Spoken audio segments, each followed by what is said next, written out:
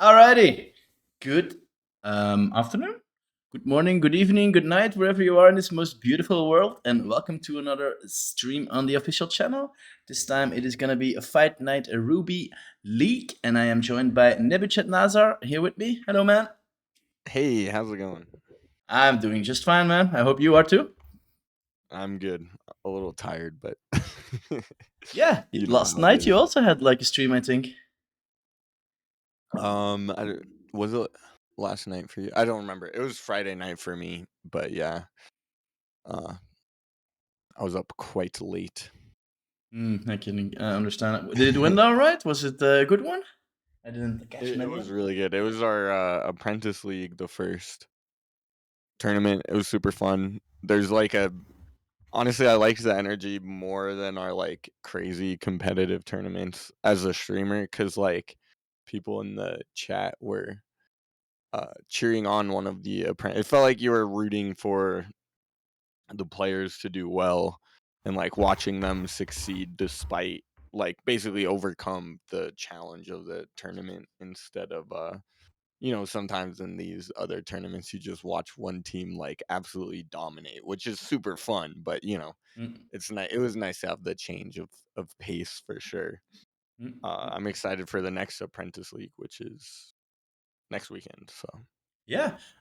When you were splitting up all of these different, I was a little bit afraid about the show up, but actually it's been pretty good, right? Many people are yeah, registering. it's actually been really good. Yeah, I think because we are splitting up the time zone, Mm. it it helps for sure. Yeah, and also the skill level. Huh? You're giving the Yeah, possibility for lower OS to join. And you split it up to 30 OS plus for the really sweaty guys in the scene. exactly. Yeah, So it's it being well works out perceived. well. And then we have these 2v2s, which are all welcome and also going to be really fun. Um, I was thinking we could try to maybe pick a team to follow this time to try something new, or like hop around. Totally up to you, but and I guess up to the audience, whatever they want, Yes, of yes, course. yes. Audience, there's only a 60-second delay. So we should be able to communicate with you a little better than usually because, yeah, usually there's a 180-second delay, 3 minutes, or even a 5 minutes delay on, for example, the Omega, which makes it pretty much impossible to interact with you guys. But today we only have 60 seconds, so it should be possible to answer you guys' questions a little bit. I will try to keep an eye out, but I do have to keep the challenge open for OBS to look at this. So yeah, it's going to be a. Speaking of challenge, let's maybe look at the teams for today. Yeah, the teams still have a little bit longer to finish checking in. We gave them a little bit of an extension, but it looks like actually we so far have 10 of the 13 teams already checked in and showing up. So pretty good Cool. turnout. Yeah, for sure. So I think X Fact Dog Minotaur Live is probably going to be X Factor Live and Domino. That first team. Yep. All right. Then we have the casual newbies with a Shashkorin and Autopilot, also big names there. Yep. Lady Fit Protein. These names, guy. Kuchi That's and good. Shati will be playing in that one. Yeah, that'll be an interesting team for sure, right? And we have Dominaticus Prime, DME with Raxel and Flying Duck. We got Leyline Airline with Leyline and Shrakiren, I think, yeah. I think then we have a German team with They Gave Me Fire and Warp X. They've named themselves Heirenlos. And then also What does that Hilflos. mean? I don't know. I think it's a German now. If there's anybody in Okay. here who speaks German, please let us know what that means because we have no idea. And then also Hilflos. So Hirnlos and Hilflos. I think that's two German words. Grico Yeah. Bratko and Teriyaki Titilio. Man. Then we also have the team Dead Angels with Warpigist and Archer. Planless will be playing with Random Variable and Zarixty4. And then we have SPKR and Flaka in team number 10. And Sinlos and Cheblo and team 11. But this is only one player, so I think this is one of the teams that might not be competing today. but not Sloss. Oh, jeez. Do have McDoodle and Crafting Spark in them. Wait, I'm sorry, you said that was Modulo in that team? Oh, and McDoodle, I see. McDoodle, yeah, McDoodle and Crafting Spark. And then we have optimal team play with a blooded and passion fruit. Oh, I wonder what that name could be alluding to. Yeah, well, we'll see in a bit, right? Yeah, these are all the teams, and then we will have. Is this visible now? Yeah, round one. Is here are all the matchups. You can do exclamation point brackets, exclamation point challenge, and all of that good stuff in chat, and it will display the challenge for today. Quite interesting matchup, I think, and a lot of teams that are pretty high up in there with high OS guys. So yeah, it's going to be an interesting one, I think. And 2-on-2 is also not that of a popular format, I think. I don't think we ever done a 2-on-2 tournament, or did we? Yep. We've had one a long time ago, a Fight Night 2v2, Oh, okay, okay. but we didn't do it for a while because I thought honestly organizing this one a little last minute, but it was fairly easy. It seems like as interest has grown, it's gotten a lot easier to organize these small team games. Yeah, So yeah, and in pretty cool. parts that's also probably because of Fight Night that this the scene is exploding a little bit. I think Yeah. definitely on the 1v1 side.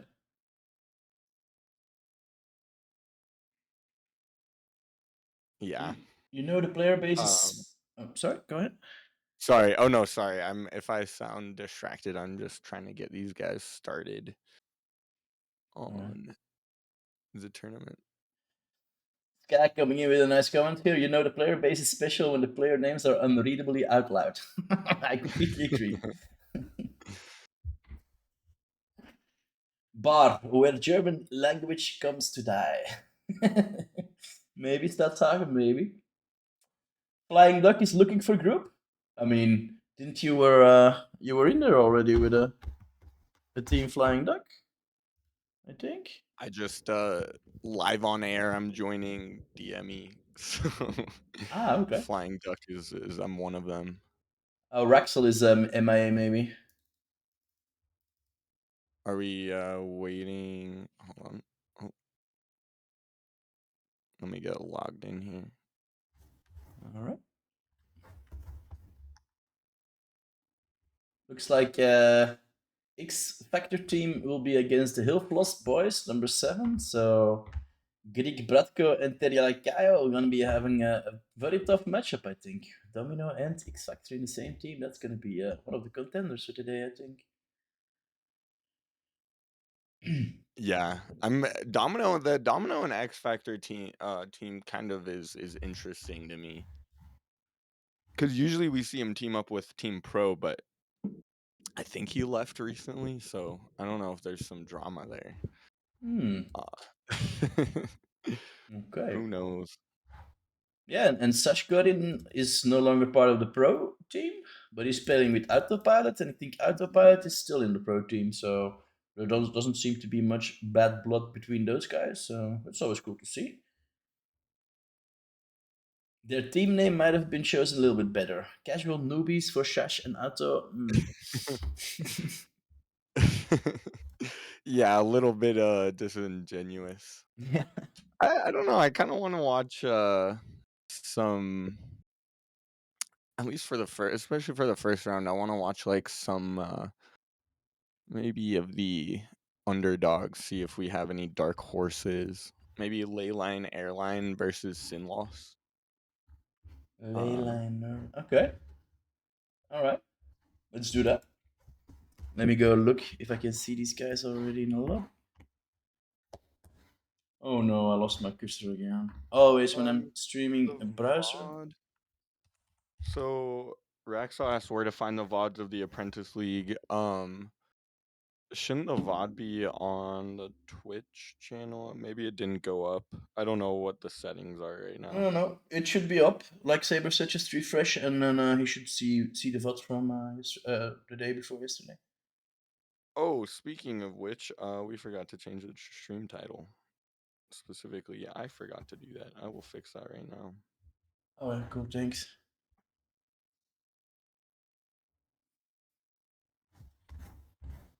So there's DME already. DME versus SPQR. And then random variable and statistics is ready to play Kuchi and Shadi. And I see Autopilot and Sash ready to go versus Warpigis and Archeon. But that's the only ones with a fight in the title as of yet. If any of the players are listening and they're creating lobbies, please put Fight Night in the title so it's a bit easier for me to find you guys. Thank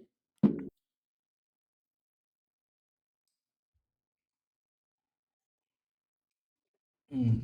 A little bit of a reminder next week, I do believe. Or is it the week after? I think it's the 15th. The ATG tournament is going to be kicking off. Let me quickly go to the Discord and double check. Announcements. Yes, Saturday the 15th of February. So in 1 week, the ATG tournament is going to kick off. We have a lot of high value, well, high OS players who have registered their teams. It's going to be a real interesting one. So be sure to tune in next week, Saturday, 5 o'clock in the afternoon, if you are in Central European time zone. In about 6 days, there's going to be a $600 that is a prize pool. I think $500 goes to the first place, and then there's $100 for the highest upset team. So that's basically the team who made the lowest OS team who actually beat the highest OS team, relatively speaking. Wow, I'm excited. I love the. I'm a fan of glitters. Okay, if I'm gonna play 8v8s, there's a high chance I'm playing glitters. I don't play a lot of 8v8s anyways, but Yeah, me as glitters is well. it's people love to meme on it because it is played it's very popular, but it's popular for a reason, you know. Mm. Yeah, yeah. I think it's also when I started playing bar and I tried to get into the higher OS lobbies or the rotator lobbies, they always told me go play glitters or go play Supreme. I was like, okay, let's go play Supreme and let's go play glitters. But Supreme is very specific on the place where you are and what role you have to Yeah, perform. So that's a bit yeah, more difficult, I think. Glitters is pretty straightforward. You got those 4 players in the front and 4 players in the back, so you can easily see, okay, this is the front, and yeah, backline is maybe going to do something else. But yeah, now also with the spawning indicators on the commanders where they spawn, it's pretty obvious what they need to do. So it's good. It's also a very narrow map, so a little bit less problems if one lane dies, that everything dies immediately after. So yeah, I do like ATG. I also like the changes they made into Canyon, and like that Geo pushing it back a little bit and moving the 3.2 max is the highest max for him. Also a bit back into the Canyon, so he has better access to metal, making it much more defendable. So yeah, I think ATG, especially the tournament, but also the map, it will be spectacular for sure. Yeah. yes, I agree. It'll be especially because it's usually an 8v8 map. I don't think being 6v6 really changes it that much, but still, pretty nice to see a little bit of a difference. Yeah, for sure.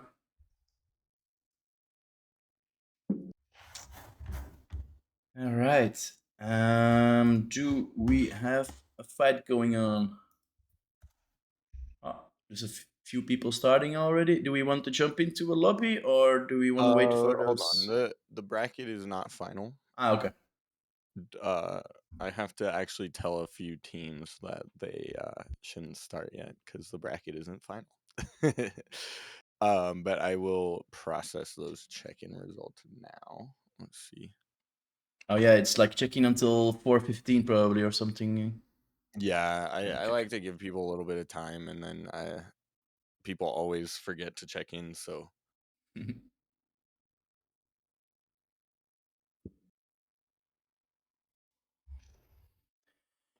Yeah, what else can we tell? Well, last week we had the 40K event, which we were all participating in. So I'm still recovering in a little bit about that. It was a 33-hour stream. I think I slept 2 or 3 hours, and then I was going man for the rest of the time with all of the other streamers as well, having not much sleep. But it was so great to see Lost Deadman, Hellsound, you, me, Crunchy, Yeah. uh, Victor.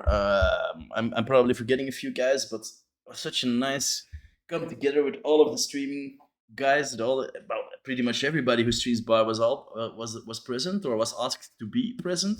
So that was really cool. A really nice community event, I think.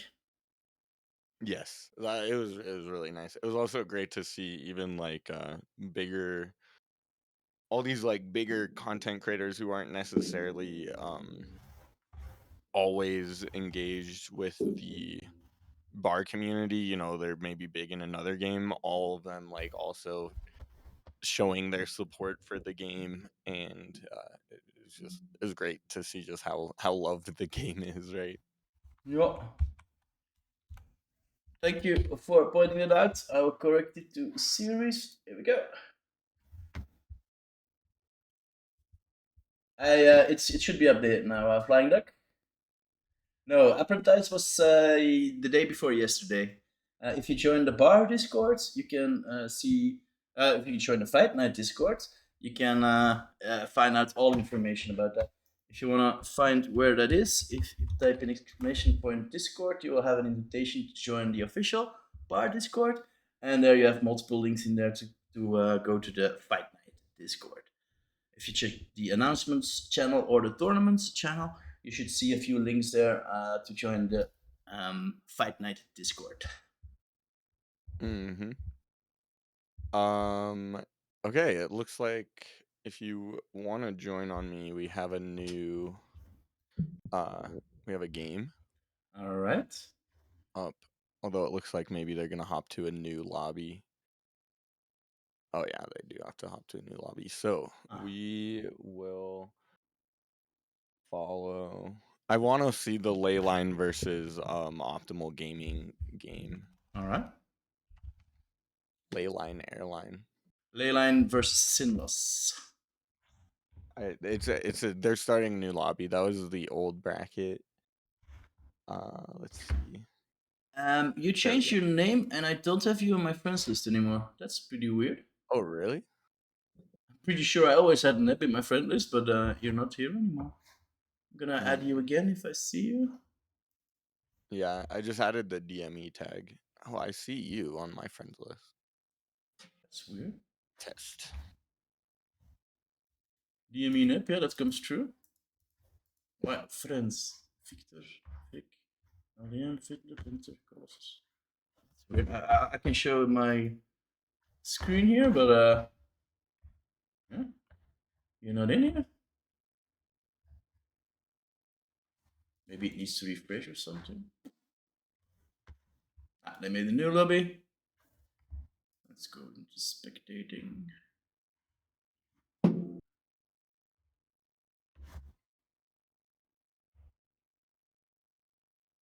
There's also a lot of other commands you can do, boys. If you do exclamation point commands, you see a list.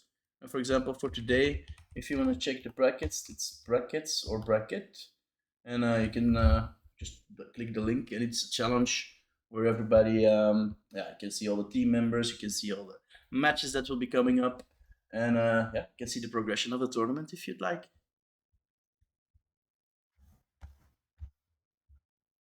Hold on. We just have a team that forgot to check in. All right.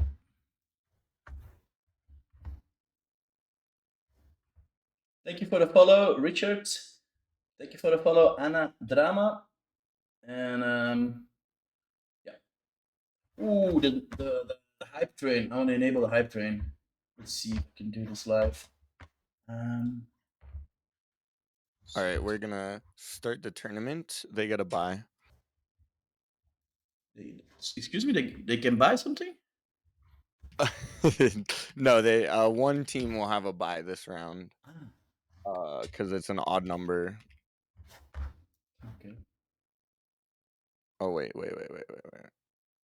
Oh my gosh, some teams forgot to check in, so I just have to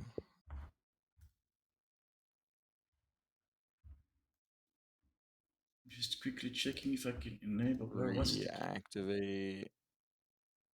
Whose teams? Death Angels.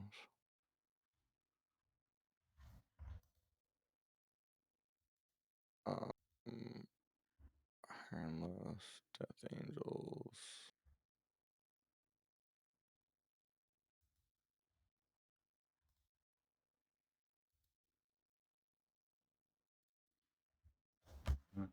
Hype train. Enable hype train. Autopilots. Okay, save changes. So I think this means that if two people follow, the hype train should kick in. So maybe during the stream we'll have a few people following, and then I'm hoping the hype train will be going. It is also a little bit of a test because yeah, normally, we try to keep the VODs clean so we can upload them to YouTube. Today, we're not going to upload to YouTube, but we can experiment a little bit. And I'm hoping this hype train will just keep his things in chat and will not be displaying anything on screen. So, yeah, we'll see how that goes. I was so bummed out. We disabled all of these settings for the well because we didn't want to push people to start cheering or subscribing to the channel because we wanted people to go to the donation page if they want to support Bar. So we disabled all of these things that kind of Twitch enables to push viewers towards cheering or subscribing. And one of those things was the hype train. So they did make a change recently. So I'm hoping that it will be better this time. 52 subscribers? Oh, last time I checked, we were at 25. Damn, guys, you've been kicking it. Thank you for all the support. Thanks very much. We got gifted a ton of subs. And also, I'm sorry if I'm gonna be quiet for a second. I'm just gonna have to fix the bracket because Okay. some people don't follow instructions.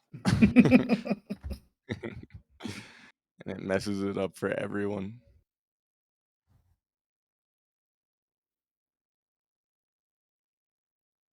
Is the audio all right, boys? Can you guys hear me all right? Can you hear Nep all right?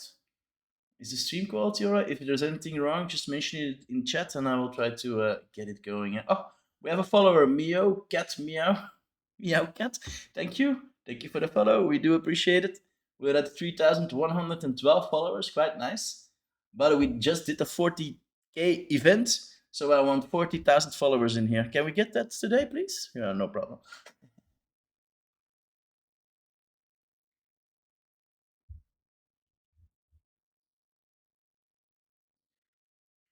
We do know that there's a lot of VODs at the moment out there from the 40K, but we're working hard to get you guys a nice big stream.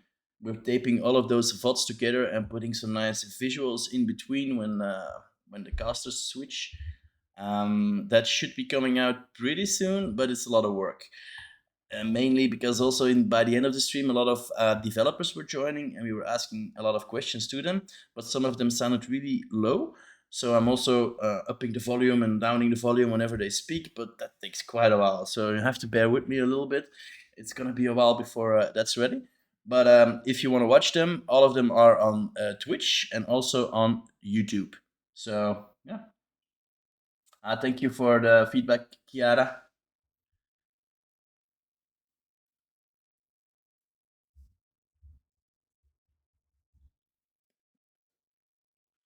This is an all welcome Whitey. So it's not an apprentice or whatever. There is no OS limitations to this one. It's an all welcome, so everybody could register their teams for this 2-1-2 for today. Yes, we're still on a still image at the moment, Whitey. I'm waiting for Nep to give me the go ahead to join a lobby, but he is working in the Yes, background. join my lobby. We're good to go. We should be good to go. Yeah. I think I fixed everything, but we'll see. There's probably gonna pop up some kind of an issue, as always. But that's what we're here for, right? On the fly problem Yep. solving. I send you a new friend request. Oh, you have to do a new one. And we're going in to the game scene. Let's go. Uh, there you go. All right. Well, we have the red team spawning in the top right corner. Leyline Layla and Shrikern, I think that's how you say it. I'm not gonna. I'm not even gonna try. Battle started. We also have Passion Fruit and Bloatier Battle playing paused. on the blue team, but it looks like they had to pause for some reason. Passion Fruit is going Armada. Blooded is going Cortex. Layla is Cortex, and Shrikiden is Armada. A bit of a difference in spawning. Blooded is suddenly has been gifted everything from Passion Fruit. We now have two Bloodies and facing off Layla and Sky. Let's call him Sky. Yeah, you know, I think we're gonna have to. Sorry, the AI was bugged for her. Okay, go.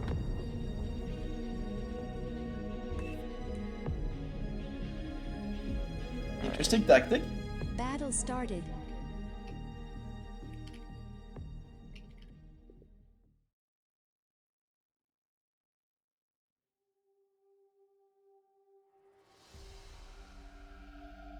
They're going now. Yeah, quite surprising start here. Blooded is opening with a bot lab. He's getting some solars up to get his E better. Let's see Yeah. on the other side. Lila is going vehicles. Also needs to put up a solar because the wind dropped down below 10. So she ran out of E to finish that. Yeah, this really isn't that surprising. Bloatier had to confirm with me if this is allowed. I felt like I had to allow it because I didn't make a rule against it earlier, but we'll see if it's ridiculously broken. Mm. Very much against the spirit of 2v2, but you know what? If the rules don't allow it, right? Yeah, it's maybe a bit of cheesy, but yeah, Blooded is a 1v1 Yeah. champion, I think. He has the icon for the tournament winning of it. Does he have Yeah. something on his head? No, he doesn't have the fight night. No, he's actually not. I think he won one maybe when it was first starting, but he is just gonna expand with one of the commanders while greeting with the other one, which I think it makes a lot of sense. Mm. Already has a sizable lead just because of that commander expansion. Yep.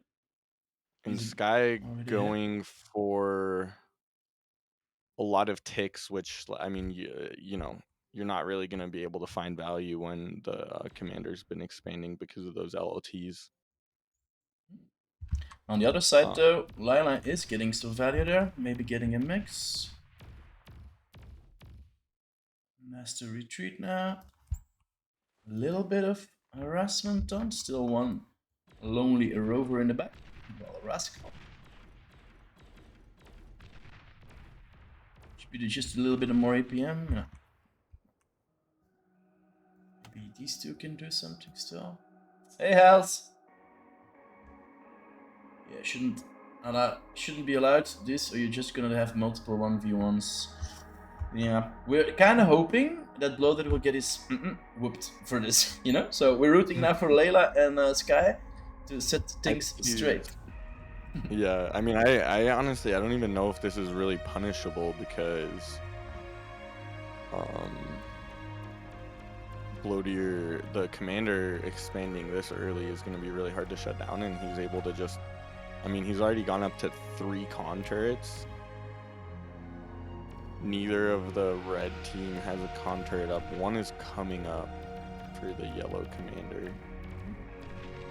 And Layla getting a few mexes, some harassment, getting some cons. But again, I mean, He's expanded so well. Very hard to counter. Yep, and he has it already planned out. He wants to cap the bottom side completely. Has the LTs in his queue and both mexes, and using now the center commander. Let's call it the center commander to expand in the middle. Yeah, I wonder how could you counter this? It's hard to get aggressive against it because he just has his commander out, and then Leyline is going to get these bad trades, unfortunately. Yep. Losing the incisors, and then Bloatier is just going to be raiding for free in the backline, basically. Ooh, gonna finish the LLT just in time. Oh, just barely doesn't finish it. That is unfortunate. 99%, and Bloatier is gonna get some value. Now moving east. I will definitely have to make an addendum. I don't like to see pausing to make those trades. I think that is. Well, and I especially don't like the reason for it. He says like it is because her UI bugged out or something. You know. Yeah, no, I don't agree with that.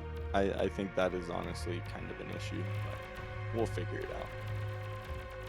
Is the music too loud? I can turn it down a little bit. Meowcat. Or Faceless Prophet. There you go. It's a bit lower. Whoa, yeah. Do expand it quite heavily now. How much? How's the metal? Yeah. 50 metal income, and the other team at 30 metal income. That's already quite big. He's even over stop. Yeah. And you just don't beat this wall of LOTs here with the two commanders on either side. I really don't know how you could counter this. I mean, we'll probably see some high level play countering it. Maybe if the guy can put up decent pork, holding back the expansion on the south, and then focus both of the commanders on the north side, because they have still a lot of mixes that can be claimed here on the top side. Maybe that's gonna be something, but yeah.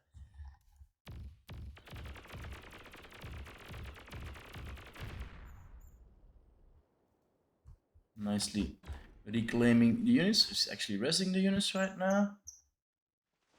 Mate wants to get that constructor out. There he goes for capping those mexes again. While on the top, Bloated has an army of 7. And there's incisors in there. Yeah, incisors as well on the top. That's gonna be bad for this constructor. No EPM response. Is 2 LLTs gonna be enough to stop the next? But yeah, he can go just around, of course, and that's exactly what he's doing.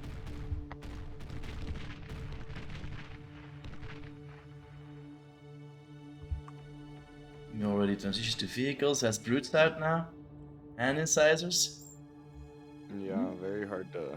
This is like, I mean, the raiding grunts coming through here, the medium tanks here. It's already getting. Oh, actually, the pawns doing more work against the medium tanks than I would have expected. To be honest, they do have some nice DPS actually. Yeah. But the raid coming through the back line is going to be very painful, especially if the LLT is not repair microed. It does get the repair and the reclaim. Very nice to see. That's a good job, but he has now 5 Honestly, brutes. the red team is just struggling with energy. I feel like if they kept their energy production up, they maybe would have been in a much better spot. But Bloatier is just going to push in with these medium tanks and clear out Yellow's base.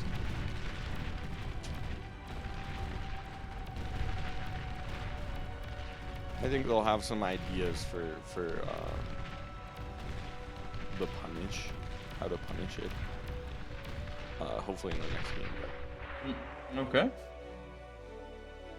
I feel like maybe the best thing you could do is both commanders just make a ton of T1 spam and bank on the fact that it will take Bloatier longer to spend or to get all of his value, right? Mhm. So Yeah, and there's only one APM guy on the other side, so maybe if they start pushing on several fronts at the same time, they can take advantage of those two players clicking and only yeah, one player on the other side, but it's still ballsy, right? His APM is yeah, probably pretty high at the moment. He's at 58. yeah. Not exactly just one player's APM though, because I mean, Passion Fruit is still watching and probably helping him Also, oh yeah, he's in. over voice chat, right? Yeah. So I didn't even realize that. Yeah, it's good. A lot of tanks there, but Layla is having her own brutes out and is pushing away. Ooh, there's already Air also coming in. That's 4 bombers going for Layla. Does she have some AA? Nope. Painful to see. yeah, she does not have any AA, unfortunately. They've been under so much pressure this game. I mean, again, I think if they knew to anticipate it, maybe they would be able to counter it. But I am very curious once he gets into the higher tier games if he's gonna be able to do the same thing or if it'll be punished more. Yeah. So many LLTs here.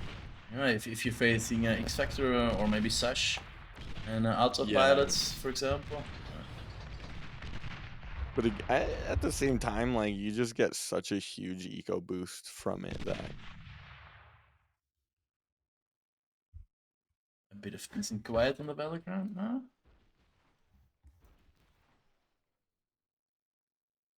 But yeah, you can already see that Boulder has kept half of the map and has expanded as well, while the other side has broken backline, broken mix pretty much everywhere, and is trying to expand now. Layla is going in though to a group of 12 brutes.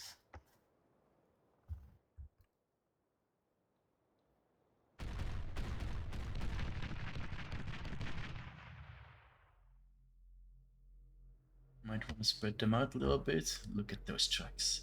Oh. Sometimes I just can't get over the fact how good this game looks.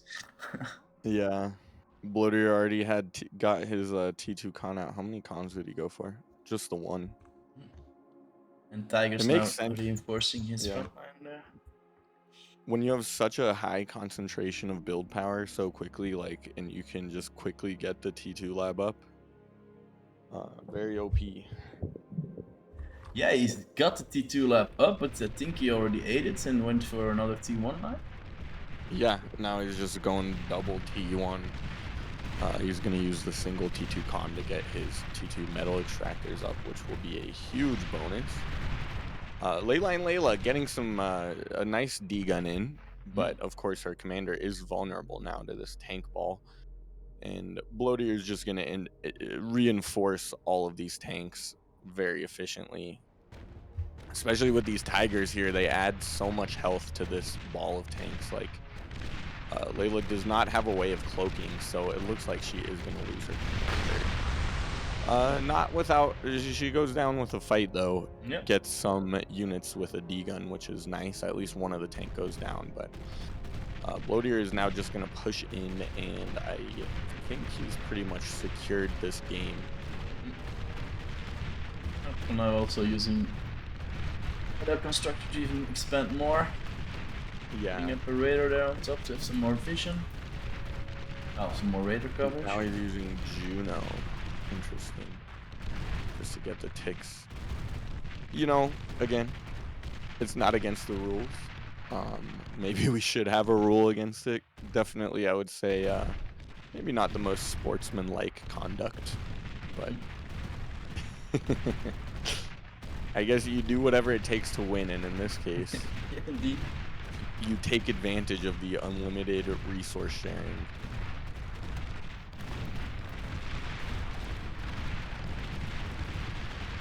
The resign vote coming in from Layla, but I think Stry still wants fight a little bit, but I don't know if these missiles gonna do much of a difference against this ball.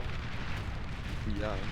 It is important to note that Bloatier, his OS is almost higher than the combined OS of these two players. So Maybe it's a good idea since he's using two commanders that only one commander kill will be a win.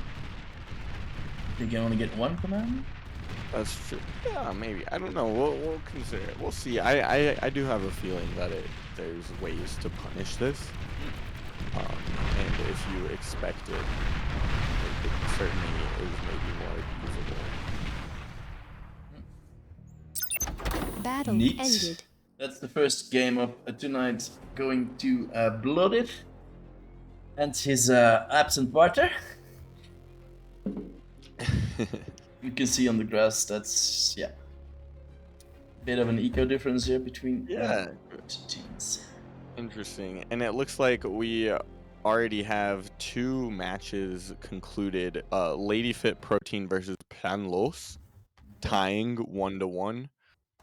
Dominaticus Prime versus Nutslos is DME is gonna take 2 wins there. Looking good.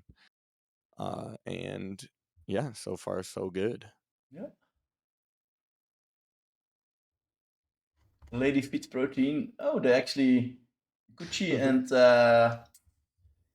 Shadi lost the game versus Plan Allies. They are on 1-1.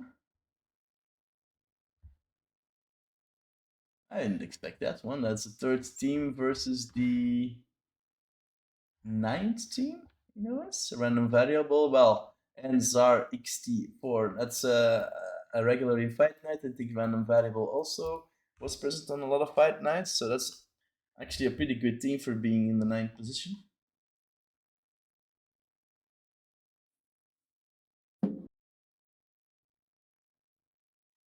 Alrighty. That's game one. Do you want to stay with this one for the next one, or? Oh, there's a bit of a chat going on here. I'm here for emotional support. Oh my god.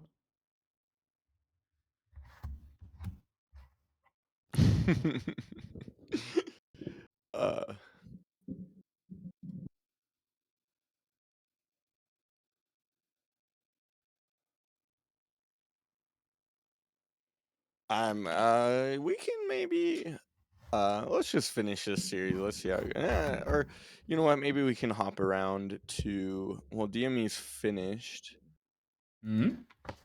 Let's just finish this for now. Alright. Let's stay with this one. I'm going back to the game scene. And I'm quickly gonna go to the toilets. I'll be back in 1 minute.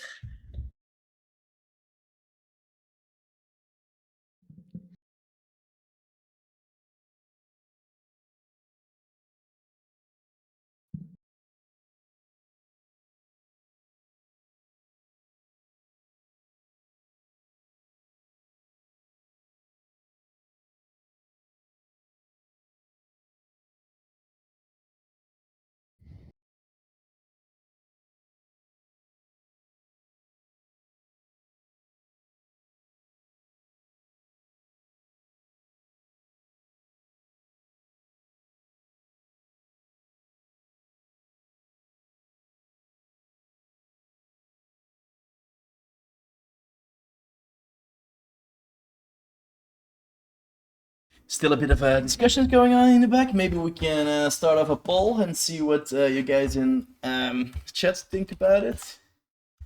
So, question: should this be allowed? Yes or no? I'm gonna leave it up for 10 minutes. There you go. So yeah, please give us your opinion, boys and girls. Should this be allowed or not? We can use this feedback to see how we're gonna move forward with this one.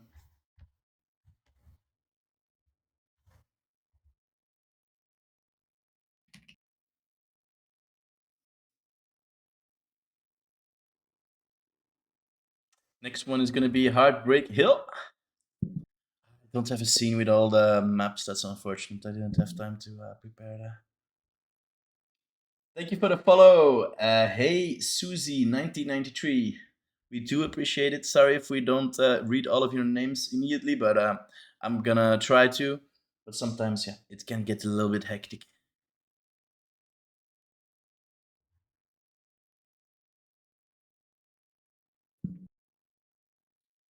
Could be punished if there was micro heavy units against one player in two locations. One player can balance the energy and metal easier, maybe. Hmm. Well, maybe a good counter is to basically do the same. To share all the units that you have produced, all of the fighting units, to one player, and then that guy macros everything in the front line, while the other player can focus more on getting all of the mexes in the back and scaling the eco. Did it just translate it to Mexicans?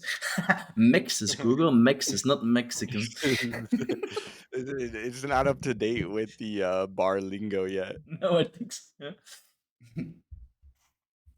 This is not an official tournament, Yodron. It's a casual tournament, just to be clear.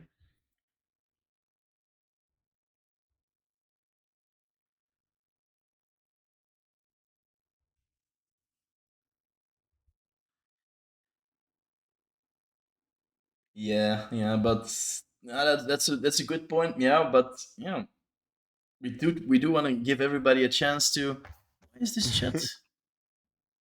Maybe a little bit more to the left. It doesn't look really good. Should work on that.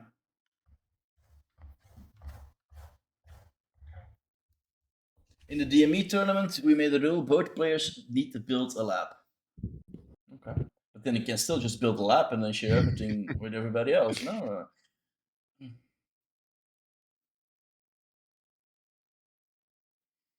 Hellbound with an interesting point. I'm gonna be honest. It's not interesting watching a fake 2v2. That's just a 1v2 with OP take and have zero interest in watching. Yeah. Imagine a tennis double, and suddenly at the start of the match, one player takes his partner's racket and proceeds to dual wield the out of his opponents. Well, that would be an interesting way to look at it. Yeah, it would be also a cool tournament to watch, I think.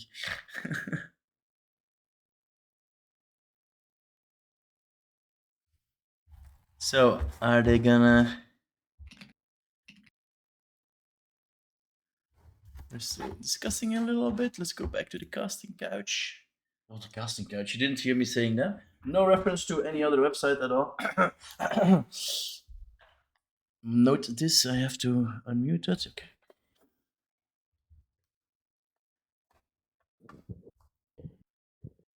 That's a bit of the problem, I think, Richard Blunt, indeed. There was no rule set out for this, so he just did what he thinks would be the best tactic to win. So, yeah.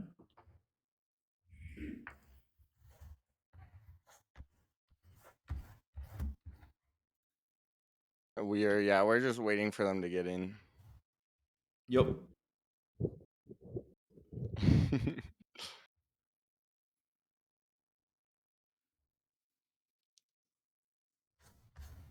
And here we got the start vote. Let's go back to the game scene.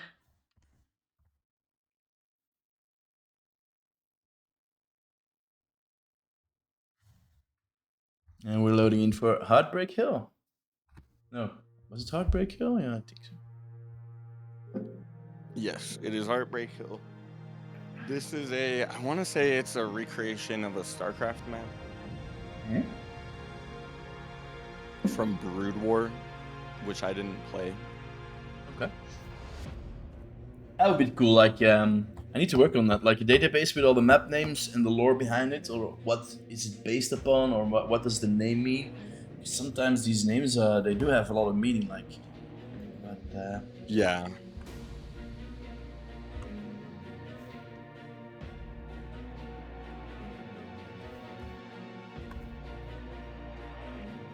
All right, so we're starting in 1 minute. Maybe we can get a prediction. Nah, we're not gonna get a prediction up for this one, I think. Let's keep the prediction for a bit of more fair play. So let's see, is Blooded gonna be doing the same, or is he gonna do it once more?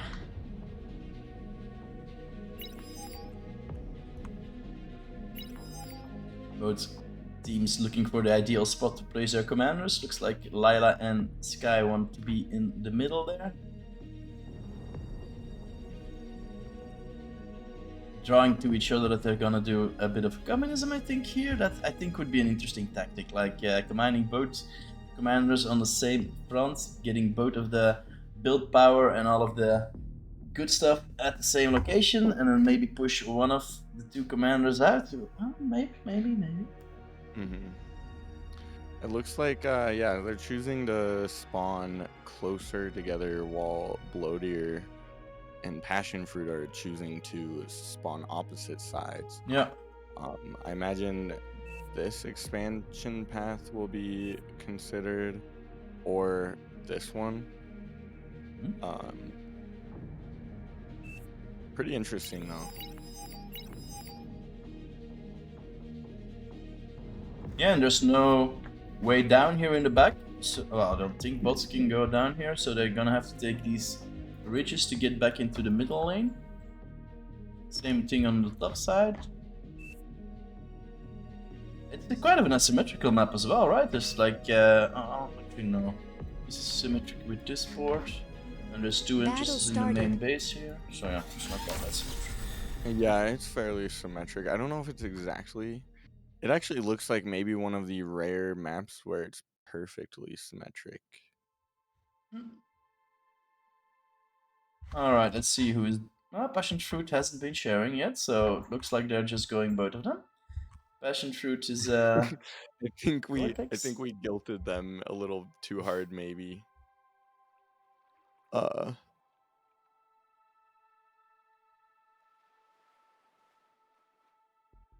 This guy wants the world to burn, that's why you voted yes, okay. Alright, yeah.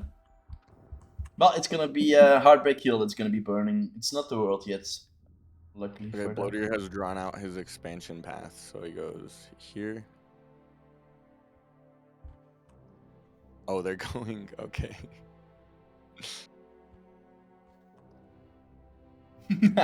Oh, the communism one. Oh, that's good. I'm not gonna tell them what they're doing right now, because maybe they're listening in on the other side, but I think that's a good tactic.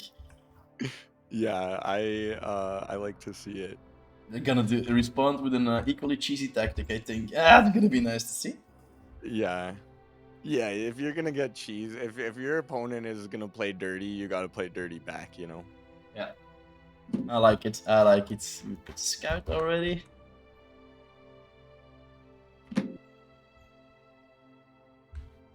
And Bloateer hates comm drops, so I think it's hilarious that they're doing this actually.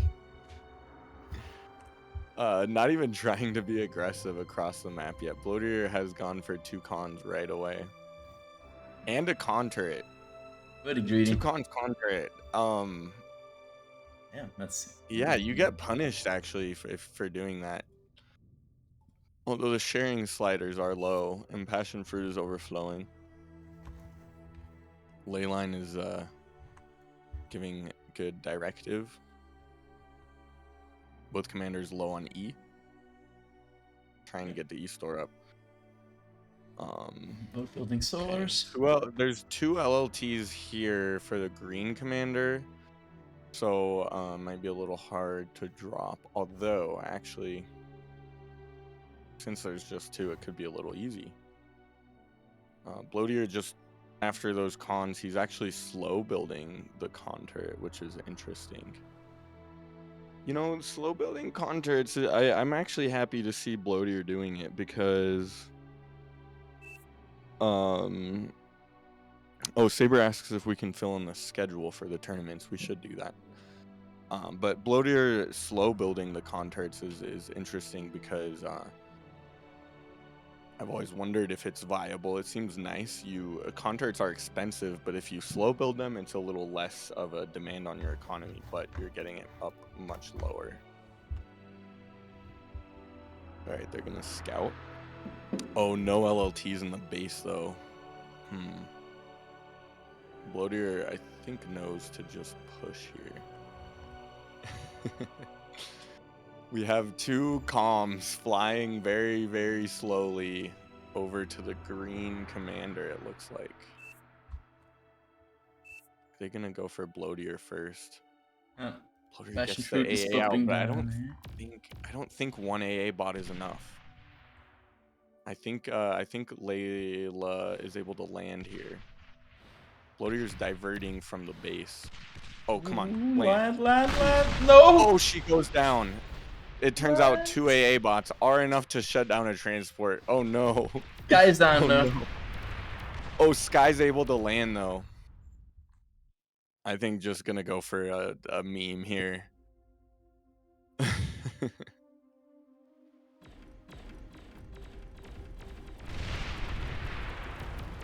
Okay. Ooh, All he right. almost gets down. It was a nice try I though. mean, it is a 2v2, I guess. Battle We're gonna see ended. some funny interactions here. That was pretty awesome to see. They could have worked, but maybe if they didn't go so aggressively straight in, and also Yeah, they were I think maybe spotted. landing earlier would have been good. Yeah, maybe not go over the middle because they got spotted by these advancing units in the middle. Maybe if they gone to the sides or something or the top, they wouldn't be so quickly spotted, and wouldn't have given time for passion fruit and loaded to put down. Oh, 2 LLTs, 2 nettles, pistols. So, Poor passion fruit, feeling guilty.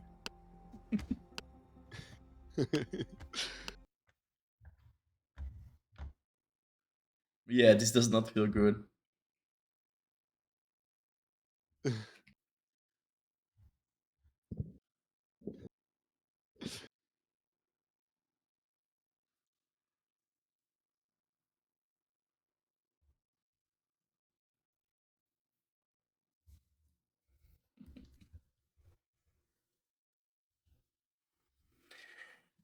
Welcome to the chat, McDoodle. They kind of buffed it, in my opinion. They buffed comb drums. Okay. The poll is ended, and it looks like 75% was in favor of not allowing this. And we have a raid. Thank you, Sivan, for the raids. Thank you very much. So, Sivan Raiders, we are watching Fight Night, the Ruby edition. It's a 2v2 tournament, and it is all welcome. We've just seen a bit of a drama here with Blooded in the first game, getting everything shared from Passion Fruit and just going 1v2 basically to the other side. And then Layla and Sky responded by trying a com drop in the second game, but unfortunately failing just short of that.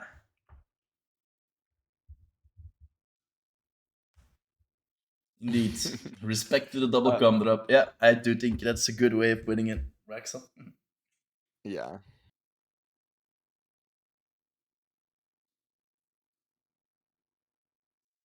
Yeah. Just remember, boys, this is a casual tournament. It is for fun a little bit. It's there's nothing to be gained or nothing to be lost today. So yeah. Cheesy tactics is part of bar, I think. Com drops and other things that you can do to completely make the other side panic or what are they doing? I don't like this, but yeah, that's bar. That's beyond no reason. That's just how it is. Welcome to the chat, Joker Stars. I thought Bloater's gun would have gone down. Maybe this is how it was nerfed. Yeah, maybe. It was almost down. Now he has like 10% HP left or even less, so it was really close. Let's go to the casting scene. Getting cheesed wasn't enough. They had to cheese themselves. Yeah, indeed, Ludwig. That's a good way of saying it. Peak Bar Gaming, Lana? No. I don't know about that. Who's casting for us today? It's me, Shadow, and Nep, the organizer of Fight Night, and me. So if you do explanation caster, for example, like this, I hope it works. Yeah. Yeah, you did miss the crazy game there, Sivan. Abyss Watcher, one of the raiders from Sivan. Yeah, that was quite a crazy game. Oh, there's also a pretty neat one. You can do exclamation dance, and then you have like all of these dinos dancing. Also, maybe a fun command to dance a little bit with the emote from Sivan.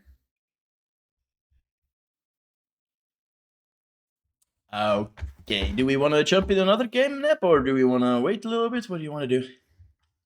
Let's see. I mean, okay, this game's over. What's the last game running? Looks like SPKR versus Sinless is. Oh no, it's not going. Casual Newbies is going. Silent Sea. Let's see how long they've been at it. 15 minutes.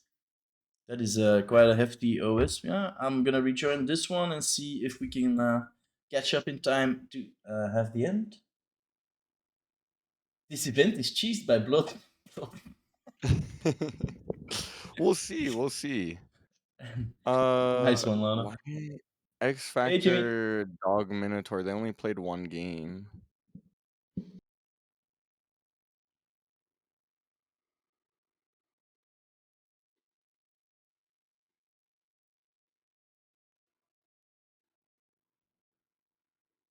We're just loading into the next game. I can actually show the screen when it's catching up. That isn't that bad. And let's go back here. Looks like Sasha and Autopilots are fighting it out versus Grico Bratko and Teriyaki Tilo. I think that's a Greek dish, teriyaki. Quite delicious, actually.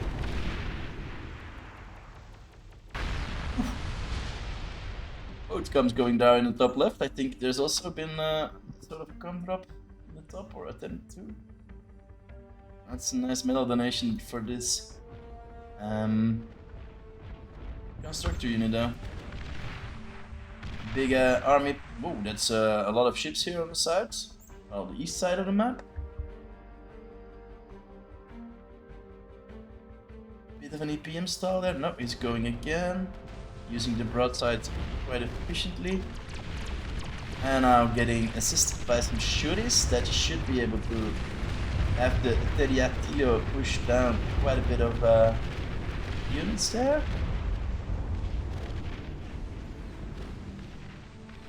Those being cut by anti-air, which has been included. Yeah, he has some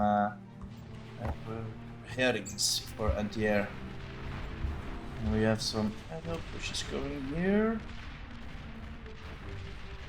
Looks like the SG team has that under control as well. Quite surprisingly, the SG guys are doing very well against Autopilot and Sash.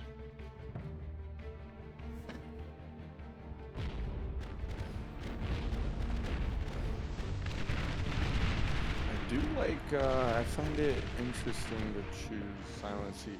Autopilot and Sash definitely have a much harder matchup than our last game that we watched. Yeah, it looks like this is probably gonna evolve in the T2 stage as well.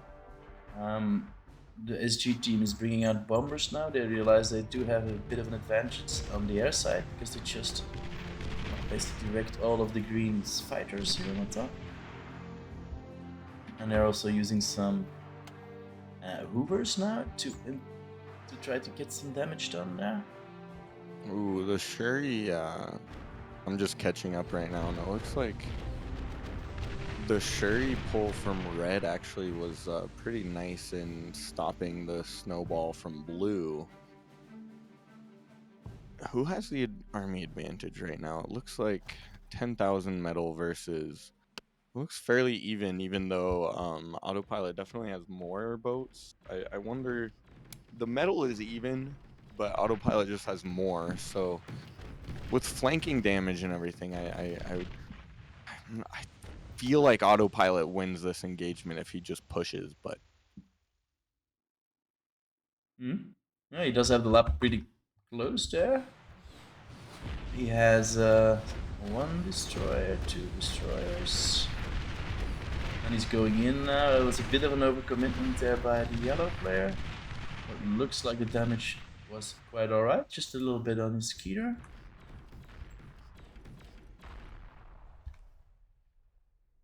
The ball going back to the commander to get healed up. He also has some Grim Reapers to get the medal. It's maybe a bit greedy, but he seems to get a lot of that medal down. That's nice. Yeah. How many destroyers does he have? Going T2 makes lots and lots of sense here. it's obviously very hard to harass the land, so you can feel fairly safe doing it. Autopilot does have a lot of AA up. Did just lose his Skeeter for vision though. He needs a new Skeeter in here.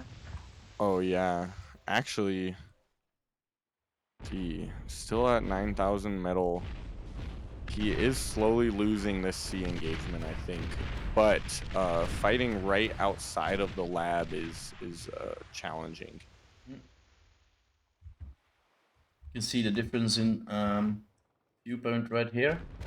Just If because. you zoom out, the game state is actually so interesting because all of the tension is in the northeast with the ships. There's literally no other engagement. Like, you can tell there was an engagement here that took out a bit of the expansions there. But other than that, there's literally nothing happening between the two sides. Everything is just concentrated in that C gameplay. Yeah, and I think, yeah, Telio has to retreat now. He's lacking the vision. We He's switch still to the ahead player in view. he's ahead in the metal of his army though. Oh my gosh! Wait, he's found a hole. Wow, this is actually beautiful. Yeah. AA is coming up, but the bombing run is basically gonna just wipe out Green's base, and they do scout the T2 transition. Coming in for another one. This next bombing run is gonna take out a lot of the wins. The bombers are nicely spaced as well. Going for the energy storages. Oh no, I think if they circle around, you got to keep these bombers alive. Circling around to get the rest of the wins though, not a bad move. Lots of AA here. He could have gone for this Yeah. middle section on the top. I wonder if maybe even trying to just bomb the other ships would have been a good move. You're on the line, yeah, indeed. You weaken them enough that then Teriyaki Tilo can just push in, but I mean he does have lots of destroyers available, and I actually think he is slowly winning this engagement. Yes, things are actually looking very good for the red team. Surprising, I'm really happy to see this. Yeah. More bombing there in the back. But there's 2 distils out. 2 nettle, excuse me. This matchup is kind of funny. This is a little bit early, honestly, for this close of a matchup. Indeed. The seating was maybe a little messed up by players not checking in, but no worries.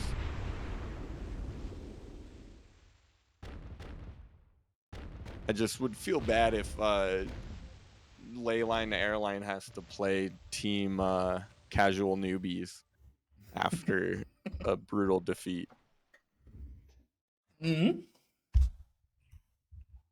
Well, these commanders, they handle losses good, I think. Especially Layla, she has so much experience in this game. I think she'll she might be Small a bit team. of, well, with reason, a little bit of grudge there, but she'll bounce back. Yeah. They at least they tried to meet it with a cheese of their own. Somehow, despite the bombing run, Autopilot has recovered the army advantage in the sea, which is concerning. More metal went into the air, probably. Yeah, they went T2. Making out the T2 constructor. Okay. Every mix on the south side is all level 1, while north side was expanding and yeah, has pretty much gone all of the mixes at T2. Yeah, maybe a big difference. I do like to see. I do like to see the air swamp. I think Teriyaki, we're gonna see him try to avoid taking an engagement until he does have some Shuris available, but the biggest asset is gonna be these torpedo bombers. Oh, he's gonna try to go in. torpedo bomber is able to drop, the light AA isn't going to do a ton of damage. But of course, a single torpedo bomber does reveal that they have an air swap. An angler. Blue team, Really, Shaq also putting down his aerial up at the moment. I would love to see some wasps. I think wasps could take care of the light AA and clear out, like, maybe at least clear this island out. Clear this. There's also 3 torpedo bombers now. Yeah, autopilot is going to have to deal with that. Teriyaki has his commander there. Looks like the torpedo bombers are equalizing the air engagement, or I'm sorry, the sea engagement, which is still the only engagement going on. I really want to see wasps. I think wasps would be a very powerful play right now. Those are the choppers, right? Yeah. Yes, those are the gunships, the T2 gunships. I wonder how a dragon would do. I feel like it would be so risky, but if you could pull it off.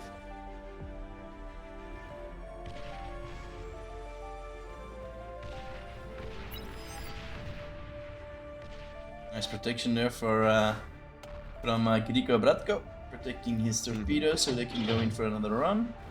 Targeting the torpedoes, the destroyers. Ooh, a little bit too much of a fighter pull means that a lot of fighters just went down for Griko Bratko. But he is, of course, still playing air. Some very nice control with the torpedo bombers, like you were saying, is going to really equalize the sea. Although, again, autopilot is just immortal. Teriyaki isn't giving up. He's really close still, and he keeps on getting some chips. He now has I think a bigger With a good push, he really could get some good damage in. These torpedo bombers are very healthy. He could also I say that, but move Teriyaki needs. He's not focusing enough on. Now he's repairing with his commander. And you could also like move one of the destroyers over here and try to. There's no defense in here, so indeed, if you can push something over. Yeah, you could definitely do a lot of damage that way. But the thing is, like, Teriyaki's probably afraid of losing because the destroyer is a lot of metal, and the one with the most metal loses the sea generally. There's a lot of metal in a destroyer, so I understand being hesitant, maybe tunnel visioning up north. But the problem is, the longer Teriyaki takes this engagement and doesn't win, and win decisively, the more metal just is being handed over to autopilot, who's already just scaling so well. Yeah, so, all the metal rigs on this side. Very interesting problem, yeah. You can get those rigs up while Teriyaki does get some kills, but usually just his own things. Doesn't even have some Reaper's Eyes coming in with some Green Reaper's Eye. Teriyaki's army is taking a lead in terms of value. Man, autopilot's micro though is very nice.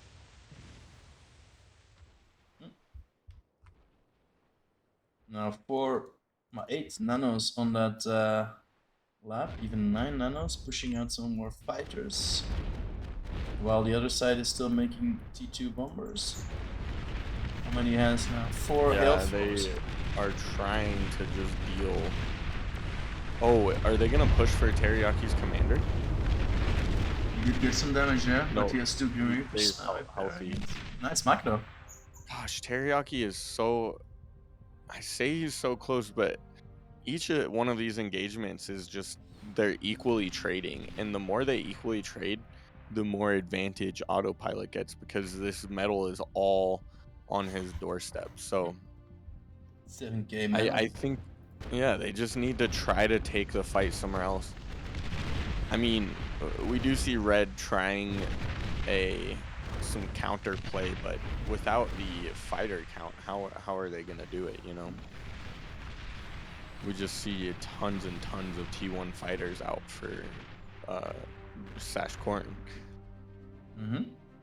Army value equalized at the moment. He does have 5 hailstorms. You probably want to go for more. No, just moving in. Yeah, I mean, hailstorms are nice, but there's lots of light AA and lots of light fighters, which are.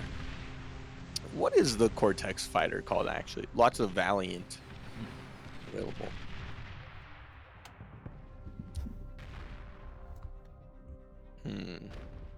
Oh. I think I see the play they're going for. It looks like going to bomb the. Oh my gosh!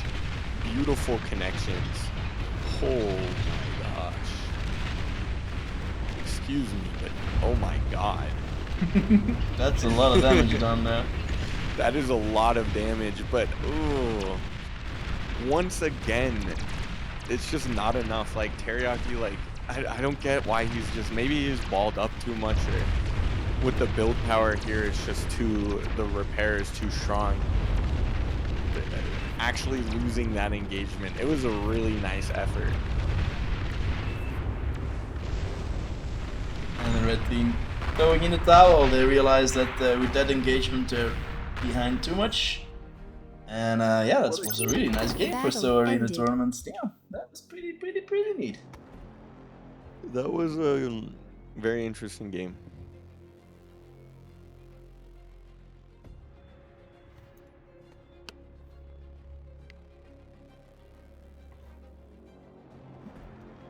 Very nice. All right, let's go to the challenge. Have we entered round 2? Or was Check. that the first game? Let me refresh this one for you. Oh, it was a 30-minute game, so either way, that is the last game. All right, we can look at the results of the first round. Yes, they're on the screen right now. So X Factor has won 2-0 versus Hurdloss. Sinloss has won 2-0 versus SPQR. Looks like the casual newbies and Hilfloss, the result isn't in yet. Lady Fit Protein equalized versus Planloss. Planloss?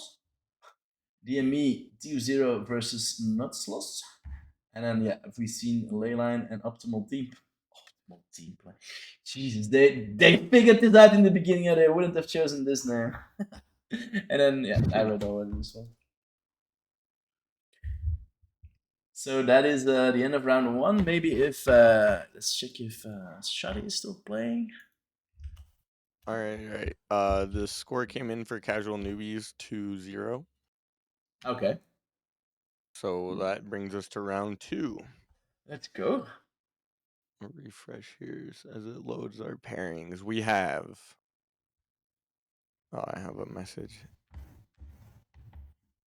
Looks like Lady Fit Protein is gonna take on Leyline Airline. So I think Lady Fit Protein. Oh no, that's not the casual newbies. Is that the Shadi team? Yeah, Lady Fit. So indeed, Leyline is gonna have another tough matchup against Shadi and Kuchi. Okay. DME is gonna play the Dead Angels. The casual newbies versus optimal team play. X Factor is gonna take on Sinloss, and Hilfloss is gonna take on Nutsloss.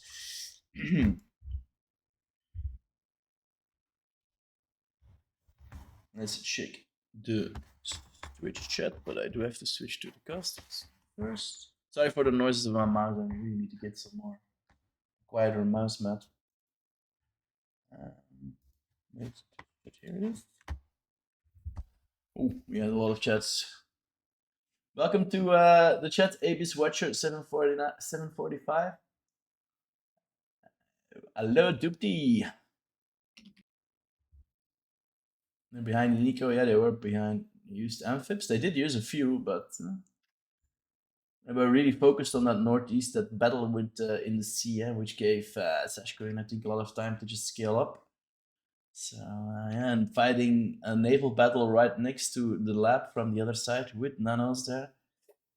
That was a really interesting. Well, it was pretty admirable that he actually was able to fight over there and for a pretty long time. So I think that's really nice job by SG though. I was not expecting that.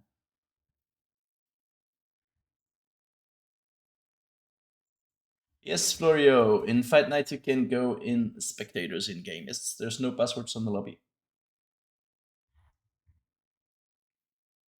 It's a casual event, guys. It's a casual tournament.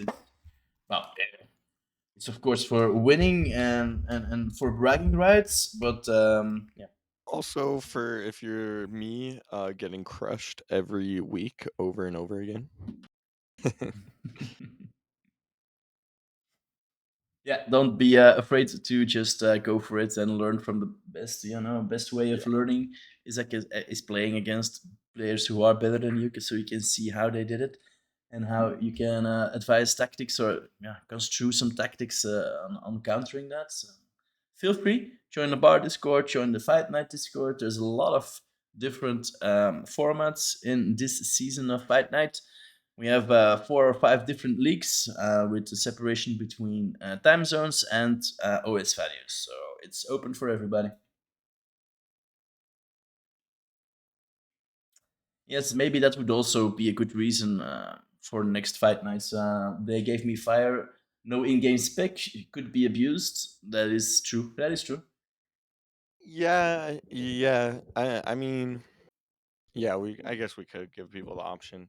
The thing is, typically, like if we don't usually have this many viewers either. It's not always this popular. So I guess maybe now that we're growing, we could maybe be a little more tight on security, I guess. Yeah, yeah, yeah. Thank you. Unfortunately, suffering from success, I guess, is a thing. Indeed, indeed. Arno, thank you for the subscription. We appreciate it. Thank you very much. If you feel like donating to Bar, the best way is to go to this website and just support the development in that way. But thank you for the subscription. It's just like, yeah, half of it goes to Twitch. So it's always a better way to just donate your money on the donate website. Also, I don't know if the shop is back up. Let me check. The shop is back up. So if you want some nice bar merch, explanation point merch will bring you like that. Yeah, we'll bring you a link to the bar shop where you can get some really nice stuff like bar mats, caps, mugs. I think there's even slippers. There's all sort of nice bar themed things in there. So be sure to check it out.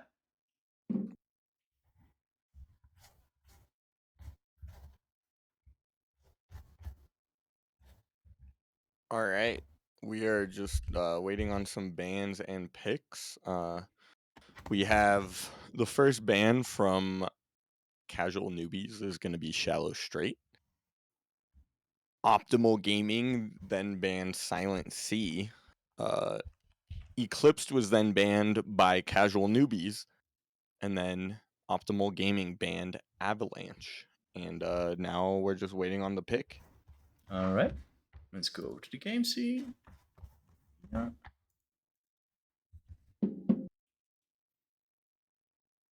I don't know if we should reveal. I wonder if the pro, or not the pro, the casual newbie team knows that Bloatier is doing the Take Gaming. Mm, we'll see how he will thrive on that versus 2 pro players, Autopilot and Sash, very well names within the bar scene. He might get a surprise in here. I don't know if he has the skills to be able to put down those. Oh, I saw earlier. Is Bloated the best player in bar? He's one of the best player. He's not the best player, but yeah, he does have 52 OS, and if you can see in front of his name, this chef icon means he won a tournament this year, well, or recently. Yeah.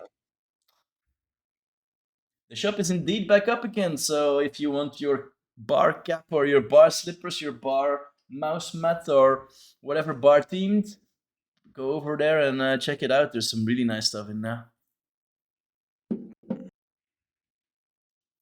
I still really would like a bar cap. I'm balding, I'm old, so if I'm streaming, it would be cool to have a bar cap on top of my head. Right. All right, we're waiting. So the first pick is gonna be Acetus, Nice.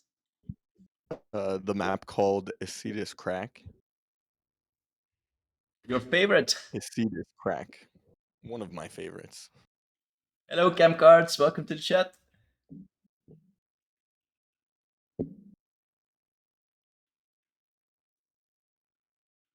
Change the map and go. I would really like that as well. Good. You guys pick. Oh, he still needs to pick?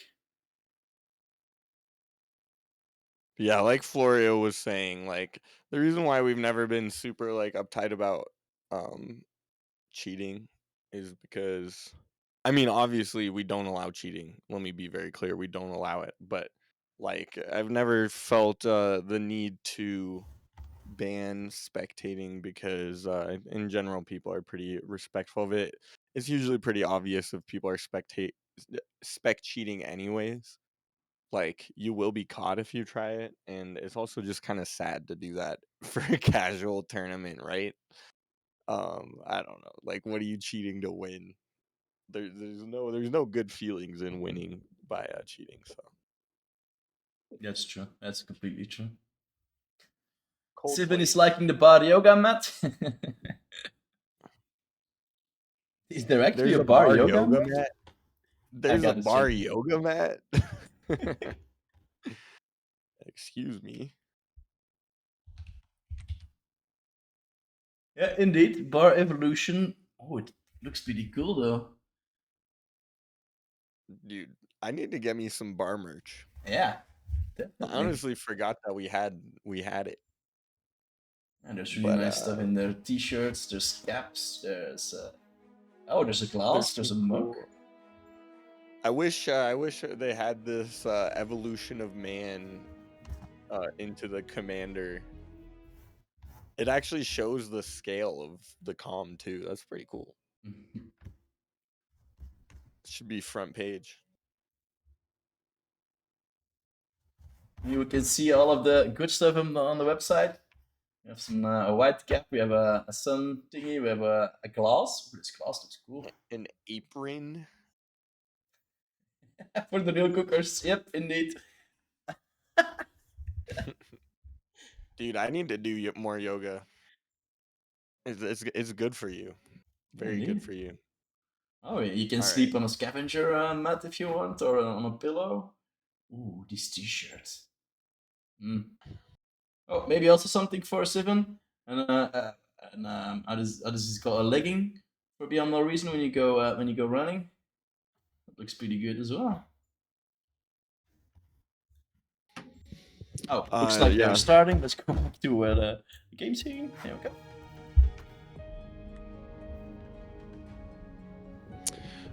There's no prize pool for fight nights, but for anyone who doesn't know, the way this season the 2v2 is gonna work, players compete together, obviously, but individually they earn points for a leaderboard. So like you don't need to play with the same team the whole time, and the top players will get invited to the more serious tournaments Battle started. in August.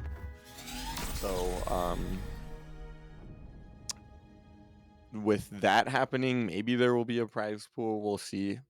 But obviously, that's a much more serious tournament. So in that case, we'll have the usual like 5-minute delay. More serious stuff. But is this the meta like spawn for 2v2? I've never considered that. Yeah, it's nicely mirrored as well. Yeah, and it looks like we're gonna see the same strategy from Bloatier. Saber is demanding a yoga stream from you. Yeah. That would be funny. Some bar yoga. Mm-hmm. Yoga to help calm the mind. It looks like Sash Corn is just gonna be playing battery as well as passion fruit.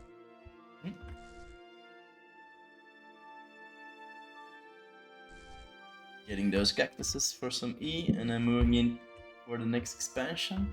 While Bloater is again being pretty greedy, has 2 nanos already planned in his construction. Autopilot is Dude. going vehicles, and Slash is indeed still just a battery behind. The merch idea for the LLT desk lamp, that is an amazing idea, and whoever makes that has is- the potential to make lots of money. Yeah, indeed. I've seen a few days ago, I think it was Jasmine who published a video about a community developed 3D printed aphids, which actually gave out some light. That was pretty neat. Yeah, I love to see that. Okay, so interesting differences here as Bloater, first of all, not just sharing right away, and also going for the 2 mech start, which is like, I think it's a pretty interesting idea because you have your personal battery. Maybe you don't need to go for you can get the earlier lab, basically. Interesting. Yep. But it looks like because maybe Passion Fruit felt too bad about their strategy, it looks like they're maybe not doing the sharing. Sashcorn's walking path is a little different.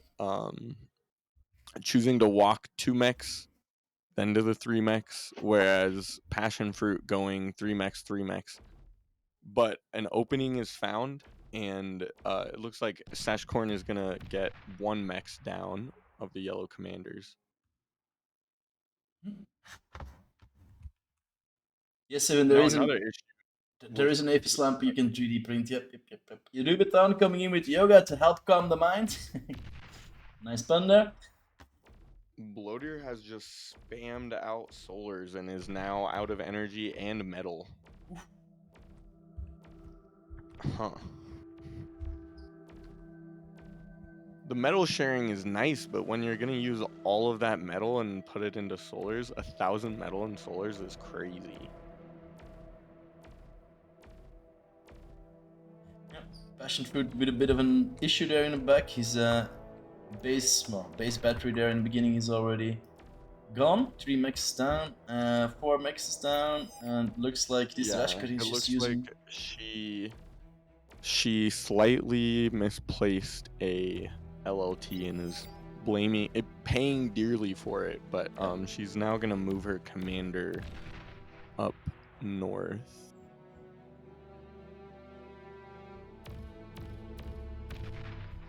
Yeah, Blooded might want to share maybe Constructor with Passion so he can get that back. Oh no, he's gonna res it. He's moving in the res and he's gonna just res all of the mexes. I think, yeah.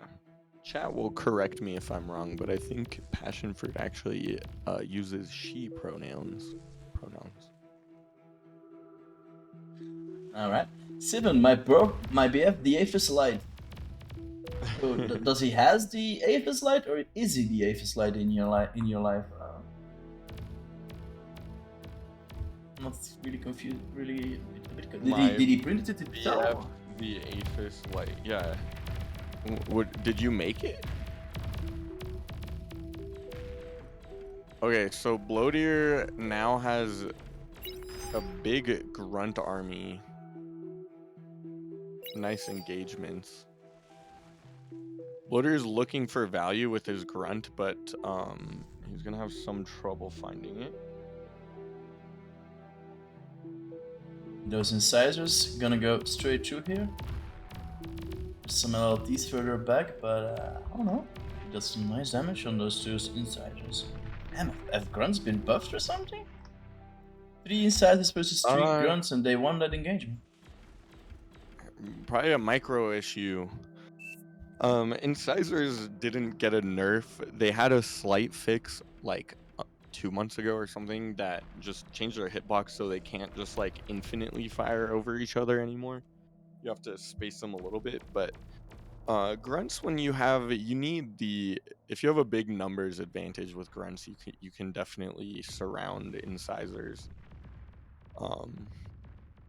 But I mean, in this case here, those incisors just decimated those grunts. Bloated moving his army to the back, but these incisors are gonna get some good value there. 2 mexes. Oh yeah, they're gonna get even more than that. They're gonna get a con, a resbot, 3 mexes in the back line, potentially even 6 mexes if they continue moving, but Bloater is going to try to move over there. Yep, they clean that up. Bloater has just had his back line completely wiped.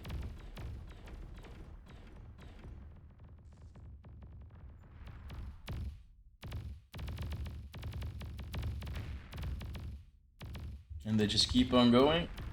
But now they run into 2 LTs and quite a bit of grunts, so that should be cleaned up. Cleaned up nicely. I mean, he has the res bots to recover, and he does have some LLTs out. If he's not careful, he might lose this con. He's maybe a little distracted. Passion fruit slider is too low to D-gun. Important to note. Nicely spotted, yeah. Now, because of that attack from Sashkorn, he's actually going to be low on units, and Bloatier has the res. So things are actually looking pretty good for Bloatier. His base is being directly threatened, though, by autopilots, incisors. But he does have this force moving up with the resbots. I don't know if he meant to move them or if it looks like the resbots accidentally followed. Kind of annoying. They were just locked onto a unit they were trying to resurrect. But the other nice thing is now, I mean, he's going to retreat with them. He maybe could have left them if he won this engagement. Ooh, a Janus is out. If he doesn't react, no reaction means that he's going to lose like 5 grunts for free. Trying to sneak his units around, actually, he loses all of them.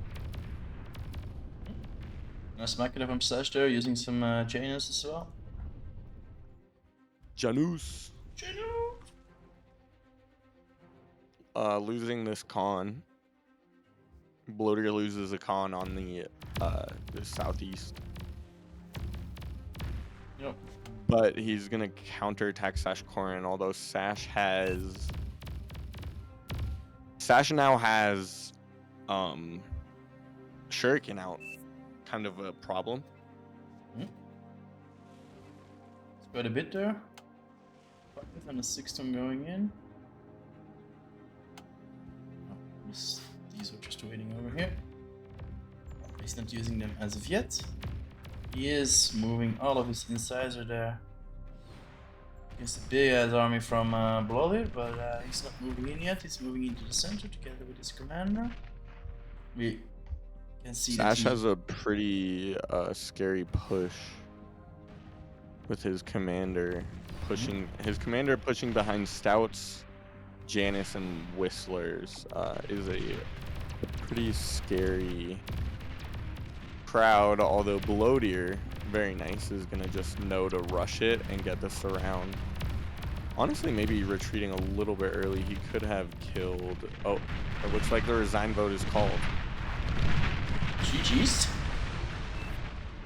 Yeah, they were behind on Nico. Battle ended. On the last one, pretty much. Basically from the beginning already. It's interesting. I like to see how Sashkorn and Autopilot, like Sash, like overflowed and expanded on maybe a better path, and ended up making a lab of his own, just more forward. And I think that was good for them. Yep. The second map is gonna be the Cold Place. Let's stay with this one. It was a nice matchup, I think. Yeah, it was a good matchup. We do need to choose a prediction outcome, and that was it the blue team or the red team? Help me out. I don't know. I don't remember. Dang it. Red team was Bloatier. Okay, so blue team won. Please outcome blue team.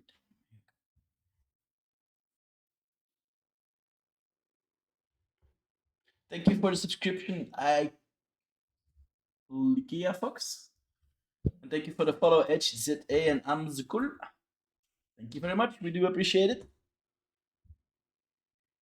Sorry for the late name calling, but yeah, we were focused on the game a little bit. That was a very interesting matchup, and nice win for channel points for Seven and two others. Let's see who else won. Can I get a detail on that? No, I cannot.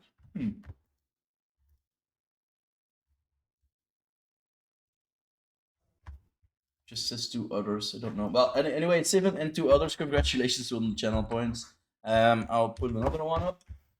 That can be the same, but let's bring it down about 2 minutes. It's still 87 seconds. Sure. So, if you want to win some more points, now is your time. Sash and Autopilot starting real close to each other there on the west side. Blooded and Passion Fruit, more of a conversion. Well, can I call this like a standard opening for the red team?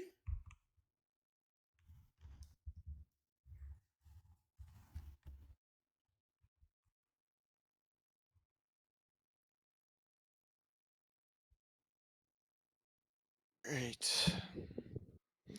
We have the good lucks from both players. Once again, pro team choosing to start closer with each other. You know what strategy? Huh. Whoa, that's awesome. So apparently, her boyfriend took the model from the game and then changed to print better to be a nightlight. Dude, I think it's crazy that there's actually a couple out there who both play bar. Mm. It has been so hard to convince anyone in my life to even try the game. I did succeed a little Not that bit in the beginning, but after a while, yeah, they just don't have the taste for competitive gaming, right? They just want to yeah, play versus the AI, and that's it. it takes a very specific type of person to enjoy the game. Obviously, it's a great game, and like because of the age of the internet, that audience is very large and does exist. But unfortunately, it's not my friends and family.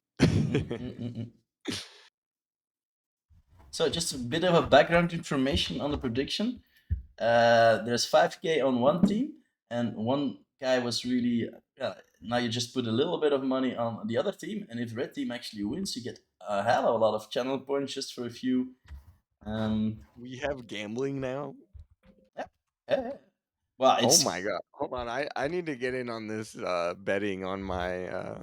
personal Twitch. Yeah, I can't. When I started, I cannot enter my. Usually, when I'm moderating, I have two accounts that I can use, and I can start the betting on one account, and I Oh, can use the other account yeah. to bet. But you should be able to since I've been starting him. So. It seems like it was closed. Oh, Okay, Seven a bar bar team to wedding? win. Really? That's going pretty far, but I mean that would be pretty epic. Yeah, we're gonna have to invite a lot of players. 40,000 members on your on your wedding day. Yeah, that's gonna be quite an expensive wedding now. You're gonna I have to feel like print a lot of that'd be avises to cover worthy. that. That'd be worthy of an official cast for sure. Yeah, that's yeah. We're gonna live stream that. Yeah, that's indeed. Yeah, By the way, are we live on YouTube too, or just Twitch? it's just Twitch, just Twitch. Okay. Oh. It's well, one problem with it is I noticed yesterday and the day before I was streaming as well, no, a few days ago, and my OBS kept on crashing. If I turned off the dual Yeah, streaming, it stopped crashing. So I need to find a fix for that. I think I have to update my OBS or something. I don't know. Florio, who did you bet on? He's saying you ain't taking my point. It's 99% voting for the blue team, or betting is for the blue team.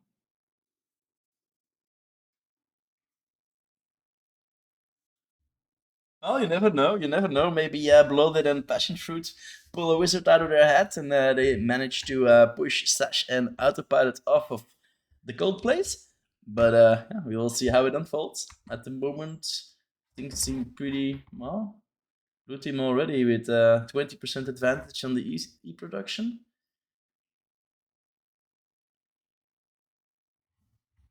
Getting some good value with the rover. Yeah, he just runs Sash straight by Corn. all of these units, and he now has to chase them. But So Blooded annoying. has 2 there ready, so he Although probably can catch it. Bloater is gonna catch it, luckily.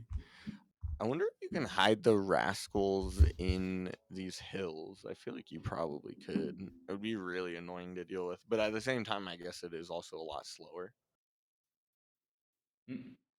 That's all right, Doopty. If you don't know the voices, there's a lot of people casting on the official channel lately. For example, last week on the 40k event, I think we had a team of 15, or well, at least more than 10 casters just taking over from each other. So, but yeah, I am Shadow, and Nip is casting with me. Yes, sir. Passion fruit too. That's a lot of. With a bit of macro, he should be able to push that back. Yeah, it doesn't just loses one of his grunts. North side bloated, yeah, expanding way faster than on the south side. Also, autopilot is going for passion fruit, and Sashkarin is probably gonna just hold off bloated. And if autopilot can push through, he might be able to get bloated in the back.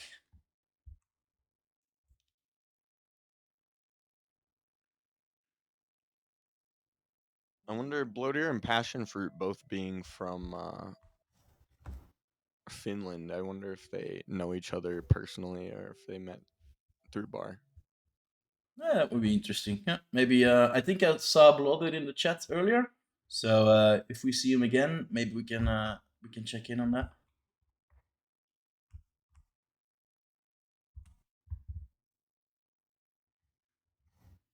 Autopilot sharing an E storage to Sash. Probably wants him to stop overflowing.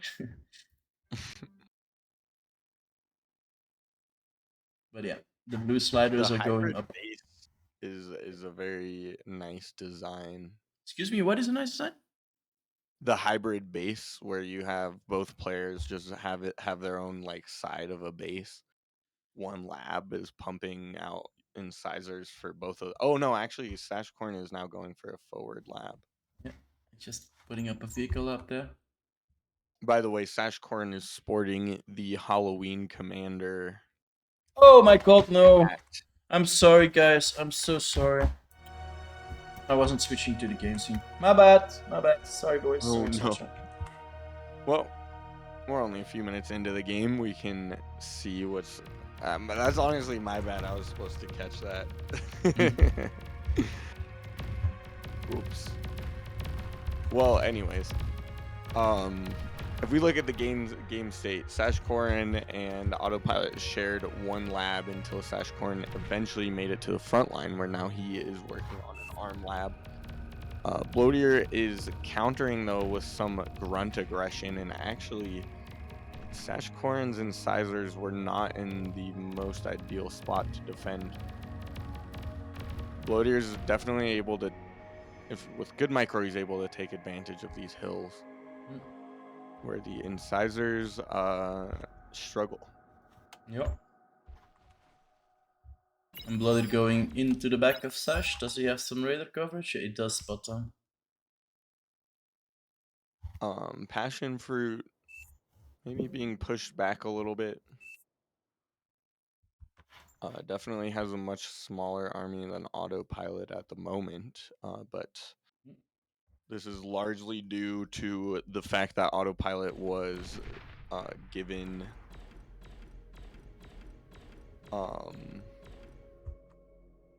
given a lot of economy. Passion fruit nuts. Yeah, that's a better way of handling your units. Drag them out, man. Don't get them all jumped up there. Only your frontals are firing, and none of the others are actually using their lasers. Yeah, that's better. That's better. Go in like that. Nice. Now you can get some damage though.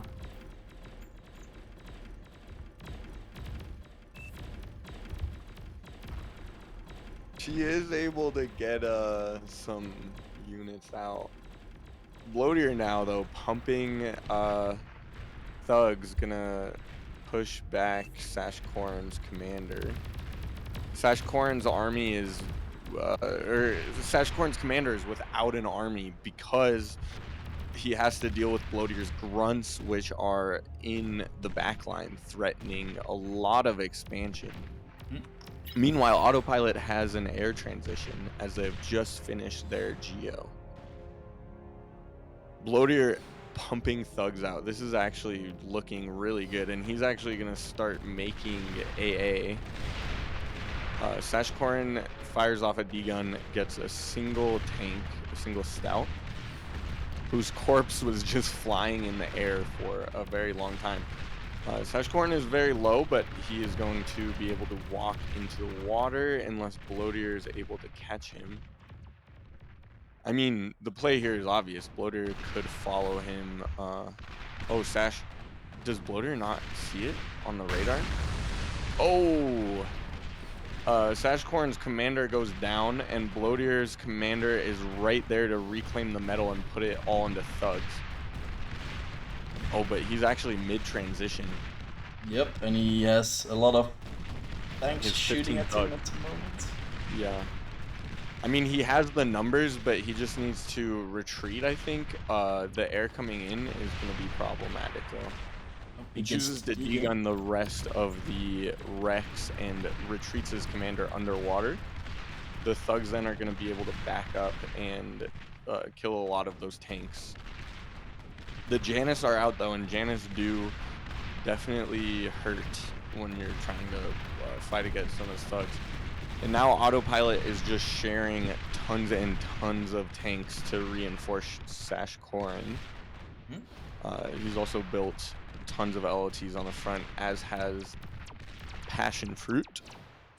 And now using some shooters to get that encouragement in the back down. Yeah, finally taking care of the harassment, and now with the 2 labs reinforcing the one side. Bloatier is in a bit of trouble, but if we look at this, do you see what he's trying in the water? Yeah. That's crazy. I mean, he's about to lose a lot. I think he got a little cocky here, because just look at, he has a T2 lab up, only able to get a single Sheldon out. He's gonna lose the Geo. And the T2 lab. Yeah, he might get a might be able to get a unit out though. Just in time, he does actually. Oh, the T2 lab goes down. That's heavy. Maybe he can do a cheesy tech in the water here, trying to get some more damage, but there's not really that much of importance. But maybe here he can get the Geo if he moves all the way up here. But looks like Autopilot is moving in for a bombing run, while Sashkorn is There's moving no his way boots in. you cannot build AA fast enough at the state where Bloatier finds his base to take care of 6 Whirlwind, even with light AA. Plenty of light AA available, but actually I say plenty. 1 of 2 has gone down. 1 will not even be enough to really shut a single bomber down effectively, let alone 6. And I apologize for my hoarse voice. I lost it. I'm not sick or anything. I just lost it trying to do some screaming vocals. So Really? anyway, yes. I thought you lost it with streaming like the day before yesterday, so you had like. No. Well, that definitely didn't help, but my voice was already lost on the Apprentice League stream. The bombing run is just gonna take out Passion Fruit's base. Her commander is very vulnerable, and now Sashkorn's green tanks are just gonna rip apart Bloatier's base, who finds himself with nothing at all. About 5,000 metal has gone back to Sashkorn, or will go back to him. No big deal.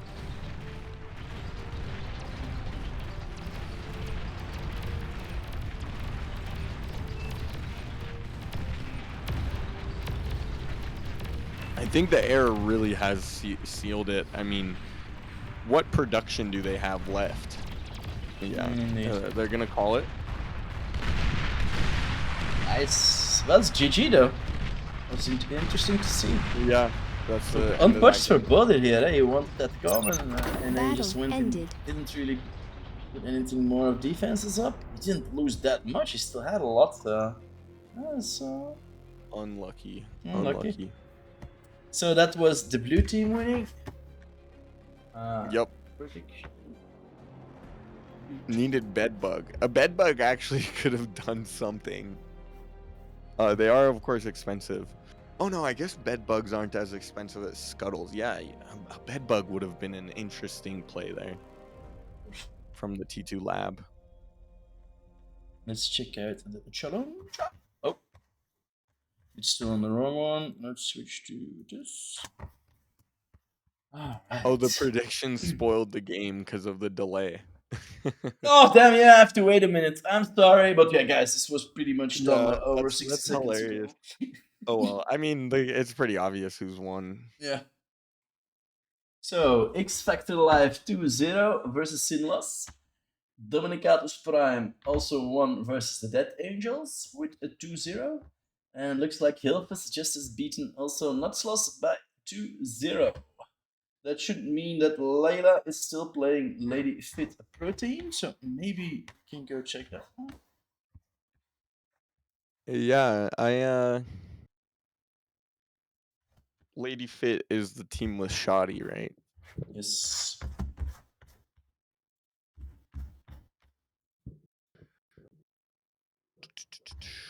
I'm gonna join on you.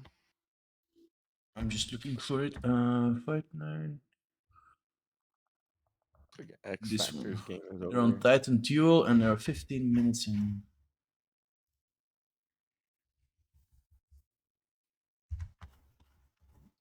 To the chat. We're loading in. Do have 15 minutes to catch up, but that shouldn't take too long in a 2v2. 5.1k go to Florio, Bar, and Doopty. Congratulations. Battle Wow. started. Only netting Florio 100. That's funny. All right. What do you think the score is for the Lady Fit versus Leyline Airline? They are still fighting at the moment. This guy is just building a few walls. He's not giving up. He's building a metal constructor now. Looks like this ball of thugs don't really get up there, so. Oh, it does look like Shadi and Kuchi won this one, but. Still angry if. Oh my gosh, what is going on? Okay, finally. They said this has been more fun than the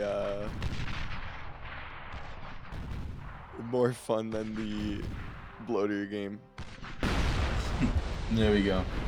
You got him down. That should take the point to Shadi and Kuchi. I don't know if it was the second game or the first. It was 15 minutes, so it's probably the first. So, alrighty, let's go back to this one and decide what we want to watch next. Refresh. Blondloss and Hernloss are still playing. Maybe we can go check that out. No, this is done, this is done, this is done, this is done. No, it looks like this round is pretty much over.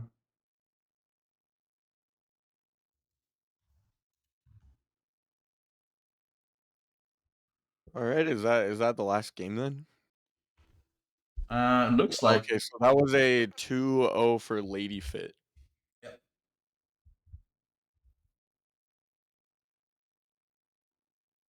Yeah, Leyline isn't having such of a good round 1 and round 2. First that instant with the sharing of the commander. They got a little. I will say the seating was a little janky today. Okay. Due to my fault. and they got a little unlucky, but I expect them to have better second rounds. It seems like Leyline's partner may be a little upset at how the first games went, which is totally fair. I would be Yeah. pretty tilted if my Mm. first game was lost to something like that, where you just literally have no chance. Mm. But yeah, we'll just have to come up with a few more rules. And yeah. Yeah, it's a learning experience. Yeah, it is a new format, versus 2. And I know that it's been a while since the Fight Night has organized also 2v2. But still, Yeah, it has been a while. we do try to keep it casual as well. Don't do it like very official settings and all of that. But sometimes, yeah, we do have to find a middle, well, a compromise somewhere, I think.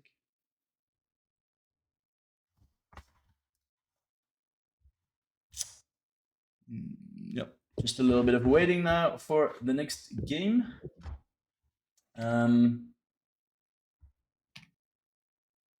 We've been streaming for 2 hours now. Maybe I can go to the Be Right Back screen for a few minutes, Nep, and it gives me the opportunity to grab some food and some bio break, if that's all right with you. Yeah, that sounds good to me. If you don't mind, I need to get food. All right. I need to get some food as well. So Okay. yeah, if that's cool, So we can take a quick break. yes, yes. I'll let everyone know too on who's playing in the tournament. Yep. So everybody watching, take 2 or 3 minutes, grab some coffee, grab some popcorn, because there's gonna be a lot more drama in this one, of course. And we will be back in a few minutes.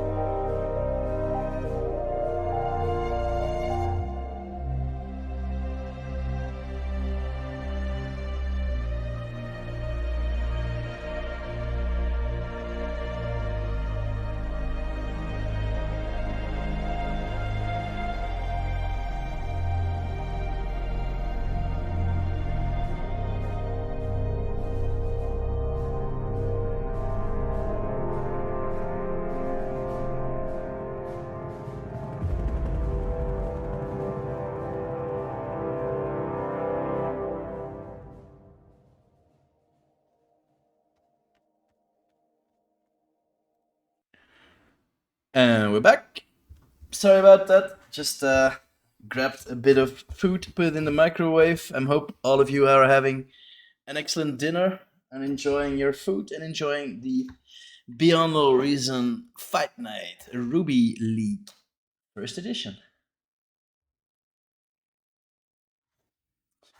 So, Whitey showing off all of these nice emotes in the that you can get by following the channel or either subscribing. But remember, there's also channel points that you can earn with the betting or just watching, and you can also unlock those emotes with just your channel points. So there should be in the chat down below on the right side, a few buttons, and there you can click, and then you can unlock one of these emotes if you would really like one. So you don't really have to subscribe or anything to get access to those. We just want to make them available for everybody. Thank you for the follow, AFOS187. Can I show you something that is going on at the moment?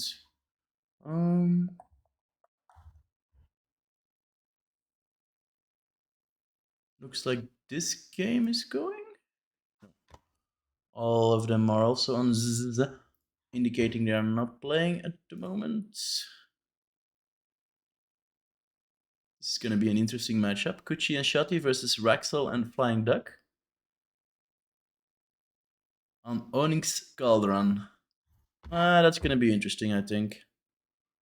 Two teams who are close by on OS, so that should be interesting. Let's switch back to the game scene. And these boys should be starting pretty soon. Thank you, Kelchin. Also, welcome to the stream, everybody. I'm hoping you're enjoying yourself. And yeah, it's been fun. It's been a lot of fun today. Ooh, that's hot. Ooh, that's a lot. That's very hot. I have to let this cool down a little bit still.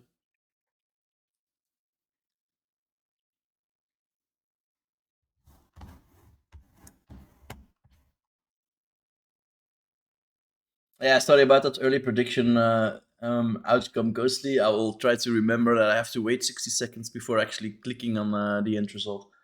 I'll keep that in mind.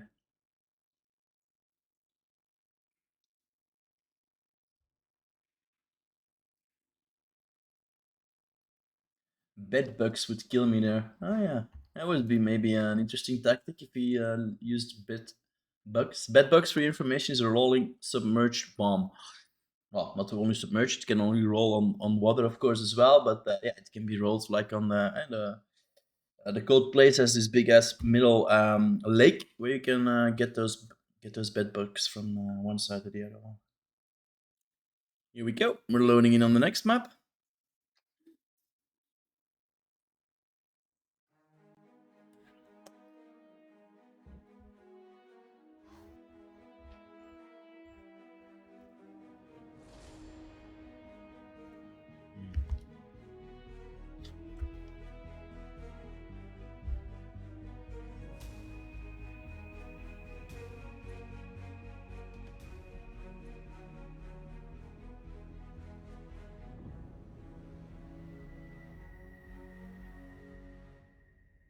Here we go. We loaded in. Let's also start a prediction. Who wins, the blue or the red team? Again, there's no monetary value behind this, so it can be construed as gambling, but it actually is not. There's nothing behind it. The only way you can get those channel points is by just watching the stream, and you will see the slider, well, the counter going up slightly. You can use the predictions to get a bit more and to unlock the beautiful, well, in my opinion, the very nice emotes on this channel.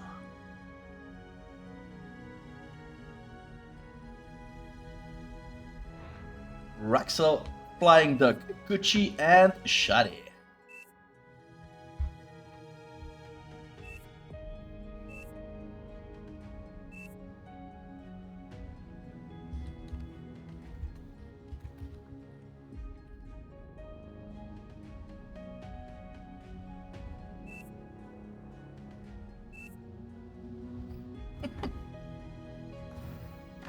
Don't mind the chat. Sometimes these guys just like to slander a little bit and throw some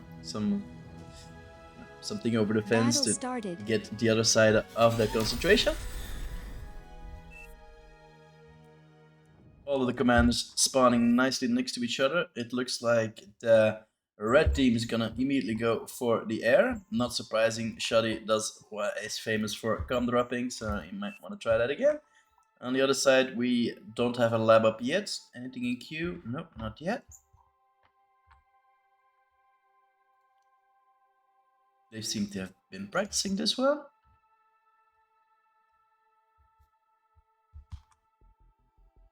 Welcome to the chat, Archie Mac. Somebody bet on blue. Nobody bet on the other side, man? Oh, All right, there is. I'm back. Oh, welcome Sorry, back, Nap. Had to get some food. Yeah, same here. I have it in front of me. I'm trying to not get too many eating noises to the stream, but apologies if just getting some few. I was bad about that during the first one. This is interesting. A 2v2 on a map, definitely not designed for 2v2. Very interesting. An early bomber coming out from the red team. And it looks like the DME guys are just going for a bot lab at the moment still. Using res bots to eat up the delicious crystals around their spawn point. A scout also going out to see where would be the best place to get a bombing run off. Haven't been spotted yet. No aerial defenses going out. Now there is. Immediately getting bombed down.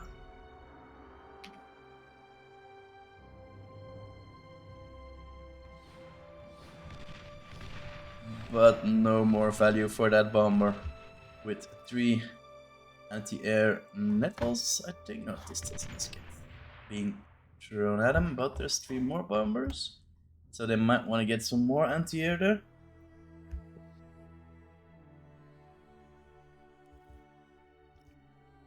Bomber opening. It's just funny to see 2 coochies assisting 1 lab. Okay, so well, he's still in the game, Shoddy. He's microing the bombers, but indeed, Yeah, Kuchi. it looks like Coochie's doing all the macro, Shoddy's doing all the micro. Mm.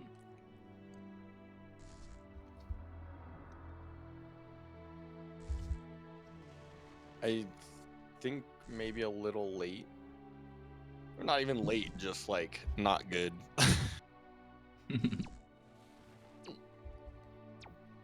But at the same time, there are 6 bombers here. And there is AA available, but I don't know if it'll shoot down the bombers in time. Oh, they are going to fire at the AA. They take down 2 AA towers. Other ones also go down, but units are already out. Oh, some chain reactions in the base of the red player.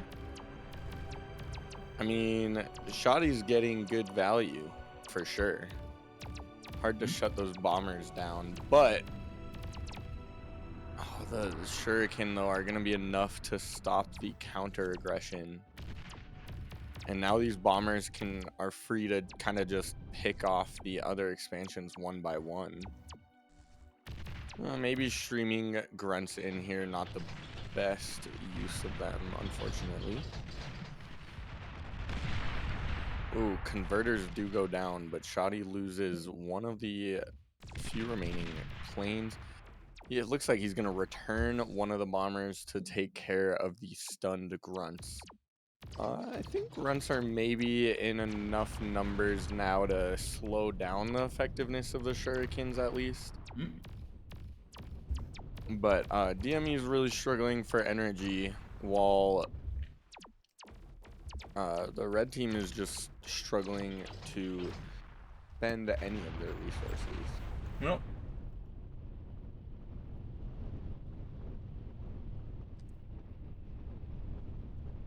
Looks like a red. I switched to your viewpoint for a moment, no? Okay. The commander is gonna walk forward for the red team. It looks like he is just gonna aggressively push to kind of seal the deal. Grunts are now being printed by the red team, who's honestly equalized the game, although blue does have a slight lead. The thing is, blue has both commanders expanding, and they're operating out of a single lab, which is nice to see. They're gonna finally shut down the shurikens, and the red team now is honestly playing with very few units, trying to defend here. The bomber coming through, though, is gonna be very, very annoying. Shoddy keeping that one bomber alive, keeping it doing damage, which is just nothing short of very frustrating. Very hard to shut down. Yeah. But Raxel continues expanding north, and he's gonna beat the expansion here. Looks like Shoddy now is gonna be microing the grunts, while Raxel micros the grunts for the blue team. The red commander marching forward. Looks like some grunts are gonna reroute to maybe take a good comm trade. Flying Duck has a hat of his own, very interesting. He has one of the season 1 Fight Night hats, actually.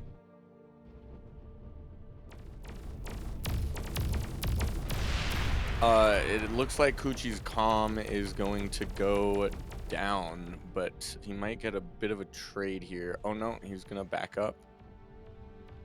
Just pushing very aggressively. Now the grunts are coming out in droves from the red base.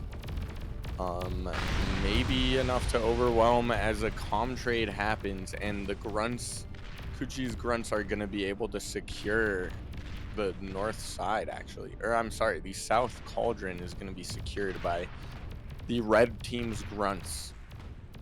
Shoddy now taking over the micro in the middle. Okay, Raxel has diverted his grunts north. Choosing, instead of pushing to retreat, I don't mind it, but unfortunately, Flying Duck is streaming in grunts one by one, and they're being very efficiently cleaned up, which means there are no longer units from the blue team to defend against these grunts. Good engagements, though, for Raxel in the north with his grunts, but will it be enough? I don't think so. The blue team's grunts now struggling to deal with Shoddy, who is microing some grunts around in the east flank of the blue team. As we have the red team trying to push forward. The grunts here, if they take this engagement, they may lose, but the shape is good. A very nice engagement for, oh my gosh. Although Kuchi just continues storming through. I was going to say, a very unfortunate shape of the engagement for Kuchi, but he unfortunately does not react I'm sorry, he has enough to just overwhelm it. The red team actually, have they overflowed any metal? Not yet, but they're close. Never mind. The blue team, no, both teams actually. The green grunts are pushing back against the red grunts, actually. Yep, it looks like the blue commander Raxel has been spotted, and a lot of units moving in, trying to maybe get that commander also down. He hasn't built an LLT. Might want to be faster with that. He's getting the LLT up now, but maybe a little slow to retreat. You could go for the oh no, you can't go for the trade here. It's one commander to one commander, so Raxel in a very dire situation. Maybe not realizing the situation that his team is in and getting a little bit cocky. Good D-guns, though. Really nice D-guns. But is it enough? No, no, no. I don't think it's enough. Oh, unfortunate. Shoddy moving around in a wow. Wow. Getting a little cocky. Battle ended. Shoddy, the one with the gold cow. Taking over Wow. everything. Yeah. Nicely done by Shadi. I hate to say it, actually. Yeah, Nicely done. I hate to say it as well, but he did micro Yep. nicely. Yeah, and he spotted that commander, immediately moved his units in for the kill, and yeah. It was a little bit of a Yeah. DME, an IPM stall, I think, by the DME guys there on the top, because he didn't make anything for a few seconds. If he could have gone a bit earlier with that LLT, things might have looked different.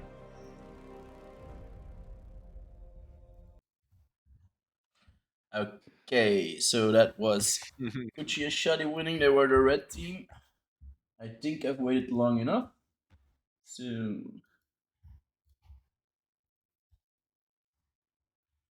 Ah. So, bloaters in the chat. Aha. They are calm sharing, but I think one difference to be noted is that both players are still at least in the game in this case. Mm. So Blooded, you and your co-player were both from Finland. Do you know each other? Yeah, Did you? do you know Passion Fruit, or are y'all a team? Like, why play with her?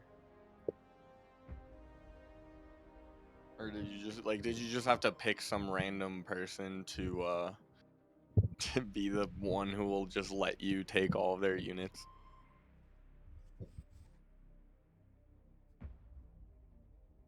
Would be interesting to find out indeed. While we load in for the next map, let me get a prediction up as well. So, prediction, who wins?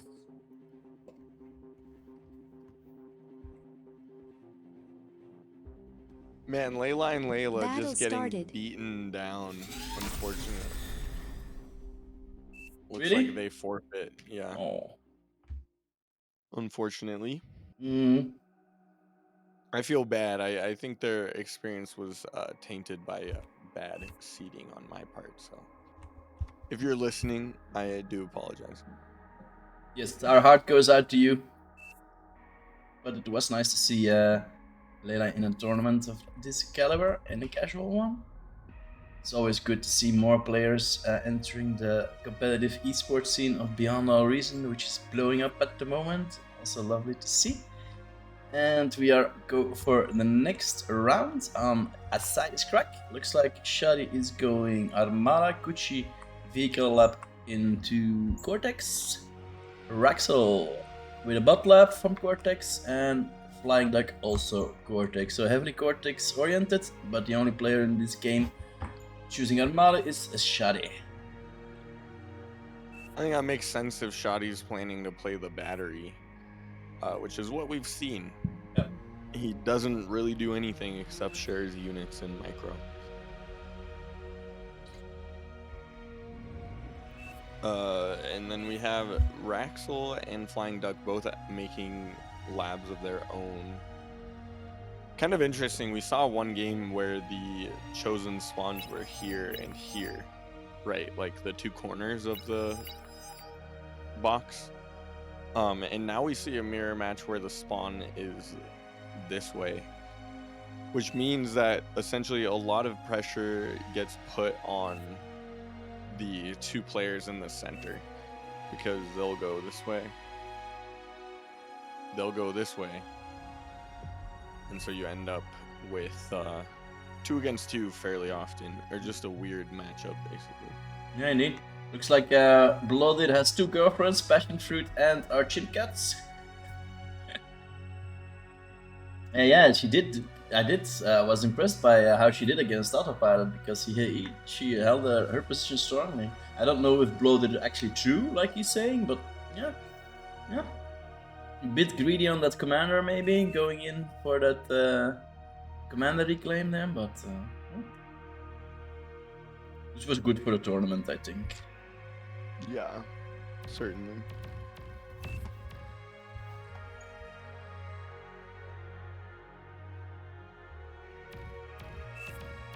Not that much going in, but there is one. Oh, it's just being shared. Okay. Okay, so we have, yeah, this isn't surprising again. We've seen it a lot, especially with Shoddy. He just micros. But you know, these incisors, these 3 incisors are maybe a little vulnerable if Flying Duck keeps his spread good. He's being threatened for sure. Kuchi advancing straight to the front with his expansion, while Shoddy takes care of the back. Raxel and Flying Duck more of an equalized expansion there on the north side and the south side. He has moved his units so pretty close to the other side. Only one incisor, oh no, 3 incisors, excuse me, holding him back. Gets one. Can he kill another one? No. He should retreat here, yeah. While Kuchi is going in with a lot of insiders straight to Flying Duck. He's actually trying to move inside of the... That might have not been the best move. That's better. Going around, getting some flanking damage as well, getting the E-production. Incisors. As soon as those incisors break through, like, it is just very hard to deal with. Going in for Incisors are very strong, and when you have two commanders worth of economy pumping into one lab, like, it's just impossible to really meet the production, right? Despite very nice efforts to hold, there's just too many incisors out for the red team, who has a huge army value advantage right now. Up It is important to note that when you see the army value of 7.3 thousand metal versus 5.7 thousand metal, 5,000 of that from both teams is just commanders alone. So actually the difference in army is much more significant than the statistic would tell you.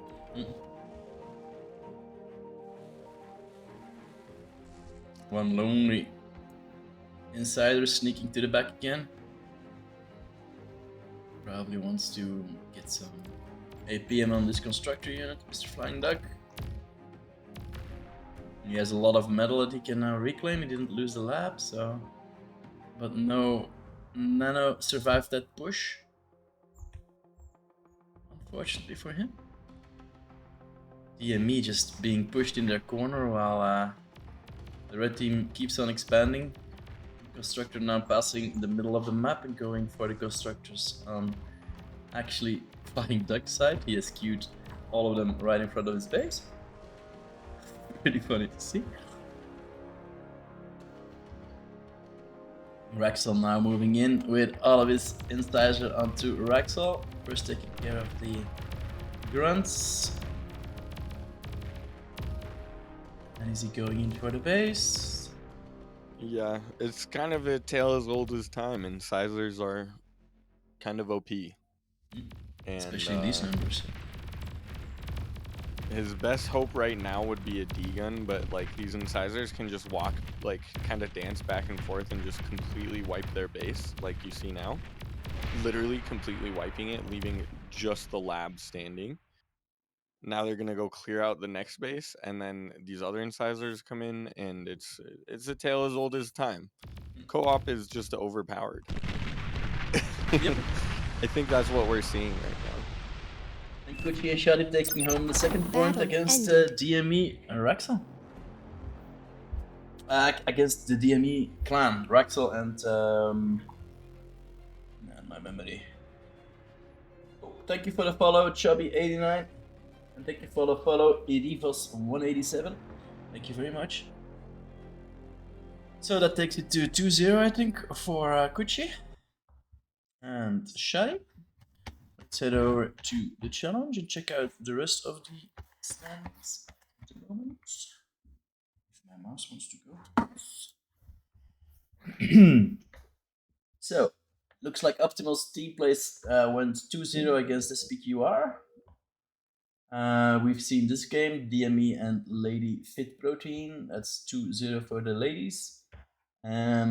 X Factor Live and Casual Newbies is the one and second. Ooh, they are actually doing it already now in round 3. Let's check out that one. To stop showing the challenge before I can actually do that. Okay.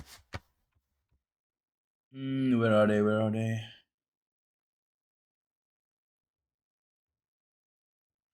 Have they completed yet? Which one are we? I'm Yeah, trying to casual look at. newbies. Yes.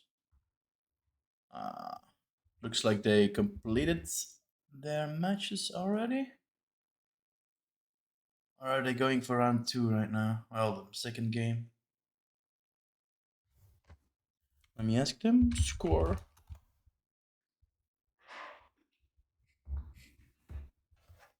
1-1. Okay. The games are finished in round 3. So yeah, 1-1. X Factor and casual newbies.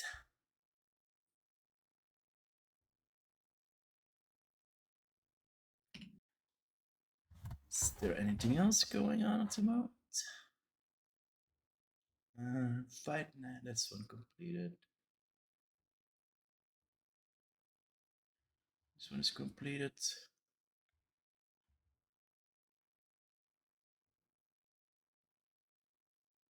These guys are still going at it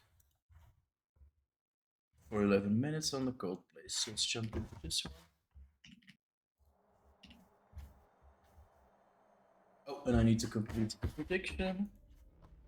Oh, nobody voted for the other team. That's unfortunate, but yeah, it's how this prediction system is working. If nobody votes for the other team, they Battle just get started. their points back.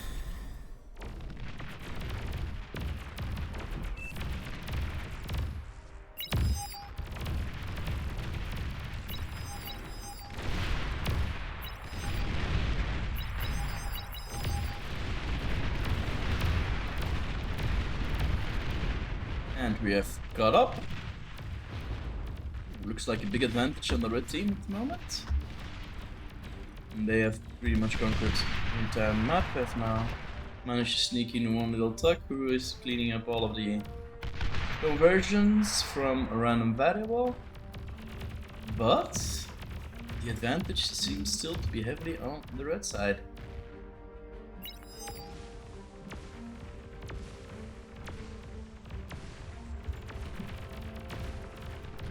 That's a lot. Sorry, I was having a discussion with someone about the Swiss format Okay. and how it's seeded. Because there was I made an error with seeding, and essentially you want to seed Swiss so that in the first round you have like every match is unbalanced, so you have a Battle high seed ended. versus a low seed, and that kind of divides it into the upper and lower bracket right away, right? Because winners play winners, losers play losers. So if you have high versus low, the high is expected to win. So then the winners play each other and the losers play each other. So you've already divided it by the second round into one group of high, one group of low, and then each round like further divides it. That's the Swiss format, yeah. What's Yeah. what's the error that you made then with seeding in the beginning? Can you elaborate on that? I just didn't seed it right. So we had some high versus high matchups, and then we also had some high versus low matchups. And Layla's team just got unlucky and got paired with two high level teams in a row when ideally, so if it's high versus low, their first match they were playing a stronger team. They lost. They should have played a weaker team, but they played another really strong team because that strong team that they played in the second round was seeded, so they played another strong team already, so they lost before they should have, if that makes sense. Mm. That does And make it's sense. just a quirk of Swiss, so Can't really be helped. yeah, it is what it is. I'll do better next time. Right? Sure. You always do. Second season is Yep. already a big improvement on the first one. It's yeah. I love to see you go Yeah. on these things, man. You're doing such a nice job. They do continue to grow, which is just great to see. It's interesting that we have two SG clan members going against each other. Yeah, that was weird, right? Yeah. I was looking at those names and like, okay, did they just decided to swap players between them or something. I don't know. Maybe they're having a little bit of a friendly competition within the competition. Maybe.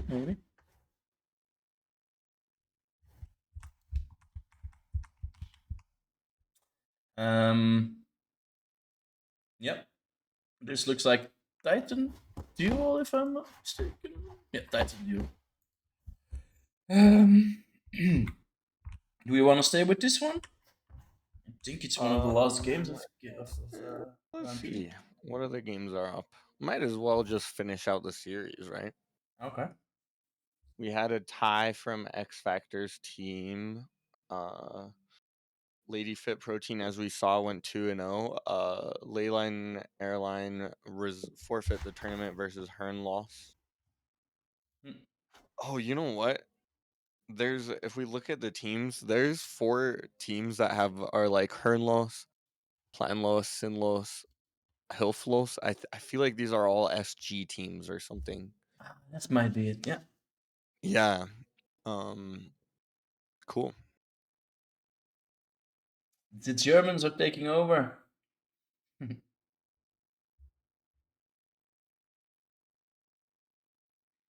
Got another prediction out, boys and girls. If you want to get some challenge points, well, get some channel points, now is your time. In 35 seconds, we will know. Well, if they don't click the force start button, or they just don't cast the force start casts, then it will start up. Oh, I do have to switch, of course, to the game scene. Yeah. We haven't started yet. You haven't missed anything. It's still 16 seconds to go. Don't shoot me. Battle started. Hoppa. Okay, I honestly haven't actually even seen a lot of 1v1s on Titan Duel. No, Or me 2v2s, I'm sorry. I've seen plenty of 1v1s on Yeah. Titan Duel. Yeah, I think it was one of the BPL maps as well. Yeah, it's a Fight Night map, obviously. One of my most played maps actually in 1v1. Okay. Um, You want to give us some background information on how you would handle this one? yeah, for 2v2, I really haven't seen it a lot, but it makes sense that we see these start positions. Maybe a little weird of a start position for Neo Pixel. I would have just taken the 2 mechs personally. I think it makes a lot more sense what they're doing because, as you can see, he's drawn out his expansion path. Yellow has gone this way, and then red has a really nice path this way. It's interesting for 2v2 because when you played in 1v1, you send typically 1 con this way, 1 con that way. Okay. So now you just effectively really do just divide it in 2, which is cool. This map is, as I was saying, it's kind of imbalanced. One side, the mexes are closer together. Oh, interesting. Which is small, but still an advantage. It's an advantage that exists. We have some co-oping going on from RXT4. Okay, so we've confirmed the Los is all players from the German Discord. Ah, okay. And Kiara is telling that they're not all SG teams. Yeah, they're not all SG, but they are all from the German Discord.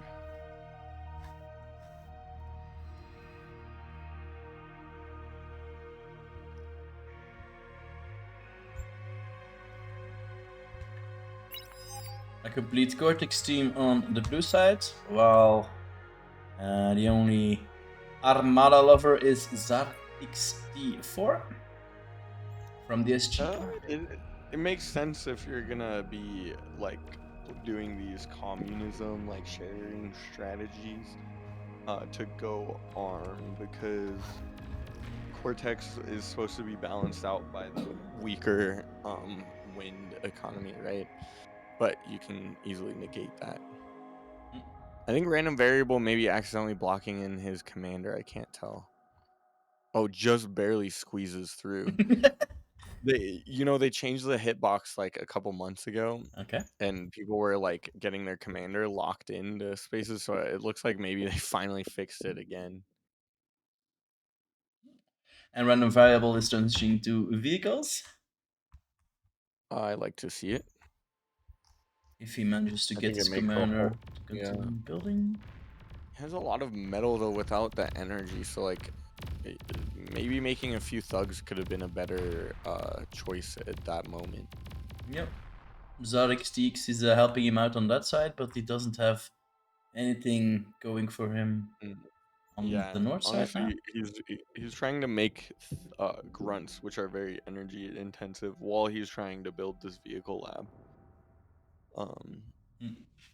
All very energy intensive. So, I mean, the vehicle lab isn't like very energy intense, but No, it's when you're actually trying to decaying make now. grunts, yeah. Yep. He spotted it and put a nano on it.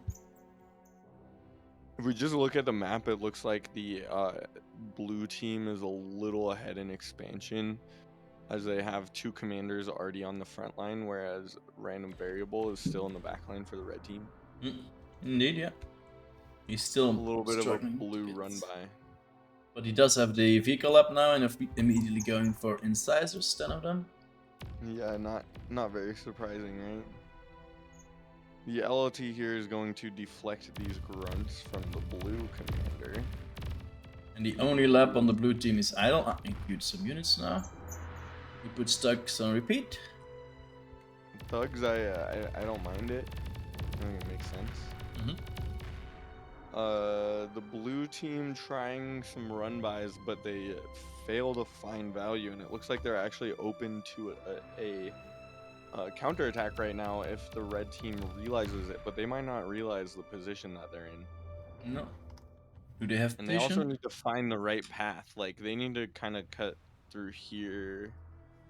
You can actually, it looks like the best path right now would be something like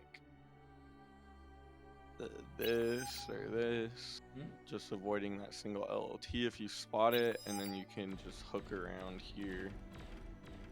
Whether or not they find that, though, will all depend on scouting.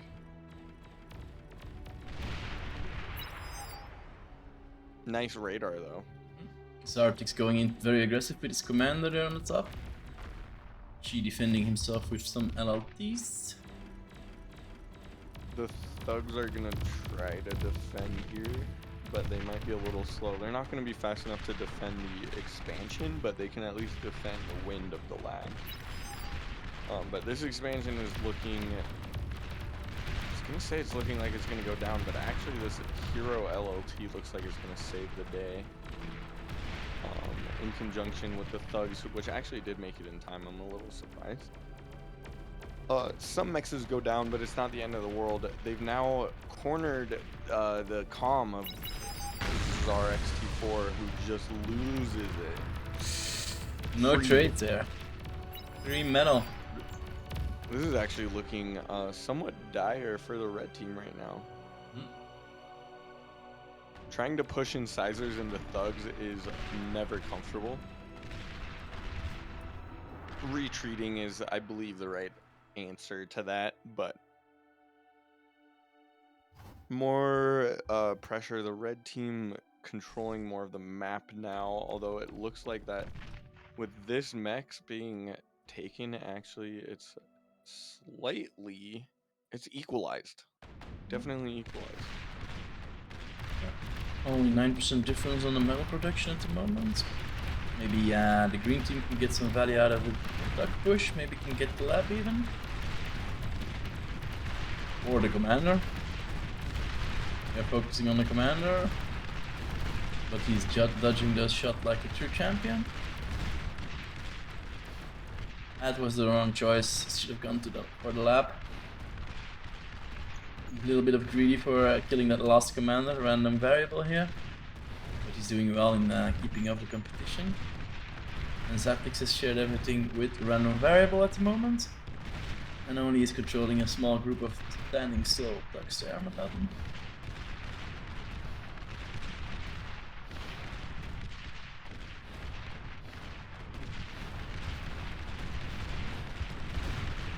Let's just keep on going in. Yeah. The forward bot lab is risky though. I mean the rocket bots are doing nice. The aggravators are doing pretty well, but yeah, it looks like the combination of brutes, aggravators, and grunts is able to, for now, stall this thug ball. But I mean, this thug ball is getting scary. Both teams have a single lab of production right now. Actually, it looks like our yellow commander, I missed it, but he has resigned. Not exactly resigned, but he's out of the game, essentially, at this point. Both commanders for the blue team, though, are very, very close together. And they're both very low. If one goes down, the other goes down. They're too close. Oh, I guess they're just out of range of each other. Oh, the first commander is going to go down. But, oh no. Going down means sacrificing a lot of those tanks, and the blue commander can now counterattack, but with these LLTs and the commander and the other units, it looks like they'll be able to respond. But, I mean, 42% for the blue commander. He really needs to get out of here. Both teams are down to a single commander. It's just, oh my gosh, the blue commander stepping forward to try to degun. That is risky. But maybe it'll pay off. Green commander streaming in thugs one by one to die. Unfortunate. Every unit counts right now, and these commanders are panicking. 19% on the blue commander. Oh my gosh.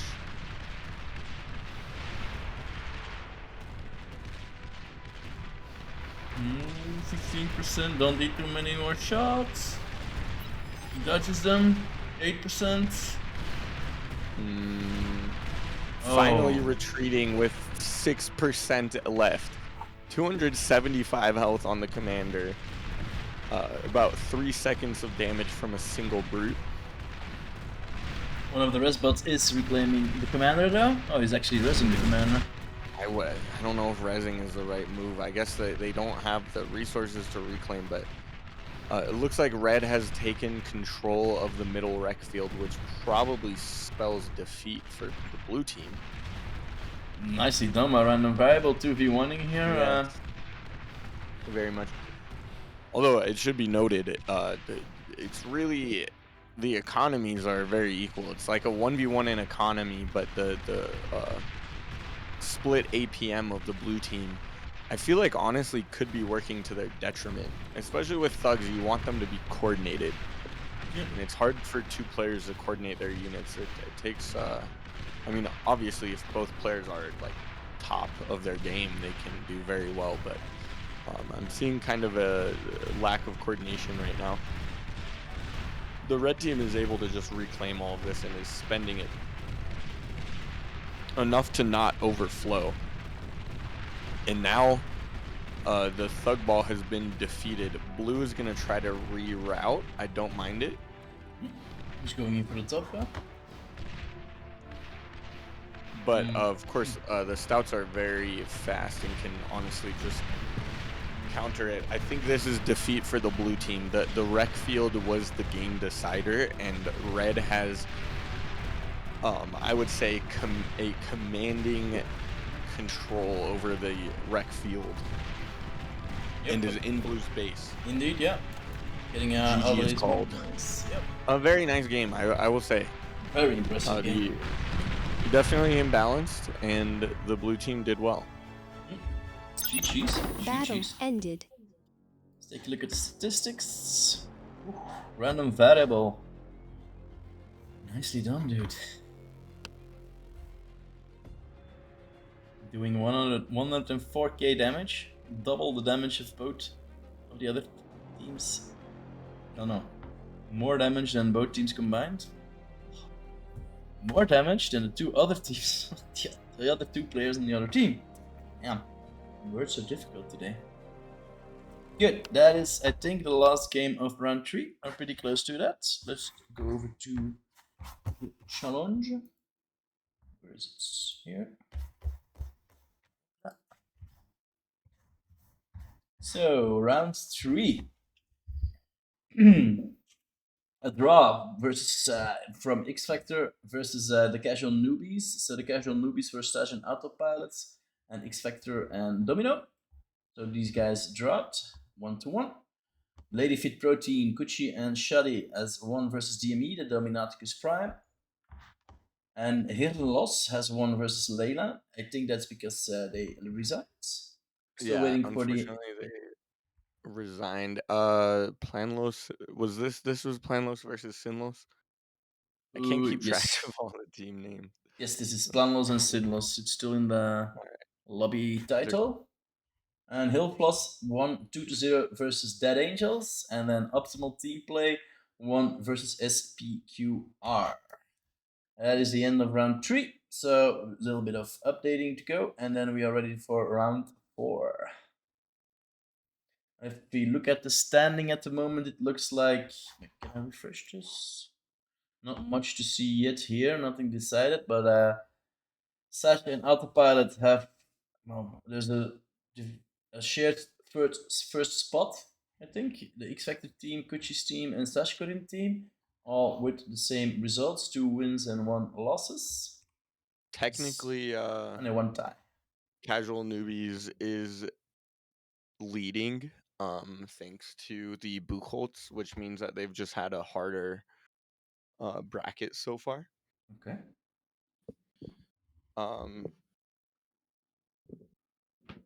Very interesting. Yeah, for sure. So SPQR is out and Leyline Airline is out. So we still have 11 teams in play. Round 4 is coming up. Looks like Casual Newbies is going to play Plainless, Lady Fit Protein versus the X Factor team, the Dead Angels versus Nutsloss, Sinloss versus Optimal Team Play, and the DME guys versus Hilfloss. I don't know. Is it like Hilfloss? I think that means there is no hills or not enough hills. Nutsloss, there's not enough nuts in the game. And then Yeah, they just Planloss, need. there's no planning. I think. Might want to get some explanation from the German guys about these team names in here. If anybody Yeah, in the I'm Twitch very chat, interested. yeah, if anybody in the Twitch chat knows about this, be sure to. Let's. I kind of want to watch the DME game. Okay. Let me find it for you. I have to switch first to this, and then I have my cursor again. DME versus Hilfloss. On aside is correct. Well, we are still waiting for the other team to jump in. That gives me a moment to go for a small bio break. I'll be back in 37 seconds.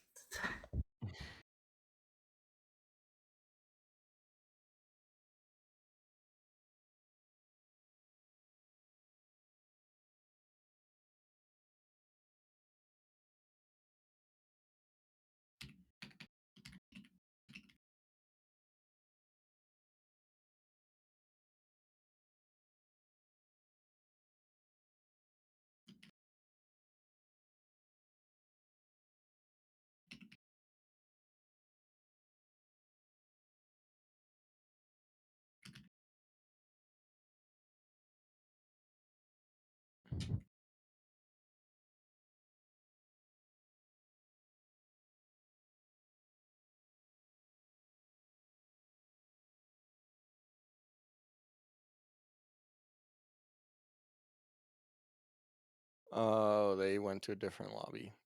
There we Okay. go. Yeah. Okay. We are in. Here we go. Here we have an explanation. Hern loss is brain dead. Sin loss is no purpose. Nuts loss is useless, and plan loss is with no plan. So I only had one correct about the plan loss. Thank you for the explanation, X Factor.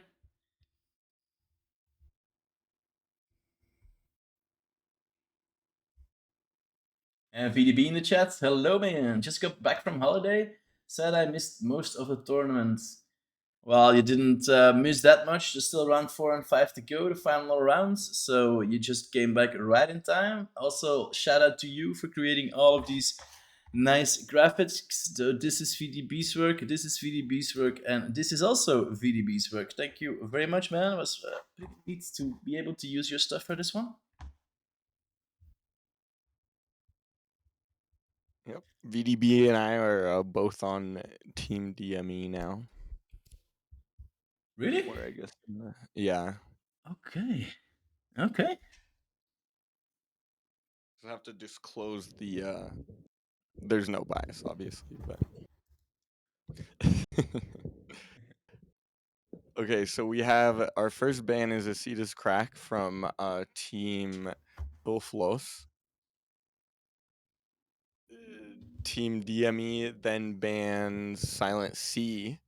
Teriyaki Tilo from Hillflows bans Shallow Straits. Team DME bans Certigata, and the first pick is Onyx Cauldron. Second pick is Titan Duel. Nice. We saw some nice plays on Onyx. Exciting to see this one. It's cool. Onyx is kind of a cool 2v2 map because it's like designed for 1v1. I wonder if I can change this closed caption to not only translate what I'm saying. Probably not. It has no way of knowing what is being said on Discord. Nah, that's probably not possible.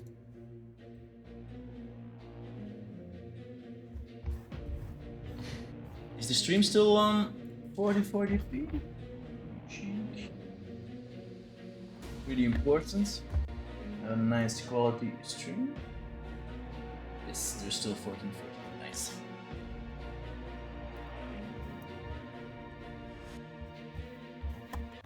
Let's get a prediction going. Who wins, the blue or the reds? If you want to win some points, this is your moment. If you go off of just OS, red is definitely favored, but let's see. Yeah, Chips also a lot of more experience there on the German team. It is also a small the Germans versus the Brits at the moment. DME and SG going at it. I honestly I gotta vote on the I think I'm gonna bet on the German team. All right, put down those points if you are sure. It's not like you have to unlock the channel emotes, but still. I just like gambling. All right. I like gambling because it's not worth anything, you know. It's just for fun. Man. Yeah, it's just fun. It's not real gambling. I do wonder who has the most points by now, because we've been running these predictions for quite a bit. So there's gonna be some. I have to check if I can check that out somewhere. So. Okay, we see a very fast 2max 1 wind lab from Greco Bratko, who's able to do that because he shared some wins from Teriyaki Thilo.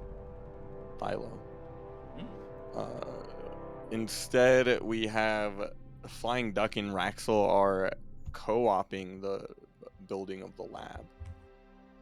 Now we have the Yellow Commander assisting the Red Lab. And the first con is going to stay the Red Commanders, who's now the Yellow Commander is going to assist. We have a joint con turret coming up very fast. They're able to do it just barely stalling, but very nice coordination there. Indeed. In the same vein, a con turret is coming up, but it's a little slower for the blue team, who has instead opted to get an extra construction bot sooner. Underbuilding energy, unfortunately, a little bit. Con turret still actually isn't up. Why is it so much slower for them? This is actually a huge lead already for the red team, who has 2 con turrets up already. And is just now getting units, but the thing is, like, although units came out sooner for the blue team, they gave up that early con turret, which when you have 2 commanders and it's very closed off here, like you can see, there's no hurt getting through either of these commanders right now for the red team. So kind of like the open for the red team more. Faceless Prophet second- coming in with gambling bad. Okay, yeah, true. Gambling isn't a good way of spending Yeah. your money, but in this case, there's no We- money involved. It's all pure for fun, Faceless, so it's all good. We purely only endorse gambling with fake points on the internet, which you are not worth anything. They're worth fake emotes, which are fun. Yeah, it's also a nice way to be able to make those emotes available for everybody, and yeah, not only for the followers or the subscribers. Huh? All you have to do is watch the stream and you get points. Pretty significant. Look at the army value difference. But it looks like the blue team just has maybe not as many more grunts as I think, but more grunts in better places right now. Although these blue grunts are gonna be stopped by the yellow, choosing instead to repeat. And we can see the yellow commander is going to try to close off this choke point. But we're definitely going to see a bit of an engagement here. Now red is actually moving in to try to expand this way, while the yellow commander closes this off. I will say this is looking like a practiced build. Yep. For sure. Flying Duck now moving in. Theoretically, he could repair with his red. Oh no. The blue team losing a large engagement. Losing a lot of grunts. Yeah, a bit of a macro stall and more grunts. APM stall, more grunts being lost. And now we now have Fighting Duck and Teriyaki's commanders brawling in the middle. A nice D-gun from Flying Duck. I mean, he could go for the calm trade, but I think he's gonna choose to maybe play it safer. Although really, I mean, what else do you do here? He's making LTs, now putting up a twin guard. That should take care of these two. The red team heavily pushing up to secure. Okay. A twin guard coming up from the green commander.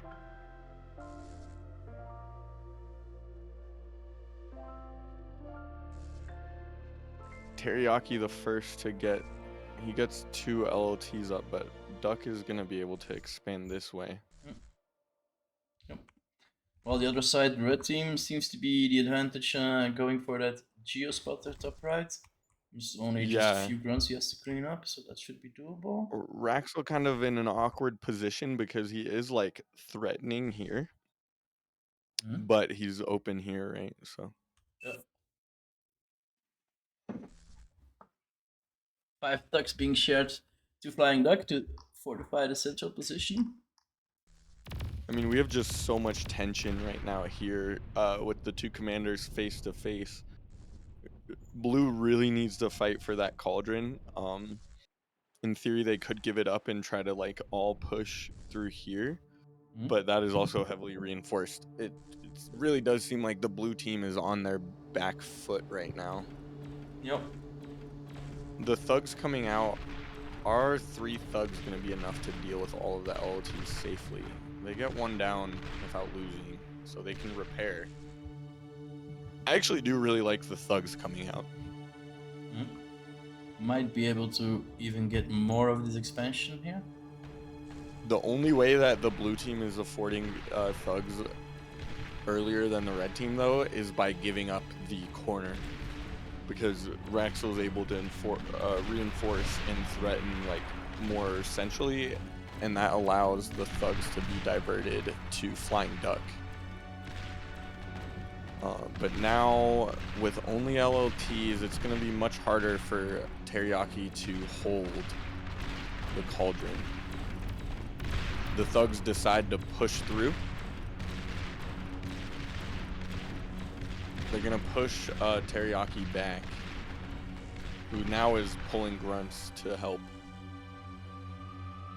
We see a transition coming for the blue team and the red team. Both teams like very much in sync with each other, deciding to go for air. Red team choosing shurikens, blue team going for bombers. Yes, Shuriken versus Whirlwind. Which one do you like more? The Shuris in this stage, I think. Yes, I think I agree. I think the Shuris are much more likely to find value. Yeah. Shuris like synergize really well, you know what I mean? Like that's like the kind of play you go for when you want to just like maximize army value. Man, the Twin Guard has a lot of health, so it's able to withstand the attempts from Flying Duck to take it down. Actually, that Twin Guard holding really nicely. The Shuris are gonna allow the Greco Bratko to push in with his. Ooh, he's gonna get Raxel's Calm actually. Raxel's Calm going down in the center of the map. I think that seals it. The thugs of Flying Duck now pushing, clearing out the cauldron, but just a little slow.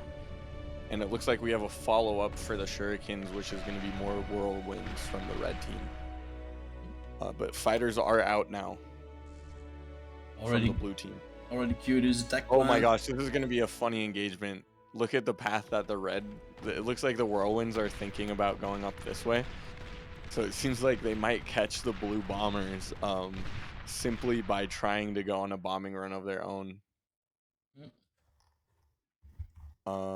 Energy storage, wow, kind of slow for... Oh no, I guess that's their second one. Maybe move the fighters to the bombers, you spot them. Ooh, he's moving them away, the fighters. Oh, the distraction trick works.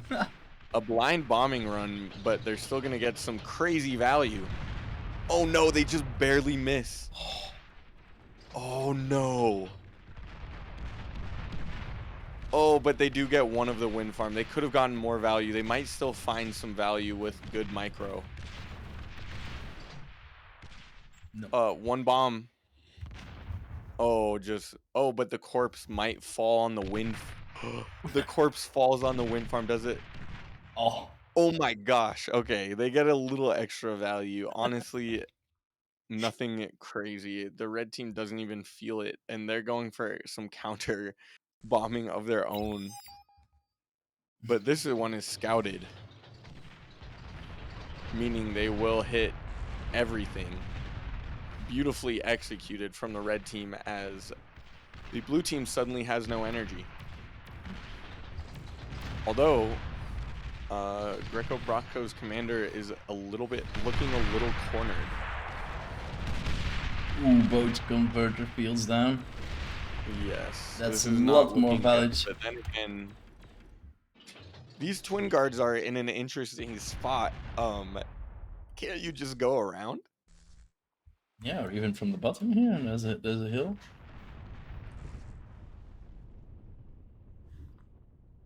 Three twin guards up. Maybe Teddy wants to put the same things here down here to get the to deny the advancement on the hill. At the moment. Oh no, the shurikens are gonna come in and clean up the huge ball that Flying Duck was trying to get through, and there's no fighters available. No air control to contest the Shuris. Although, what better AA than Grunts right now? Wow, the Grunts actually putting in work. Okay. Who needs fighters when you have Grunt? More Shuris coming out though from the red commander. Yeah, red team proving to be a bit better in the air there. That bombing run got way more value than the blind bombing on the other side. But that just like, sure they're ahead in the air, but what about the ground? You know? Yeah, indeed, yeah. Blue team has a chance to recover as they are just desperately trying to get their energy back up. Unfortunately, a Khan has been trapped. Very tight energy spacing. I can't even tell if these are spaced out at all. I think there's one click. Flying Duck having trouble dealing with the Twin Guard. But Bar out of mana. I will collect 100k bar channel points and then I will sell my Twitch account. I will be rich. Is that the plan, Bar? Okay. imagine someone playing for channel points. That'd be crazy. Faces Prophet, does control being come deal more damage? If you self-destruct the com, does it do more damage than just being blown up? I don't think so, right? Don't think that will do more damage.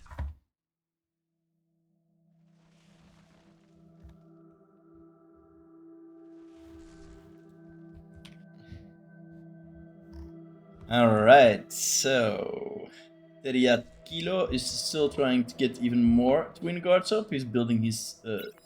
he has 4 Twin Guards, now making his 5th one. Nobody's getting past this point, you say?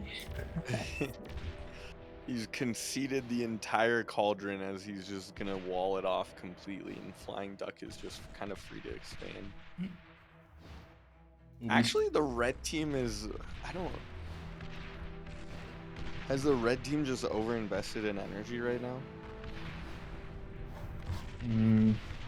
What are they uploading? Yeah, they're overflowing quite a bit. 1434 metal income and only 800 being spent. Wanna get some converters up here in the back, maybe? The blue team needs like some kind of a... They need to come up with a play. Because just trying to...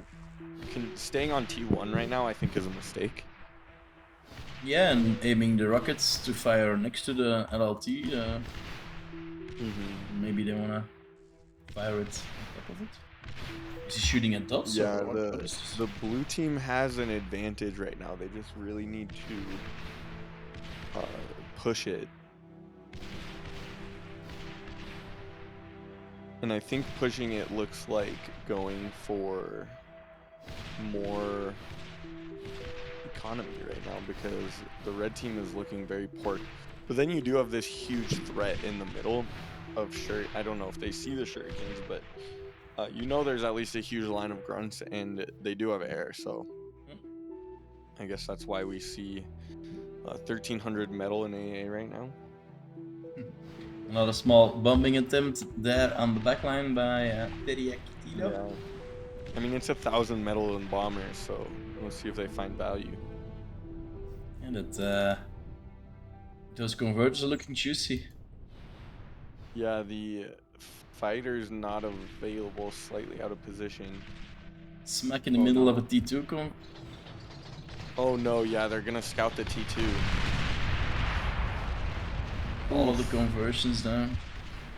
Big portion of the wind also being thrown down. Oh, the build power painful. probably will go down here too. Oh no, the build power does stay alive at least.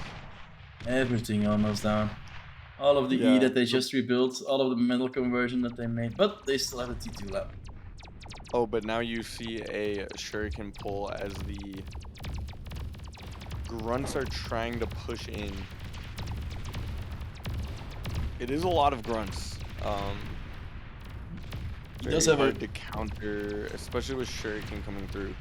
He does have a lot of AA bots, so that's good.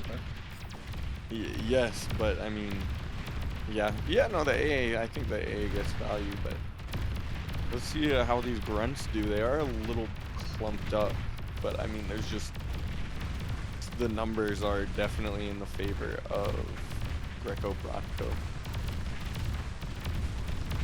I think they updated this model as well. Look at how they are wiggling when they move. That's funny to see. They kind of walk like me with my broken foot. These grunts sneaking around from Teriyaki Tila are gonna clean up Flying Duck. And the red team looks like they've equalized this game and actually taken quite a lead. Okay, are we gonna see grunts being consumed into the void right now? T2 lap has immediately been eaten after the constructor. That's a third little T1 lap he's putting down. Might want to finish the other one first. Yeah, the red team has T2 of their own. Really? Okay. Yeah. And oh my gosh, they are just consuming, vacuuming up all of the metal on the field. Blue team really feeling the pressure right now. Yep. Using constructor to move those T2 units as fast as they can to the expansion slots. I mean, the red team has tried to equalize. But the blue team is pretty effectively getting their resources up. Interia Catilo continuing the pork push. He now has 6 twin guards and the 7th being planned. He really is adamant of not letting anybody pass over here. How much metal do we have in twin guards? They in that cost area? 1755 to build, and that's yeah, seven? that's a lot of metal in Yeah. twin guards. almost 10k, or even more than 10k metal in there. These shuriken are getting ready, because of course the Oh, wait. AA is It's slower actually- than the. It's actually especially energy that's being used to build those. Only 195 metal to construct them. If I'm reading this Oh correctly. yeah, though. they are very energy dense, huh? Are they as energy dense as like? No, they're not as energy dense as like fighters, as planes, but they are energy dense. Nice push here from the green commander.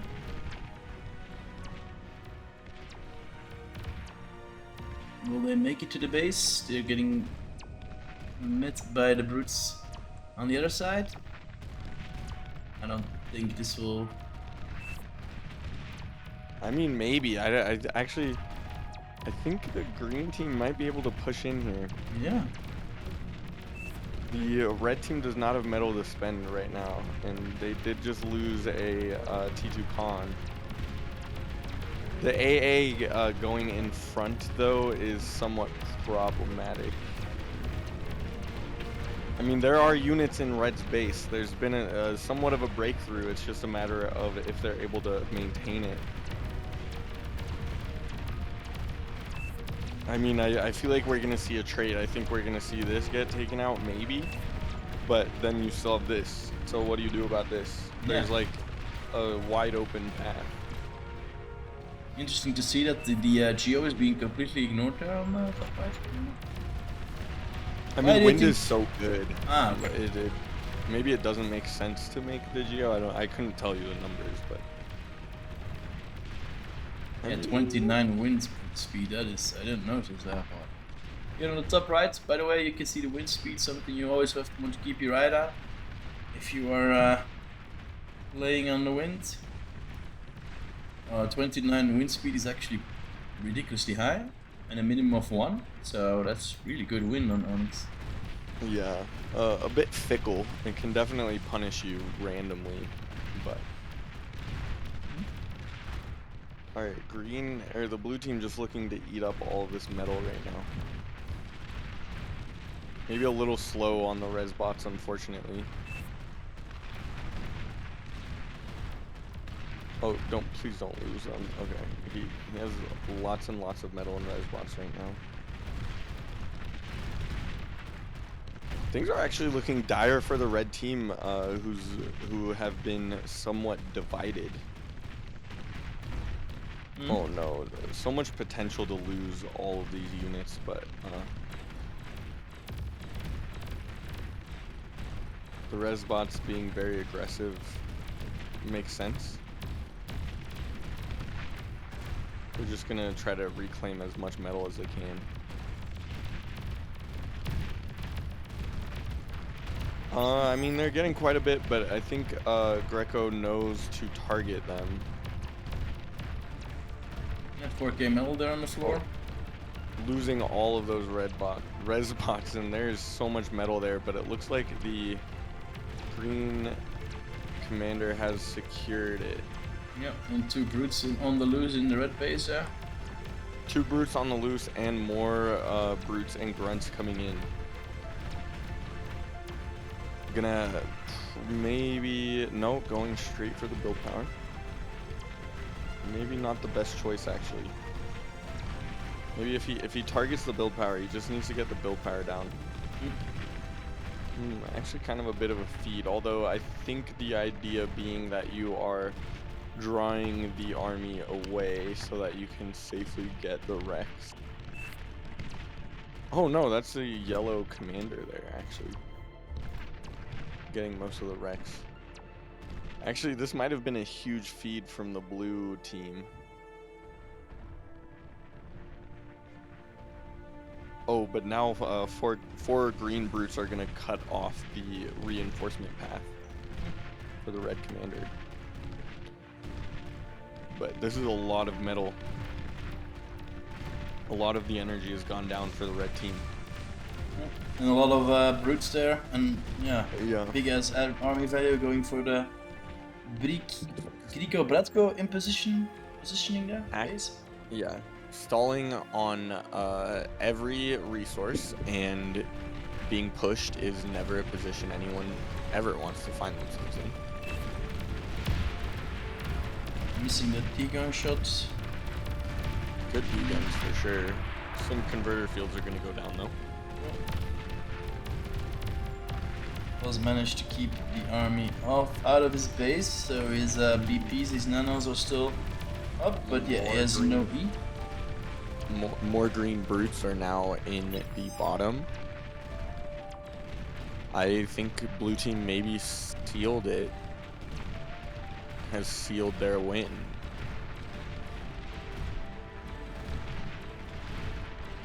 Oh yeah, look at this. Bombers coming. Oh yeah. Bombers are going to just... They're like, just in case. You just want to make sure your base is like fully dead. Although man, those T2 metal extractors have quite a bit of health.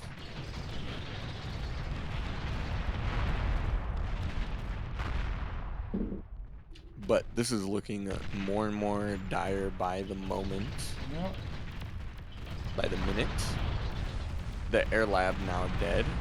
The T2 metal extractors are up, but they do not have the energy to run them.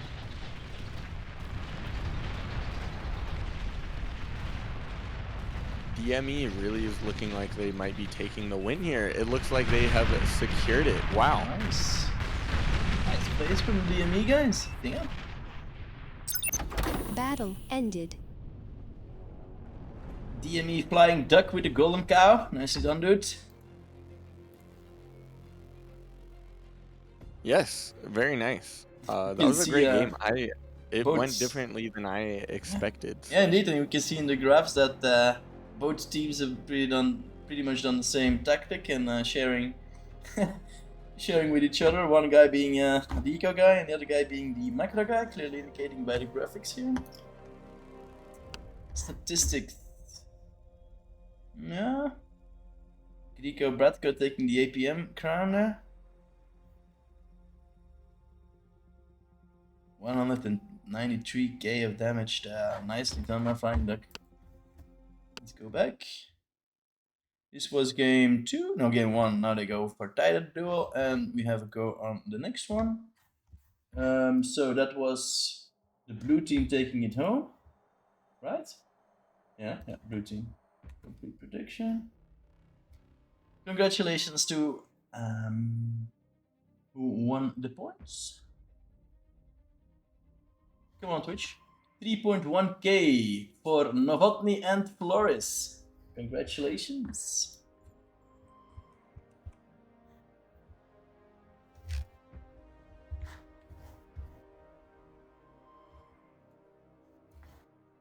Let's get going on the next prediction. Who wins, the red or the blues?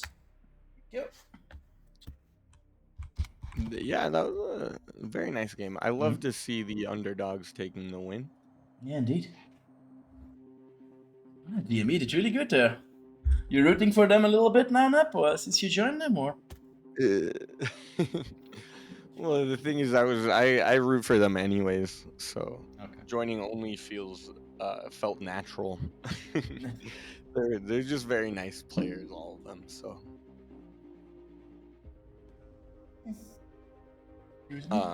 But of course, also I will say the German teams have been playing so well that it is awesome to see them doing great as well. Yeah, for sure. It's well always nice to see these new teams coming up, and yeah, these OS, these guys have been practicing a lot. 47 OS on Krika, 38 OS, both silver chef, so that means I have over 1,000 hours into the game. They've been grinding it. It looks like we're seeing same spawns from both teams, which make a lot of sense. Although actually, see, the layout is just better for this side, I think, of the mixes, but I don't think it makes a huge difference. Can't really comment on that one on the asynchronous. I know that a lot of people are wanting more synchronized maps and stuff like that, but you do want some quirky things in the game as well. I mean, beyond no reason, there's some quirky. I have mixed feelings about it. Like, it does add some like unique quirks, but then there's also just like for example, like vehicles can't path here, but they can path here. So it's like, sorry, they can path here. So this team gets a shorter path to their geo if they play vehicles. But then it's like, well, should you ever be taking that with a vehicle anyways? You know, like, I don't know. So it's interesting stuff. Thank you for the subscriptions. Jesus. Thank you for the subscription, Ether Dion. Thank you very much. If you guys are interested in donating to the cause, here is a link. Okay, excuse me. Here is a link. Yeah, there is the link where you can go and support the development of Beyond All Reason. But we do appreciate the subscriptions, and I thank you very much.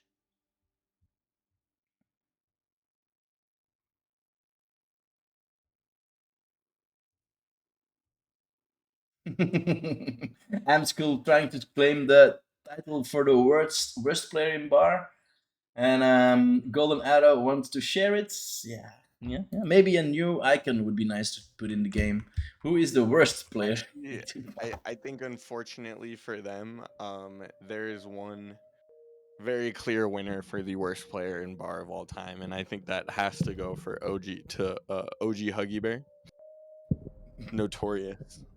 Okay. Notorious player.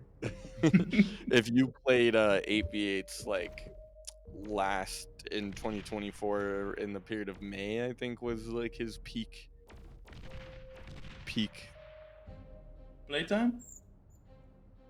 Yeah, when he was at his worst. Well, if we're gonna have titles for that, I have 1,600 hours into the game, or over. I'm close to 1,700, I think. And I'm now back at 17 OS, back to where it all started 2 years ago. So that's also something to, yeah. But it's 17 OS that you've earned instead of being given it, so it's worth more. That's true. And I actually went negative. I didn't realize in the beginning I was playing with friends, and I didn't realize OS would be traded amongst the team, even if you play AI bots or like scavengers or queens and stuff like that. So I was like -7 or something. Then I started, okay, now I want to play some competitive bar. And I looked at my points. I won a few games. Why is it staying at 0? What am I doing wrong? I'm not gaining anything. I almost made a ticket about it, and then I noticed, okay, there's this website where you can look it up, and there it said, yeah, I was still in the negative. So I crawled my way all the way back up, but I still have much to learn. Oh, if anybody is interested in learning about Beyond All Reason and how to play better, if you go to the bar Discord, there is an entire section called the Academy where you can submit your replays and where professional bar players will comment on them. So if you have questions or if you want to find out how to do this or that better, be sure to join the Discord and submit a replay with the ticketing system, and these guys will help you out. Oh, we have a hype train! Alright, it works. And it wasn't being displayed on screen, I think, so that's excellent. What is the hype train? I've never seen one of these. Well, it's because two people, Buttons 840 and 830 on both subscribed, so if you have 2 of those events, either followers, subscriptions, or cheers, the hype train starts. It's now at level 1. Those two guys are the conductors, and if people keep on following or subscribing or well, using interaction, the hype train will go up in level. And so yeah, everybody who's in here who hasn't been following the channel yet, this is your moment. Jump on the hype train and get some more follows in here. We would love to see it. Help us expand the channel. Yes. Someone says that they degun their own base. If you caught the Apprentice League stream, one of the player who got second place, she accidentally degunned her own lab, Victoria, and still won the game. Really? So. Okay. Well, you don't want to do that too much. From personal experience, I was playing a few games and I had a big ball of T3 coming in my base, really in the middle of my base. So at the moment I thought, ooh, I'm gonna select everything and control, blow up my own base to get rid of that. At that moment, it was a pretty good idea. But in hindsight, of course, you denied all that metal and denied all that expansions also to your own team. And I did got moderated for that. So be careful, beyond all reason. Does have an active moderation team and they will not take lightly on those actions. So think before you do such things, guys. Wow, the red incisors pretty decisively winning this engagement around the commander only because of better better shape on the engagement. Although one incisor is gonna sneak by, that is gonna be so annoying. Oh, but it halts. Okay. It looks like the incisors have now shifted. But Teriyaki, oh my gosh, completely uncontested, just walking his commander. And he keeps on walking straight to the position of, and there's no LLTs in the base. They have to respond on it. If he makes it over here, it's GG. Oh, this is brutal, guys. Oh my gosh. Just walking up. Flying Duck does secure this 3k metal field. While SG Secured just the field, but it's not gonna matter when he loses this whole base. Is this single thug enough? No, the thugs get degunned. And the lab's gonna be degunned too. It's gonna be a degunned lab. The whole base of the blue team is gonna go down. Yep. Nice move from Teddy. But it is a huge feed. Oh please, but don't chase the commander with the incisors, you're just gonna lose them. Panic here. Panic is definitely set in for Team DME. Well, that was the last commander. Oh, that was the last commander. Yep. Oh my gosh. Battle I didn't even notice. Okay. Incredible wow, end. Going 2-0. What a great game. That I wasn't expecting that. Congratulations, DME. Yeah. And that was our last match of round 4, so we move into round 5. All right, let me switch over Currently to leading. We have Team Casual Newbies and Lady Fit Protein. So I guess it would only be right if we watch the top games, right? Okay. Let's go to the channel. These teams are actually perfectly tied. With the same Buchholz score, which means that this game is going to be for, actually they're playing for 4th place. So the winner of this game gets 1st place, the loser gets 4th place.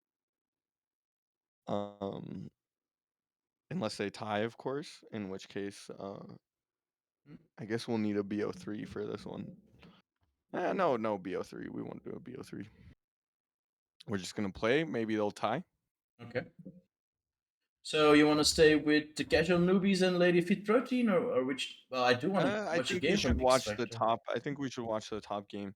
It's kind of funny that X Factor is playing in this tournament, but we haven't seen a single one of his games. So you want to go for Hillfuss versus which guys do you want to? I think we should watch the top game, like Casual Newbies and Lady Fit Protein, huh? Yeah. Yeah. Okay.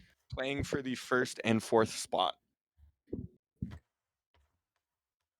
All right, let's go over to that one. Let me find the lobby for you, boys and girls. We could see if X Factor and their team would wait. No, we'll just play. We'll see. Those were good games. Oh, very good game. Sure. Excellent. It's seriously always nice to see the underdogs winning. You just suddenly went really quiet, Nip. Oh, I guess I probably moved my mic Yes, into very much better. Now you're right a next to me. weird spot. Now I'm like right. No, I'm kidding. Now it's even better.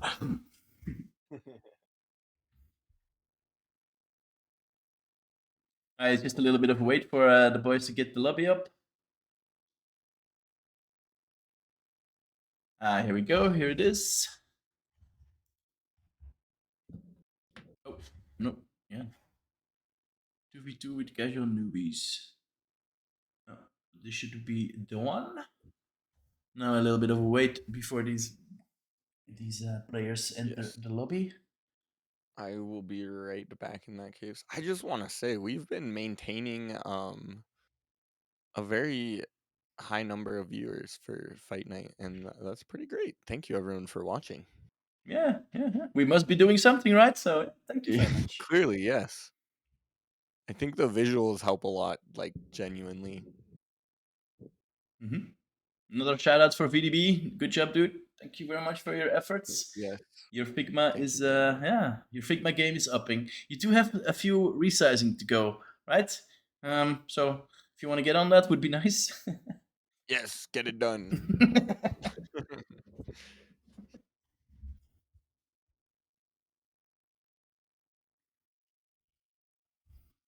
All right, next week, Saturday, will be the ATG tournaments, the first rounds. I think it's 2 weekends. So next week on Saturday, 5 p.m. in the afternoon, if you are in the Central European time zone, the All That Glitters tournament, 6v6. There is $600 on the line, 500 for the winners, and $100 for the largest upset. Be sure to tune in next week on the official channels. Haven't really decided on yet who is going to be streaming it, but it will be, of course, spectacular like usual. So next week, if you have some time, be sure to tune in and join the ATG fun. For your information, if you don't play that much bar, All That Glitters is a well-known map. It's been around since forever, and it's probably one of the most popular maps together with Supreme. It's being organized by Alazar Hayato. Damn this name. Let me go to the Discord so I can say this correctly. Go, Hayayi, and Alazar. There's gonna be some interesting teams for sure. Let's switch over to that challenge for a moment. So this is the ATG All That Glitters tournaments. We can see the teams that have registered, and already the bracket is up. Can I see more about the team names? No, they just entered a team name like this. Nope. So if I go back to this, oh, no, not this one, not this one, but this Oh, one. the result for Lady Fit versus X Factor Live is 1-1, not 1-0. Someone entered it wrong. Oh, Messing up the bracket, which means scores are changed slightly. That ends up putting. That doesn't really do anything at all, actually. okay, that's good. Yeah. They're still playing. X Factor and Planlos will be playing for second place, and Casual Newbies and Lady Fit are playing for first place. What's interesting about Swiss is the loser of the match for first place actually gets fourth place. Okay. And the loser of the match for second place gets third place. Okay. I've been pinged.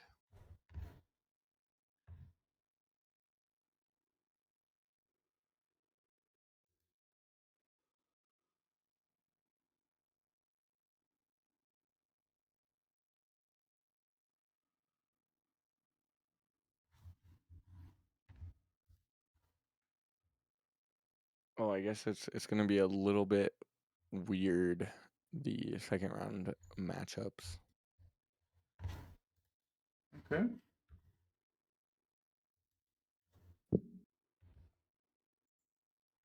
Just looking for here. No.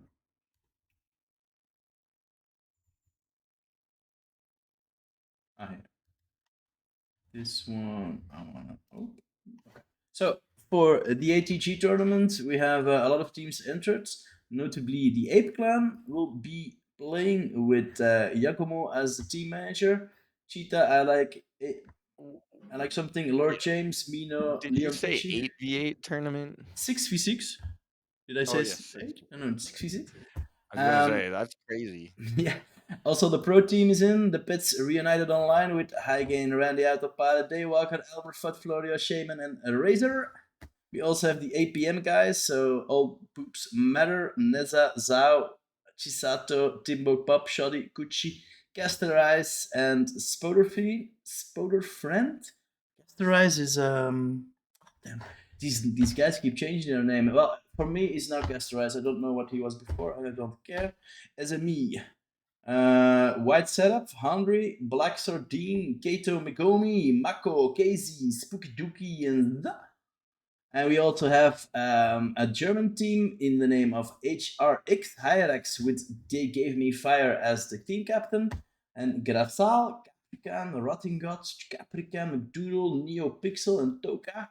And also we have Pitak is OP team, the POG, with X Factor Live, Sashkurin, 8D, Narnuk Teddy, Pitak, and Hellshound. So yeah, next week is gonna be spectacular. Be sure to tune in next week on 5 o'clock in the afternoon for the Central European Time Zone for the ATG tournaments. That is so awesome. Yeah, those players, man. Everybody is going in. I was really didn't really expect it because it's a new tournament, right? It's just completely shoot from nothing in the last few months, and everybody wants to contend. Yeah, it's awesome to see. Good job Yeah, on the for organizing real. there. It'll be interesting to see what the meta's like when the tournament is all on the same map, and if usually you see metas develop actually over a tournament. Yeah. And I'm curious if we'll see that. Yeah. Yeah, and to see if the cheesy tactics and all that glitters, yeah, on the 8v8, if you lose Canyon, pretty much lose the game. So it's gonna be interesting to see if it's gonna be the same in the 6v6. If the same roles are gonna be played, if we're gonna have 4 people in the front and only 2 in the back, for example, because you only have 6 players, so an eco and an air roll in the back and 4 frontliners seems to be, to me, the tactic to go for. But yeah, who knows what they will come up next week with. Yeah, it'll be very interesting. Mhm. All right, this final game is gonna be really exciting. We have casual newbies versus team Lady Fit Protein. Is that correct? Lady Fit Protein, yeah. Yes, that is the name that these. It is not correct, but it's a correct team name. Yes, that is the name that these people decided to go with for some reason. Yeah, let's not expand too much on that one. This is still the official channel. We have to keep it PGE. Pretty. Yeah. Well, let's not keep going on it. So yeah, are they in the lobby yet? Are we almost good to go? Looks like it. Yeah. All right, let's go over to the game scene. You can see the commanders have gathered here and are ready to go. I think they are probably choosing their bands and picks at the moment. If you're wondering, this icon here next to Kuchi and Shadi's name is indicating they have won a tournament. I think in Shadi case it's the last Omega. And for Kuchi was a little bit before that, or was he in the Omega team? That one I don't really remember. But anyway, this little icon in front of it means that they win a tournament or have won a tournament. 50 OS versus 50 OS and 46 for Stash versus 39 for Shoddy. Looks like the Autopilot's team is a little bit ahead on the OS side, but as we can see in the Be Right Back screen, OS is alive.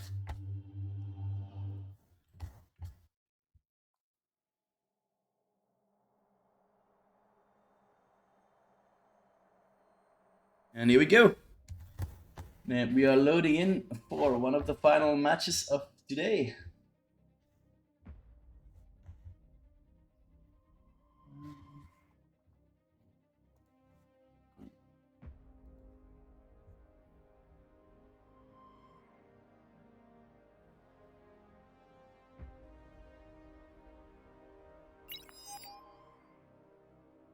Thank you for pointing that out, Jan Kuch. We've corrected the response. We've corrected it for now, I think. Who is casting? It's Be Shadow and Neb.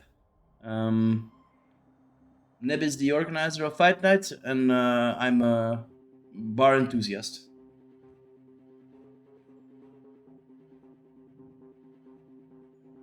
Oh.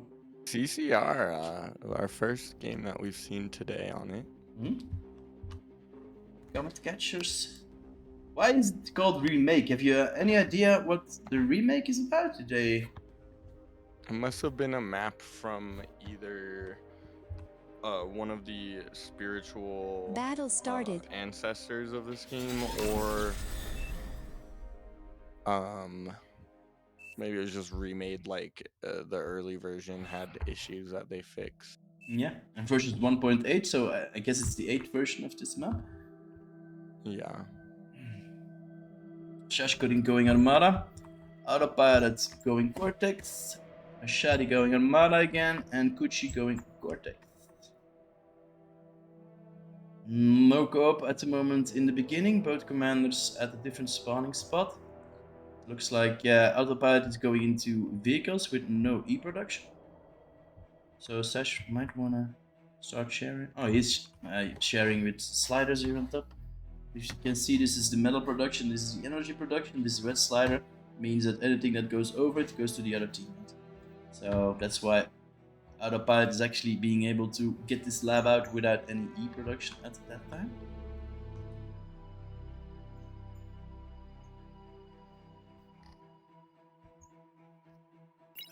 Similar tactic on the other side. Shadi also putting out all of the solar panels and sharing his energy probably. Yes, also the sliders were way down, sharing his energy with Gucci, getting his first incisor out probably. Yeah, 4 incisors queued and a rascal. Also one of the nano turrets already being built. No nanos on the other side. Yeah. Yeah, in both cases we have walks, but it's just a matter of one team is starting like closer together. All right. I'm not sure which one. I don't know which one's better. I don't know why you would choose to start farther away. I feel like that just leaves more of an opening, but maybe also you're able to cover more. I had a phone call, so I'm gonna go to your viewpoint, Nub. If this thing No wants way. to work, come on. Yeah, voila. And All right. Well, we're just looking at the clash of two co-op strategies. Basically the same. It's just a matter of starting further apart. It's going to be very equal for both teams.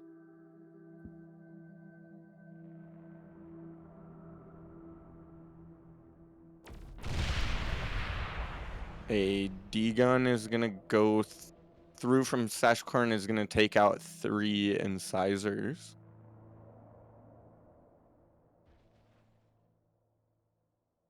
right, I'm back. But we have some rascal harassment shutting down the expansion of Kuchi.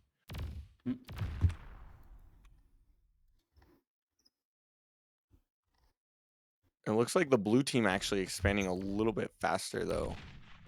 I'm not sure exactly why. I think maybe just the path that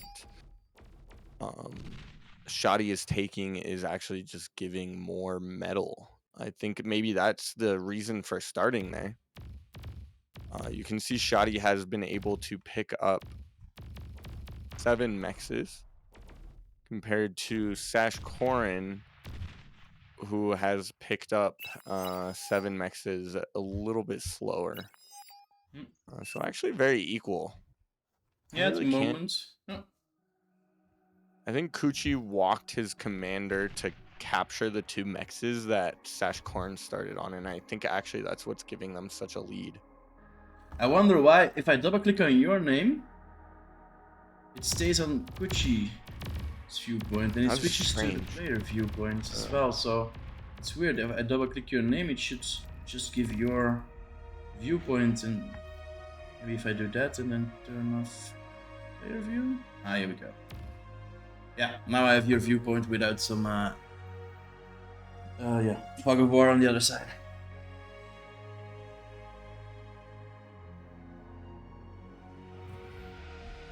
All right. Oh my gosh. It looks like Autopilot was slightly out of position with his incisors, and he's gonna lose a mex or 2. Oh no, targeting the wrong thing actually means that he just loses 1 mex. Wow.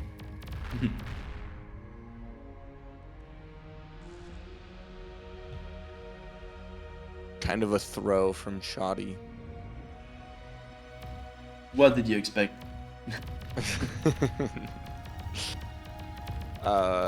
Now looks like on the contrary though, it looks like Sash Korn is going to lose a bunch of incisors on the blue team side, and now Shoddy has a big numbers lead in the center.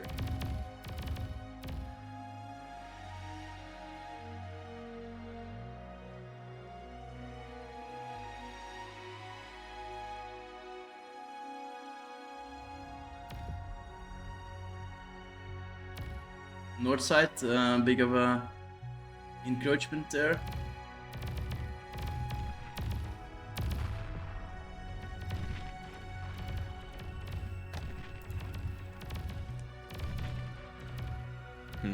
Five sizers are going through.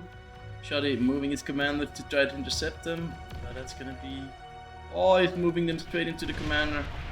Uses one insider still. He could have used that 5th one to get his LT down. Still has 3 over. That's gonna be painful for the Mr. Battery in the back. He does have a few of his own insiders now coming to help him, but he loses pretty much everything here. All of those solars. Another mech. Shelly does need a metal, does need a lab. They can't spend the metal they're earning, yep. Which is holding on to quite a bit of metal storage, 34. Income is not bad though. 31 and 24, it does look like pretty much the same. Not that big of a difference yet. In the middle, the battle is expanding. It is incisors versus incisors. They get a mix. They get a constructor unit, a mix in the radar tower. Moving in for more damage here. Kuchi trying to use his commander, but he's blocked by this hill. And 4 incisors on the loose in the backline for the blue base. While on the north side, there's also 2 incisors wreaking havoc on the eco side of the red team. What they do are met by 3 incisors, while the other side doesn't have anything opposing them, just being chased by a hell of a lot of incisors at the moment, giving Sasquatch the opportunity to advance here on the middle. Slowly, the middle income is going over to the red team. Advantage on the middle income. By the way, if you are wondering, you can enable this by just going into specs and typing spectator in the filter name. Then you can enable the spectator HUD right here. If you want to have this. Dude, the spectator HUD is so nice. Yeah, it is, huh? It looks, it's hard to tell who's in the lead right now, but it looks like the red team. Oh no, the blue team has some incisors in the center that are going to be hard to clean up. It's amazing to see that it's still equalized, because they just lost so many mexes there in the bottom right corner. Yeah, but they're at least rebuilding quickly. It looks like, or sending cons too, and the reclaim is pretty significant. Kuchi looking to trade his commander with Sash Korin. I don't think it'll go off because I think he's gonna die. Janus is, yeah. That's Battle Donation. I think so, but then there's the incisors to follow through, which could snipe Sash Korin. I mean, Shoddy has a huge central incisor ball that he could just push with, and maybe take autopilot out. But autopilot, seeing the danger, does go for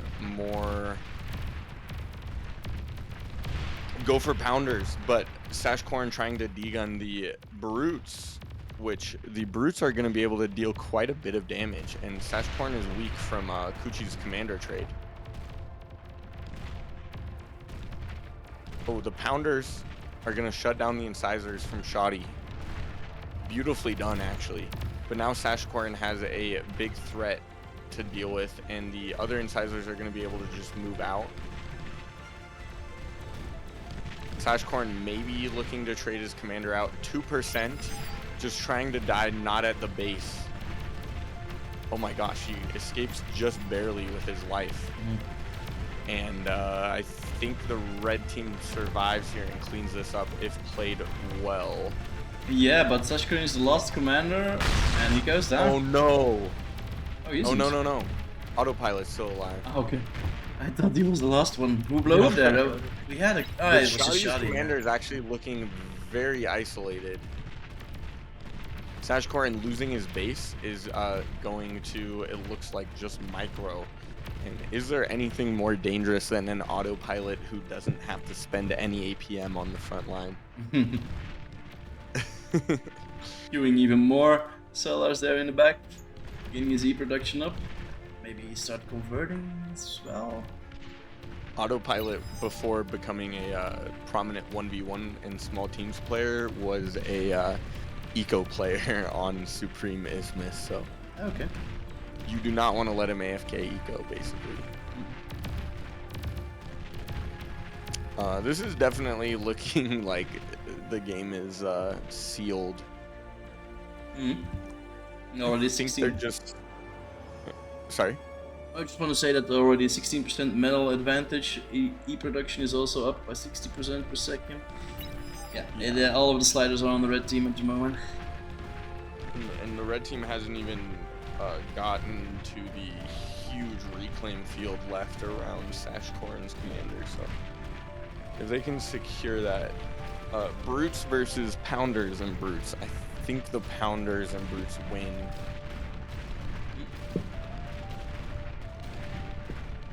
But I don't know, these tanks are still somewhat isolated. Shurikens are now out for autopilot. It's funny to see. This tank is stuck here in the middle, can't get out, and the pounders can't target it because it's too deep under the... Oh, now he does get a target though. Yeah, but there's some yellow incisors have found their way into the backline. Are they gonna... Yeah, okay, so I'm not surprised we see them decide to run past the base. They will eventually find Shoddy's commander, but for now they survive. The Shurikens coming out are gonna shut down any attempted harassment from the blue team. And fighters are out to protect. The scout is uncontested right now, directly over the blue base, which I think is a very good sign for autopilot.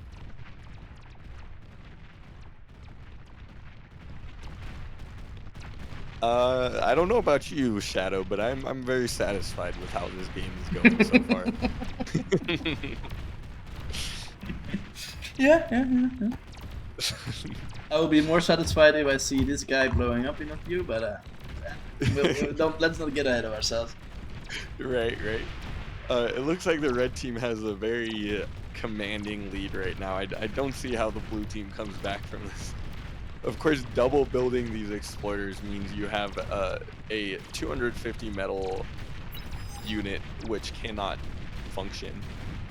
Plastic Club here with an interesting question in chat. What's the advantages of vehicles over bots or Hoover? Could you maybe expand on why you would choose vehicles over bots or Hoover?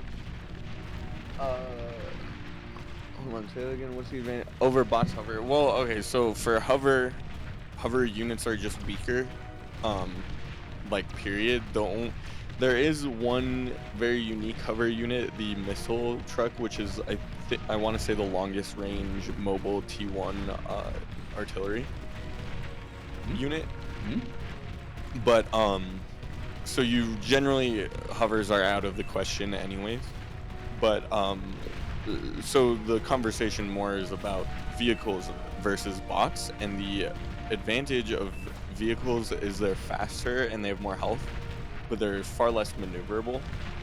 So bots are very strong on maps where they can take advantage of like choke points and terrain. And also bots are much more energy expensive, but less metal expensive. So on maps where energy is really cheap, it makes a lot of sense to go for bots. On maps like this, you see a lot of vehicles because energy is very expensive because there's no wind available. Bots are very heavily reliant on wind. Alright. They're just cheap. Yeah, the blue team has been completely cleaned up, but Shoddy is building his own little fortress here in the crater. Yep, trying to prolong the game.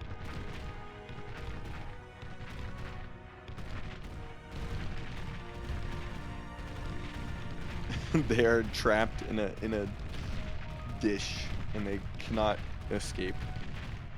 But they're just gonna be attacking the ground, I guess. What is the play here from the red team? How are they gonna finally kill Shoddy? Yeah, kill the walls, and then oh no, he can't even get down that hill, I guess, with Yeah. I think you just scout it with air and then either bomb the commander to death or the commander's gonna get the D-guns. Or just let it walk to his death. That works too. Gonna get the D-guns though. And there we have it. First game goes to Autopilot and Sashkarin, Battle ended. the casual game players. Well played. A very well played game. Definitely we see the clash of styles, and I couldn't even tell you what won it, but Hoover used to feel bad compared to vehicles, don't know how it is in this game. Like they clunkily maneuvered and maybe weren't as efficient cost-wise. Well, Hoovers have the big advantage to be able to cross water, so... yeah, they hovers, you get the advantage of being able to cross water, but you pay for it and also they do have good speed on flat land, but you pay for it in that generally they're just weaker units and they maneuver very badly, especially on any incline.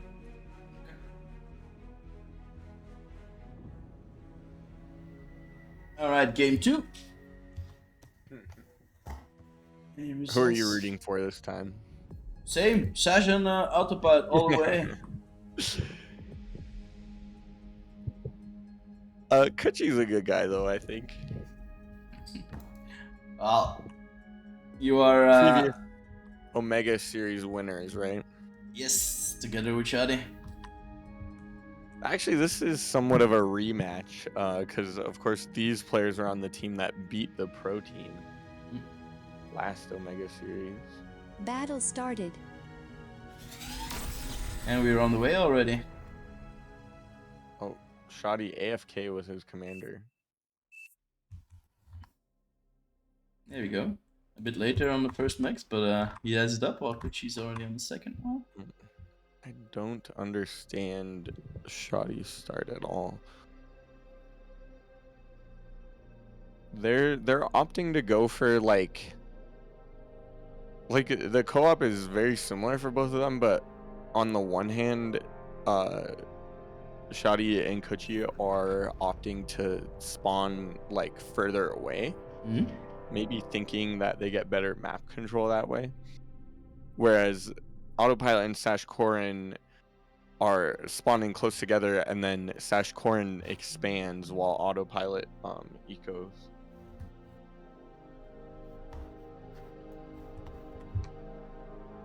Yep, Shadi going for a naval lap. That's right. Maybe he wanted to start over there.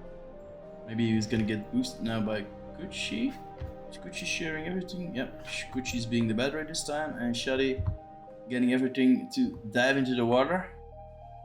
On the other side, looks like both guys are just gonna expand first, getting a bot lab out and getting all these mixes on land first, while the other team just using their commanders to expand on the land.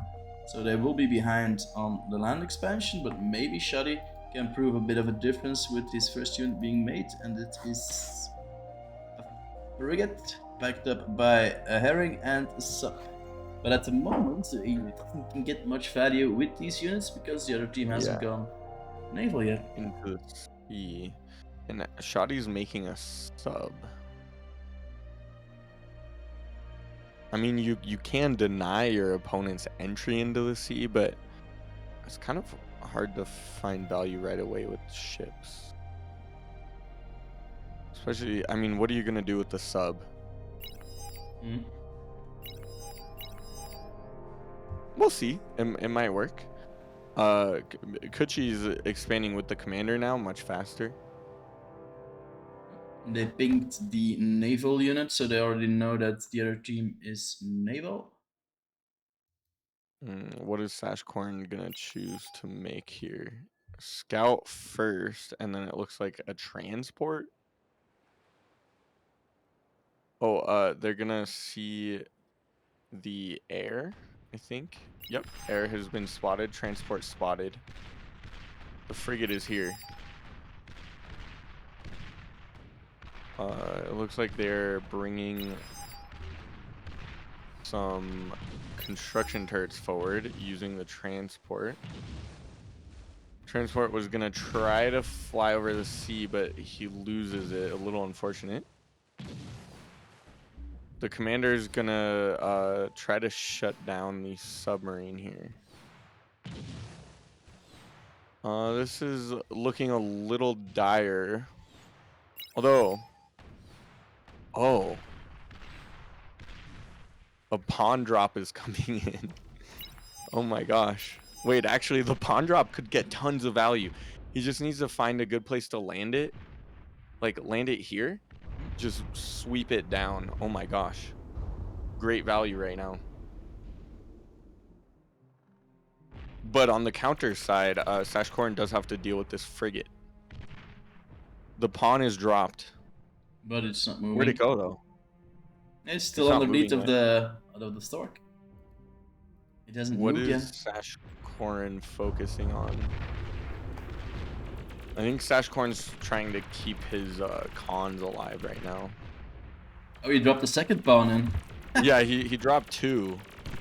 And Kuji's gonna try to self-D his units to deal some damage to stop the pawns, but they're looking pretty unstoppable. 6 mexes go down and like 8 wins. There's still more to come. And there's an more to LLT go in the middle though. I mean, the LLT defends the. It doesn't defend the edge though. With good micro, not gonna be microed. That's okay. That's oh my god, this is just dirty. Look at this.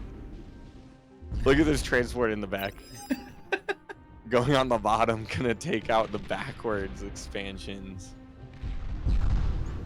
Nice place by Sashko in there, using those transports out, ignoring the ship that was encroaching on his base, and just using those transports to get so much value. But the sub is just camped here, getting infinite value. But I don't know if it will matter that much, as Shadi is about to lose like all of his wins. Some good like microing back and forth, getting them to chain. Oh, literally losing all of his wins. Shadi has no energy left. But it doesn't matter because Kuchi's overflowing his E.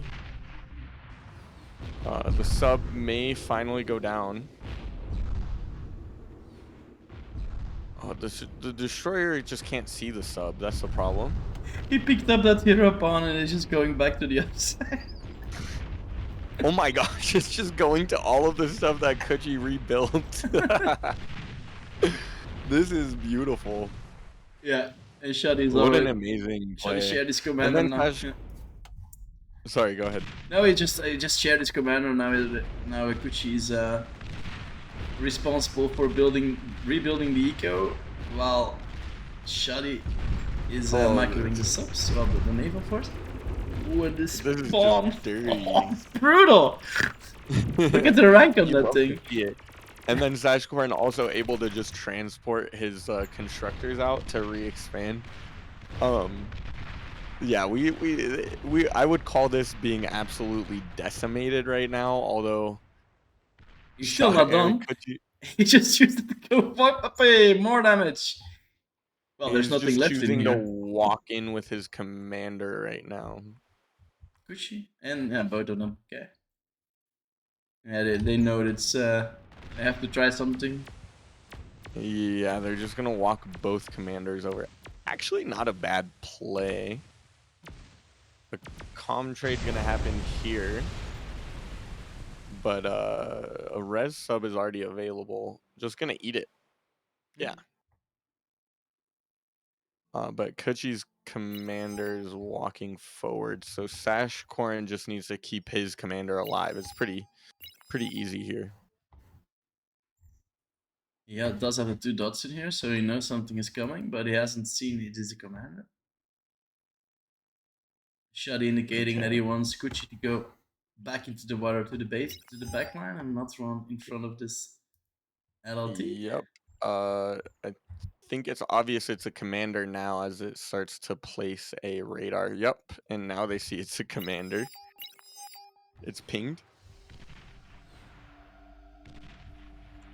Oh, I mean, the commander is supported by a frigate and a supporter. Yeah, so Sashkorn choosing to just make LLTs. Pretty good. And is he gonna chase is it gonna be a calm chase?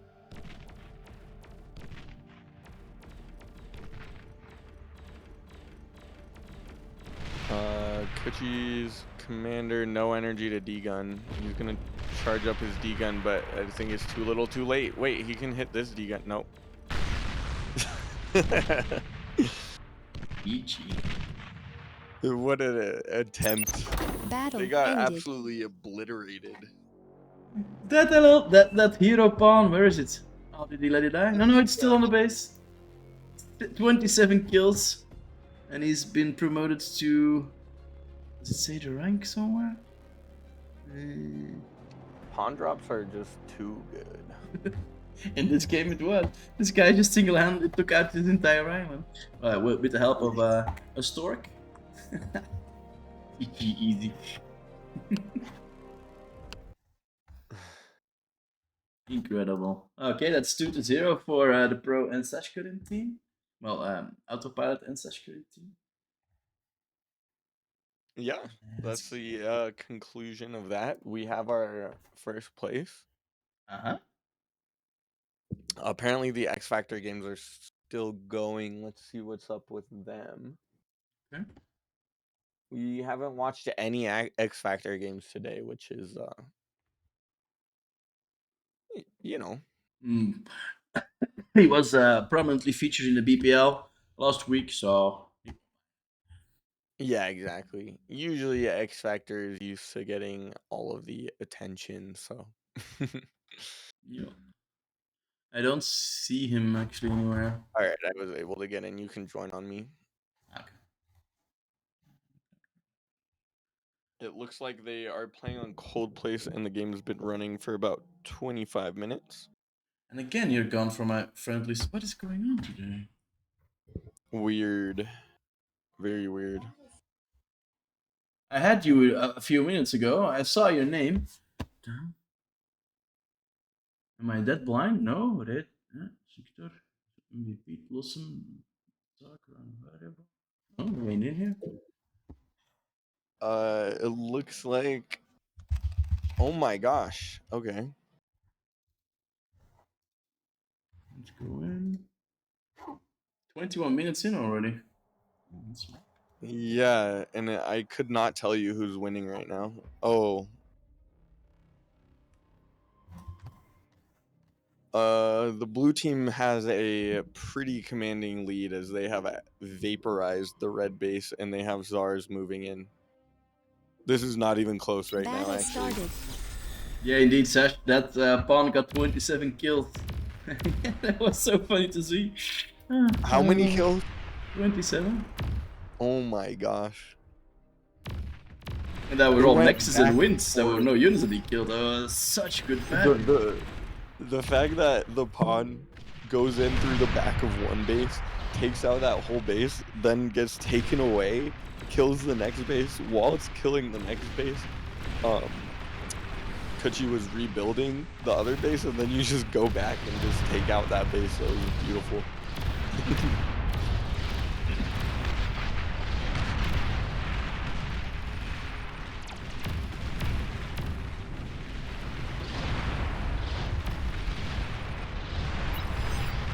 I mean, red team is just counting their days at this point, it seems. Yeah, Pong GG. Oh my god, and I just saw them bombing X Factor Lives pretty much out of the game, but I guess he recovered them. Mm-hmm. X Factor's too good. Mm-hmm.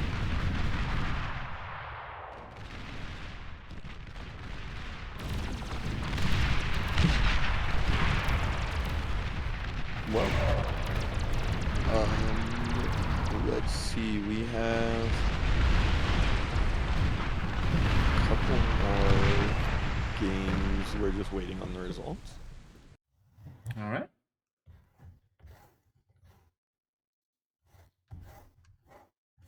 We are the champs, the Tashkorin proclaiming. Not yet. Not yet. Oh no, they definitely are the champs. I don't think Oh yeah, they're anyone four else can catch wins. up now. 4 wins and Yeah, one tie. Yeah. yes.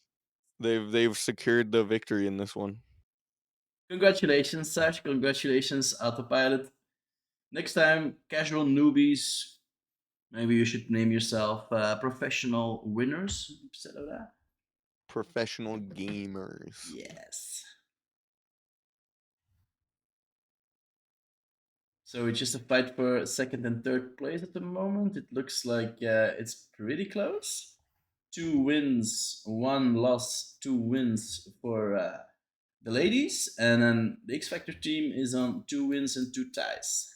So that final game, when they get the scoring, should be deciding, I think, on second and third place. They have a Avalanche going right now. Oh, I'm still in the lobby. Yep. Loading in, so let's switch back to the game scene.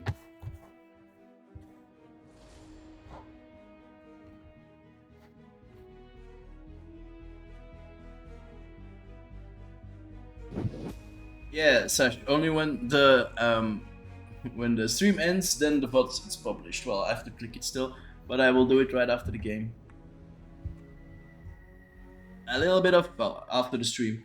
So a little bit of patience still, and then you can watch yourself in action, man. No problem.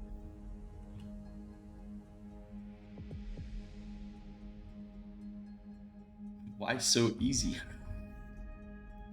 Okay, X Factor Live with his teammate. Why so easy? It's the first time that we see a complete game of these guys on Avalanche.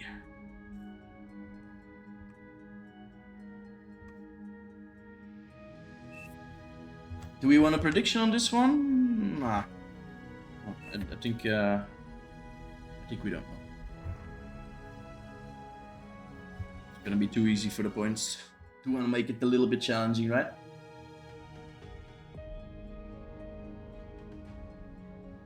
Alright, 60 seconds. And then we Alright. go on Avalanche. I wonder what we're going to see from Domino and X Factor. Oh, this is Domino. Yes, that's Domino. Why are these guys renaming everything? I cannot keep up with this name changing. I know, right? But I just learned Domino's name from this tournament because of their team name. Domino is an abbreviation for Dog Minotaur. Okay, big brain there.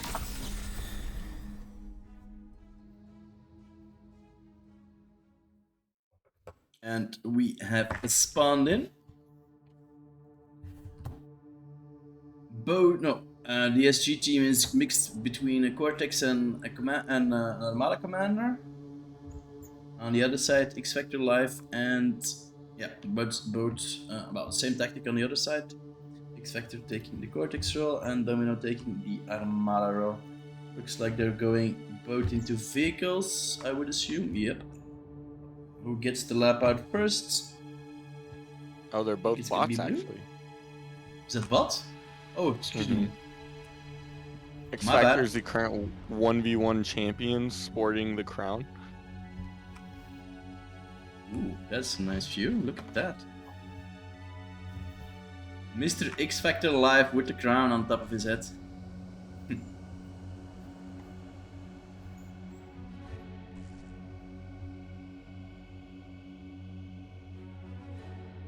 An awakened subroutine in the background. Oh, I love these sounds from. I'm sorry, boys. I do want to turn this sound, well, this music a little bit up because it's so good. Big shout out to Leon. Big scoop! We have a new song coming up pretty soon. Once Ice Quick makes some thumbnails for it. It's already uploaded, so one of these days you will have a new OST track coming out. So be sure to keep an eye out on the YouTube channel.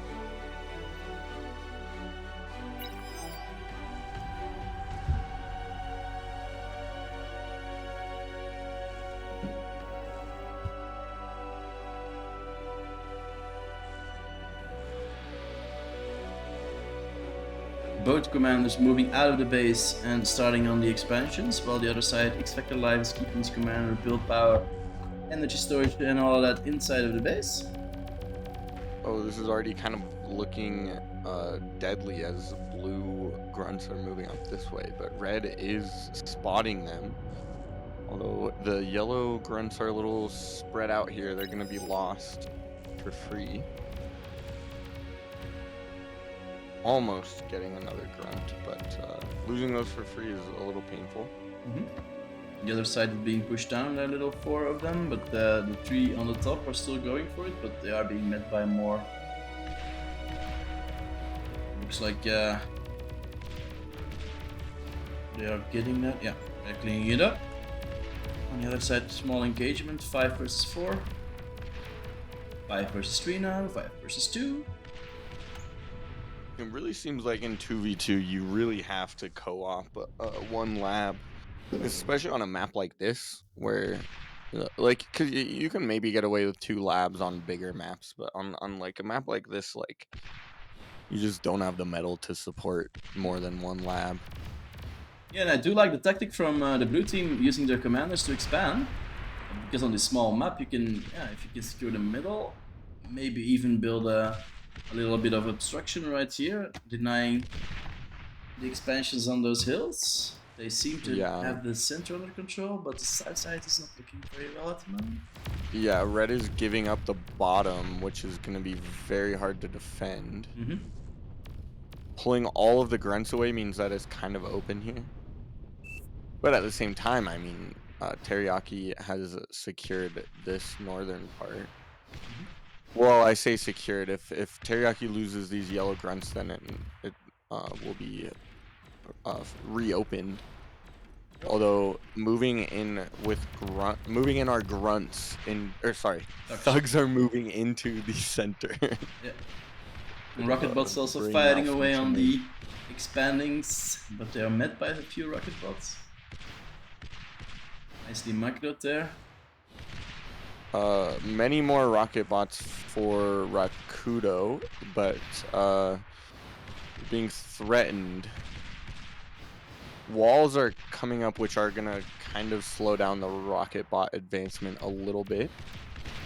I always forget to build walls. I'm still figuring out the ideal distance of it to protect the LT, because right in front of the LT doesn't really make any difference because rockets just fly over. But if you put them in the front a little bit, then they too are a very good stopper of rocket bots. You can see the distance from the LT is somewhat large. placing his rocket bots right behind that wall, using the protection nicely. Mr. Domino knows how to do this. Yeah. A big threat and a late reaction to move this con back means this con is going to go down for free. A little bit more of a response from Rakuto could have kept that con alive, and losing that is going to be a pretty big deal. X Factor is now charging. There's a big reclaim field that X Factor controls, and those grunts just melted those yellow grunts. Oh my gosh. X Factor is just going to stomp through here, and there's nothing the red team can do anymore. They're out of resources, and there's a huge line of blue grunts coming through. Picking off the red team's grunts one by one. X Factor is just out microing, just keeping a lineup, pushing in, falling back a little bit to reinforce, and reinforcing from the wreck field. I think this has got to be game over. Yep. And his res bots in the back, just raising more of the lost grunts and bots. The north side is secured by the red team somewhat, although actually the red team also losing their hold in the center, as yellow has to focus his attention on the bottom. It's looking like this is game over, as the red team has fallen on multiple fronts. They're just retreating right now. X Factor has 25 grunts, and yellow is going to have to somehow defend it with 12 and a commander. Do 12 grunts and a commander beat 25 grunts? I don't think so. Especially with 3 res bots in the back, raising even more. Yes, I think even with a bad shape on the engagement, I still think X Factor decisively would win this engagement.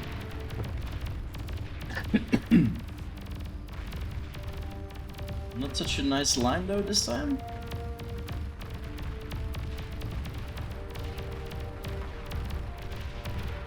He's still...